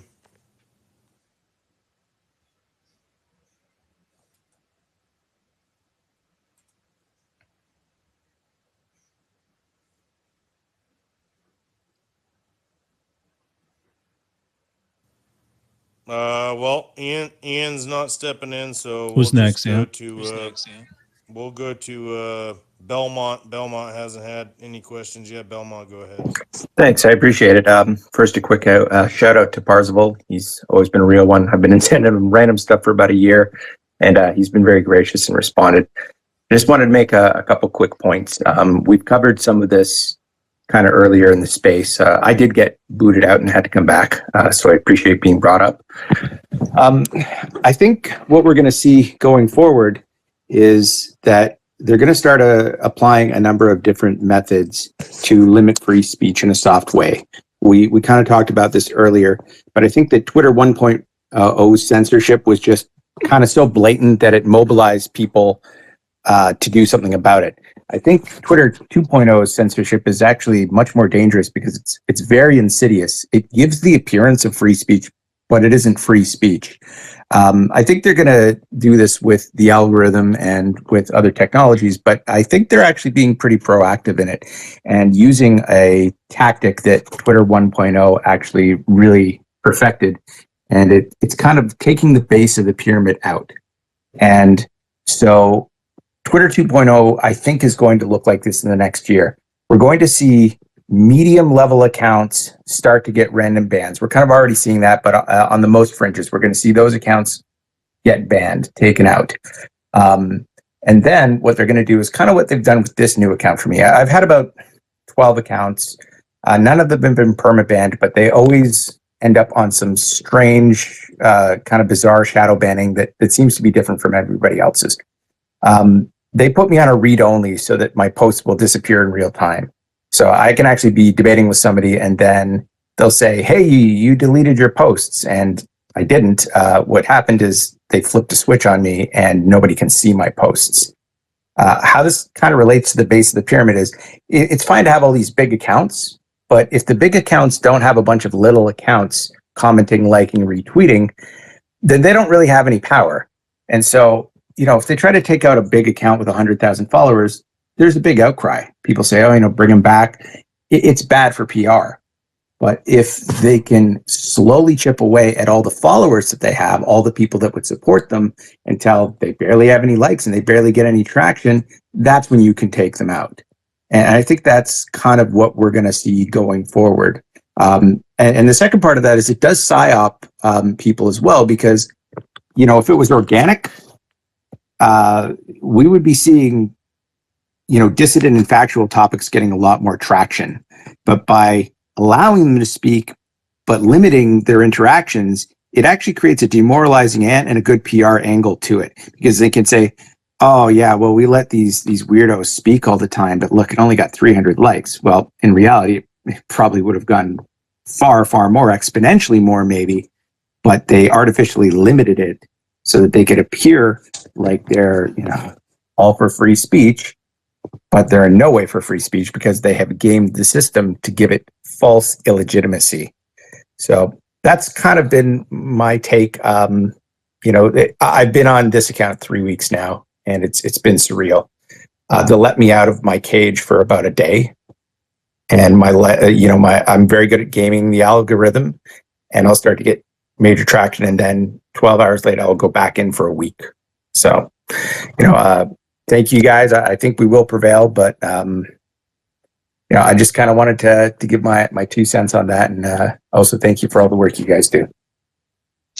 You know, in a lot of ways, we already have prevailed. Like what a lot of people don't notice is like I was saying, these people are paying for engagements. Like when I was saying about that $100, it wasn't just the $100 they were offering the people that would fall for it.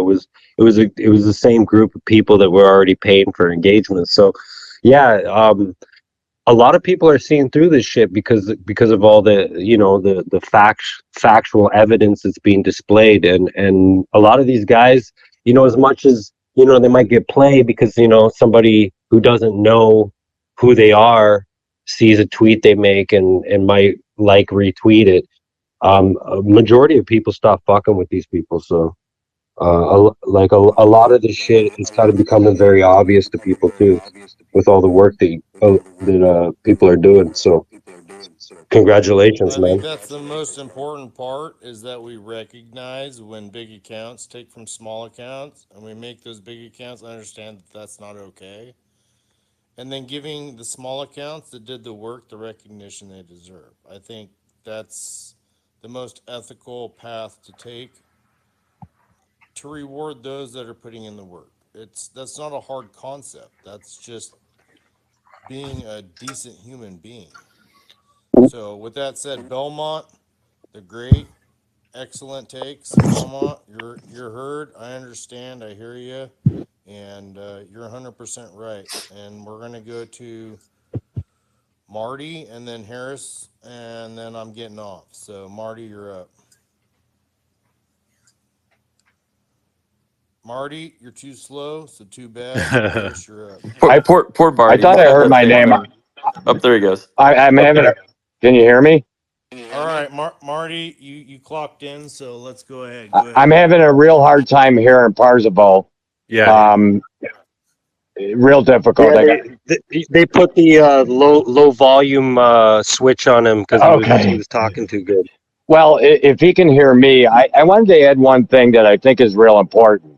In a situation with Parzival where people are essentially stealing his work, or I'd say stolen valor, this is right out of the playbook, that in a case like with the knowledge you have in this arena, I would look at these people more as operators that are trying to control the message. And one important thing that I think is very important in those circumstances is to get skin in the game for them.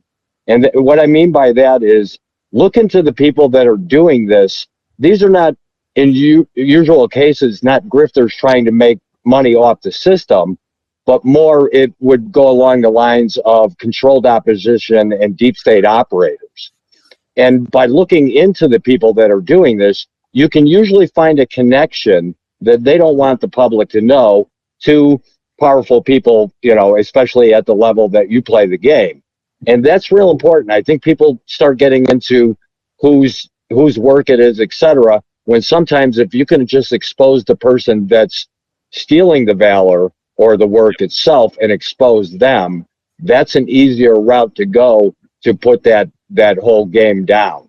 And yeah, and I'm sorry I can't hear Parzival. Only problem with that is like these guys were saying, the switch gets flipped. So like I was calling out this guy for years because he's actually been doing it to me for years, and essentially the only time he responded was like a couple months ago after they basically, they put in a new thing on Twitter where they can just literally completely tombstone a post. By the way, Marty, can I tag on what you were saying there for a sec? Yeah, absolutely. I mean, this is something that a message that I try to get around because I think it's an important one. It is, and I think that 100. if all of this was about family pictures and playing games on Facebook and shit like that, who gives a shit? But we know that what we're using this platform for is to be connected, to know what's happening in our world. Some people like to call that news, and some people call that citizen journalism. And I see that this is what this platform truly can excel at. This is what Rumble can excel at. It's great that we can watch people stream video games. It's great that we can watch creative works like The Chosen. But ultimately, free speech is about us being able to take to the microphone and camera without anybody stepping in the middle. And so everything that we're doing is about citizen journalism. I don't give a shit about you finding out my brownie recipes. I want to know what the hell's happening in the world. So the rallying cry of all of this is don't tread on media. Fuck you guys. We are right now trying to get people to gather around. You talked about there being like these collaborations and big groups. When I got inspired to do this last month, and I think it was God telling me to do this last month, and we'll go down that rabbit hole. But don't tread on media is a rallying flag. I mean, I want Mel Gibson to wave this motherfucker on the smoky hill. This is where we're going to collect behind, because ultimately, it's kind of like a union. If we collectivize who we're validating as being a citizen journalist, well, then they cannot take our audience away. So we have the site, we have a Rumble channel. It's not really an ad, guys. I'm just saying that our big goal is to make sure that we rally, and what you were talking about was, Marty, was that there's this validation, or what, I don't know, I think it was Belmont that said this, that they'll chip away at us one at one and we won't recognize it, but they chip away at the big guy and he disappears. And so what we need to do is have the big guy validate. We are all the big guy if we collectivize together. So that's what that domain and flag was for. Just anyway, go look up Don't Tread on Media. I don't give a shit if you ever follow me. Go check out Don't Tread on .media. I think it's Don't Tread Media on X. Yeah, and if I could just add one more thought is Christian's a good dude to follow. Like, he's helped me out like numerous times. So if you support me, give this guy some support. You don't necessarily need to do the don't tread on me stuff, but I'll tell you what, this guy's a savage, so at least do him the courtesy of giving him a follow. Well, you're the savage. I try to keep you calm. Well, if I can add one more thought to that. Good luck, Christian. Good luck. I know.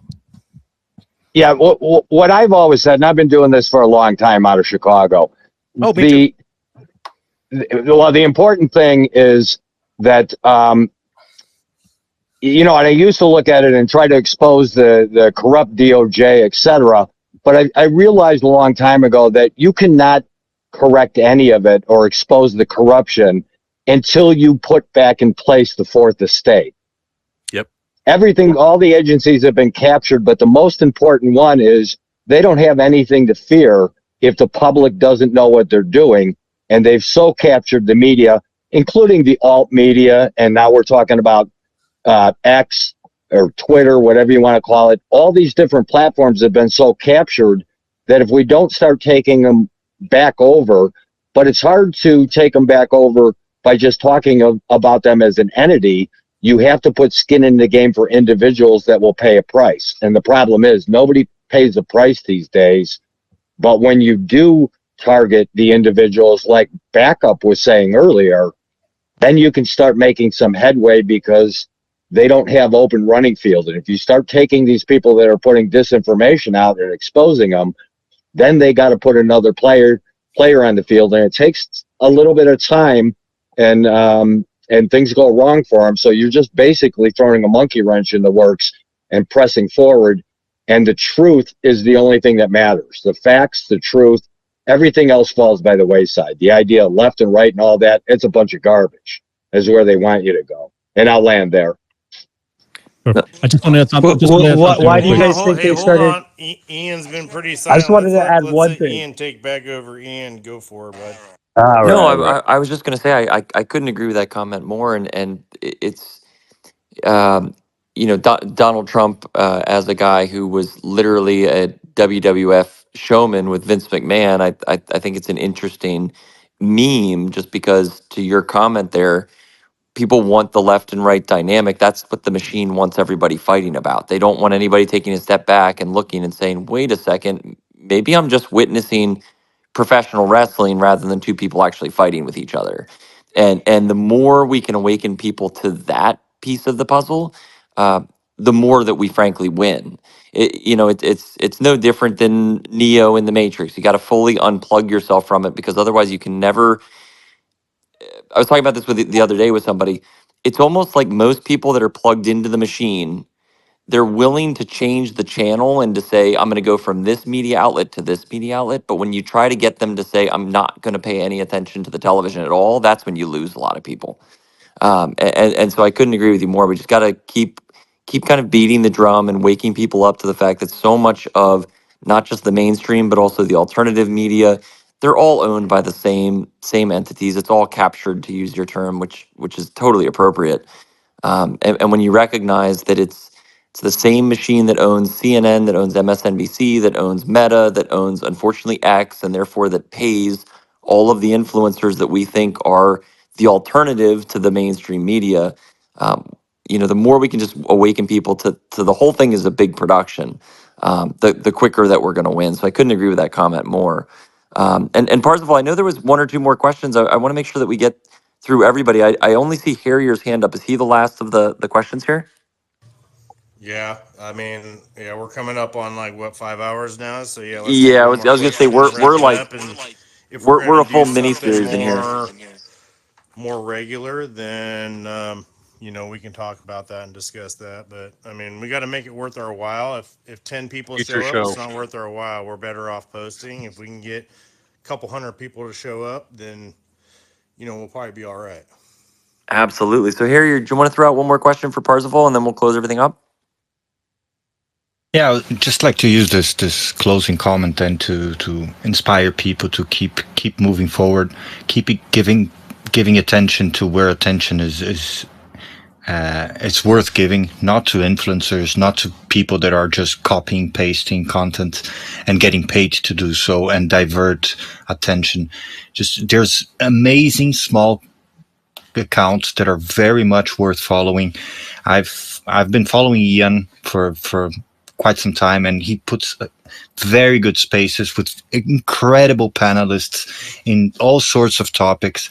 So yeah, just give that little boost, give that little retweet, that when you can, if it's in your means, or you don't want to expose yourself too much, that's fine. But if you can, just give it a bump, put it forward. The small people, the common people, are the ones that at least where I put my faith in. I don't believe in media. I don't believe in politicians. I don't believe in the system.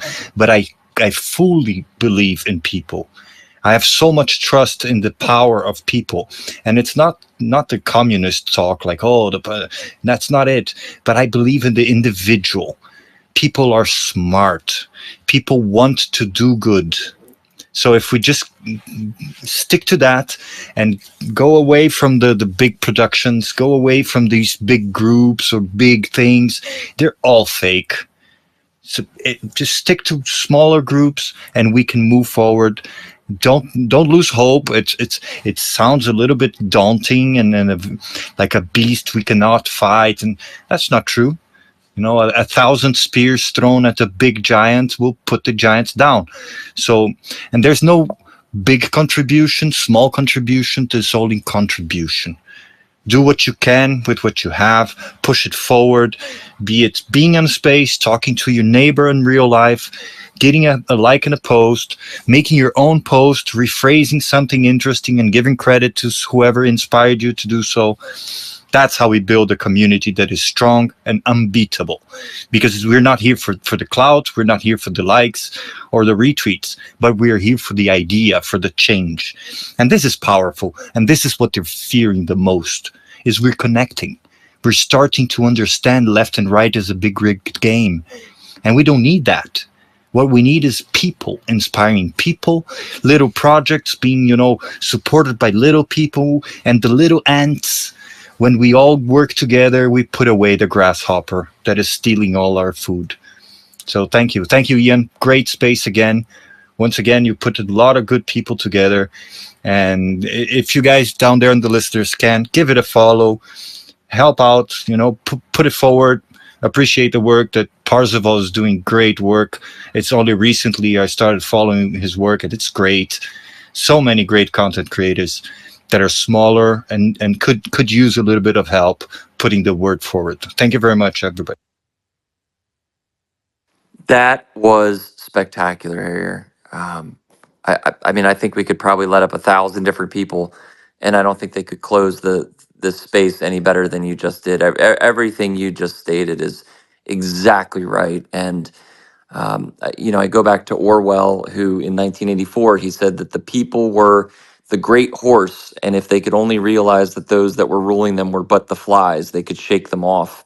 And it's so true. I mean, all we have to do is to continue pressing forward with noble truths, and with a commitment to them. And the more people that we wake up day by day by day, I believe in the people. I believe in the spirit of freedom and of liberty. And I think the more folks that we just awaken to the manipulated system that we live in, every day our numbers grow. And the truth of the matter is that while the people in charge want to build this materialistic, superficial, vain world so that we're all slaves to likes and monetization, I believe in the human spirit and goodness. And I believe that there's enough folks that would be happy to throw away the keys to the Ferrari, so that they could pursue something that was a higher power and a higher purpose. And that's why they want to get rid of education. That's why they want to get rid of religion. That's why they want to get rid of communities. And they all want us just programmed into this nebulous just slop of cultureless rot, frankly. And so I believe in everyone in this space. And then if we all just do our little pieces, we all just pick up those intellectual spears, as you kind of referred to it, we will easily take down this machine, because the machine depends on at the end of the day, it's on one thing, it's on evil. The machine is dependent on all of us to be primitive and basic. And I believe that there's so much more goodness in the world. And every day, if we just spread that message, we are going to win. And the amazing work that people like Parzival and so many others that have been up here today, Red, that took Parzival's work and made this incredible documentary. Get that documentary to as many people as we can. Whether it's that, whether it's Europa, there's so much great content out there. And if we can just slowly help awaken people to it. And the sad truth is, if we go out and we just say, hey, all of the mainstream media is rigged, people, they can't make that leap. But if we keep just giving them little tidbits of truth every single day and do it in a positive fashion, we're going to win, my friends. And so I just want to say God bless you to everybody that's out there. Parzival, Red, Backup, who was in here before. I mean, thank you guys so much. You are genuinely, it's folks like you that are the patriots of the modern era. And everyone that's in this space that's sharing these truths, we are the founding fathers that were writing under pen names. Some of us, taking off masks and stepping forward the way that Christians doing it. That this is how the founding fathers operated. And we're taking the best of them every day and trying to share that message of freedom and liberty, and we are going to beat this machine. I promise all of you that that's going to happen. That brighter future is right around the corner. It's not going to come easy, but with the little sacrifices that we're all making, sharing these truths and building these communities, it's going to happen. And so God bless you to everybody out there. Parzival, Red, thank you so much for being in here today. Thank you to everybody that's been in the space. And Parzival, just as a leader in this this movement. And any final words to send us off, my friend? Yeah, first off, I'm not a leader. I'm not a hero. I'm not your guy. I'm just the one sharing truth with you. You can choose to accept the truth or not. I've shown you what I've seen. I've explained to you what I know.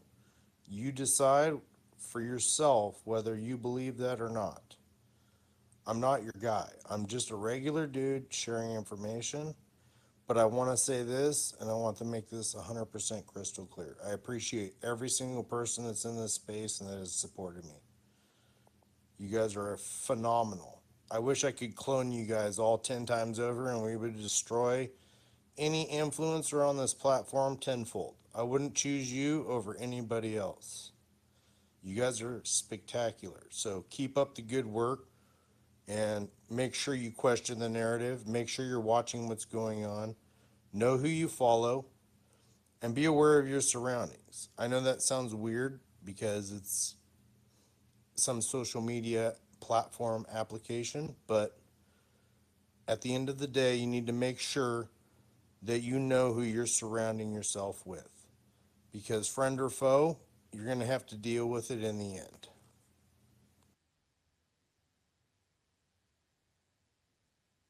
Well, and in the end, it's going to go one of two ways. Either good or evil is going to triumph, right? And unfortunately, the Bolsheviks, they got the Allies to come in, and they won World War II. We've been dealing with the consequences of that ever since. But I think that the tide is turning, and if we all just stick with our allies, Parzival, exactly as you said, everybody in here, let's just stick together and keep building these communities, because every day we grow stronger. And they are terrified of the truths that Parzival and Red have been talking about here. They shut down the space. They limit and suppress their content every single day. So do everything you can to share them, to share their messages, and to keep sharing these truths. So God bless you to everybody out there. I look forward to continued spaces going forward, and look forward to all the content that you guys are putting out. Oh yeah. Ian, Ian, Ian, one look, other thing I want to so that we add don't. real quick. I don't want to feel like my words discouraged anybody, but at the end of the day, you guys are all your own leaders. You don't need me. You know the code. You know what's going on. I can't share it with every single person on this platform. That's up to you. You guys got to go, hey, this is what's going on. And when they say, no, it's not, you go, here you go. Point them to my stuff. I have no problem taking responsibility for it. So, you guys have to be the ones spreading the word. I can only do so much as myself. You guys are the real leaders in this movement, not me.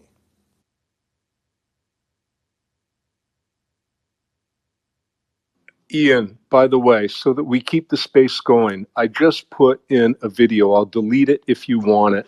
I put in the Parzival and you and backup and myself, and it is just a beginning. Let's fine tune it so we don't lose the link. Take a look at the last thing I put in. And the real reason all of this censorship sucks is because at the end of it, they start killing people who aren't with the agenda. And that already is happening in other countries. And the other thing is they want you to live in a fictitious world. What's the point of being born if you never were in the real world? If you really didn't really know what was going on, where the real power structure was, what they've done to the Constitution. So they want us to live in a fictitious world. And if you want me to delete that video I put in, I'll delete it right away. Just hit me up after. Thanks a lot for the space. Thanks a lot to the Parzival. Thank you. No need to delete. I mean, certainly, truth is truth, and we need to share that, whether it's good, bad, or ugly. And so I'll take a look at that video. But no, I just made it while we were talking, so I should have gone into more detail that we want this to be a short weekly space so it doesn't stretch people out on the sleep and their work and their families and everything else, so that they can go to other spaces. But we should meet regularly, build this group up so the numbers are really huge. It could take 3 months to do it. And then eventually, hopefully, I think it would be awesome to bring in Elon Edward Snowden. I've already reached out to Snowden's lawyer. I've talked with him before, and he does go into spaces. It might take a while for us to have the numbers, to have the pressure, and then have the Parzival, although he doesn't think it could ever happen. I don't know about that. I don't have any hope, but I'm willing to try. I certainly will as well, and I'll shoot you a message directly, and would love to work with you to try and schedule these as a more regular talking point with a community. And so with that, I think it's a great thing to close it out on. Certainly look forward to additional spaces going forward, and live, I'll shoot you a note, and we'll keep this going as a regular segment. So God bless you to everybody. Christian getting some really strange feedback, but it's making for a funny little way to finish this. So God bless everybody, and we'll connect on the next space. Thank you so much again to Red and Parzival for being on here. Thank you so much, everybody. Bye.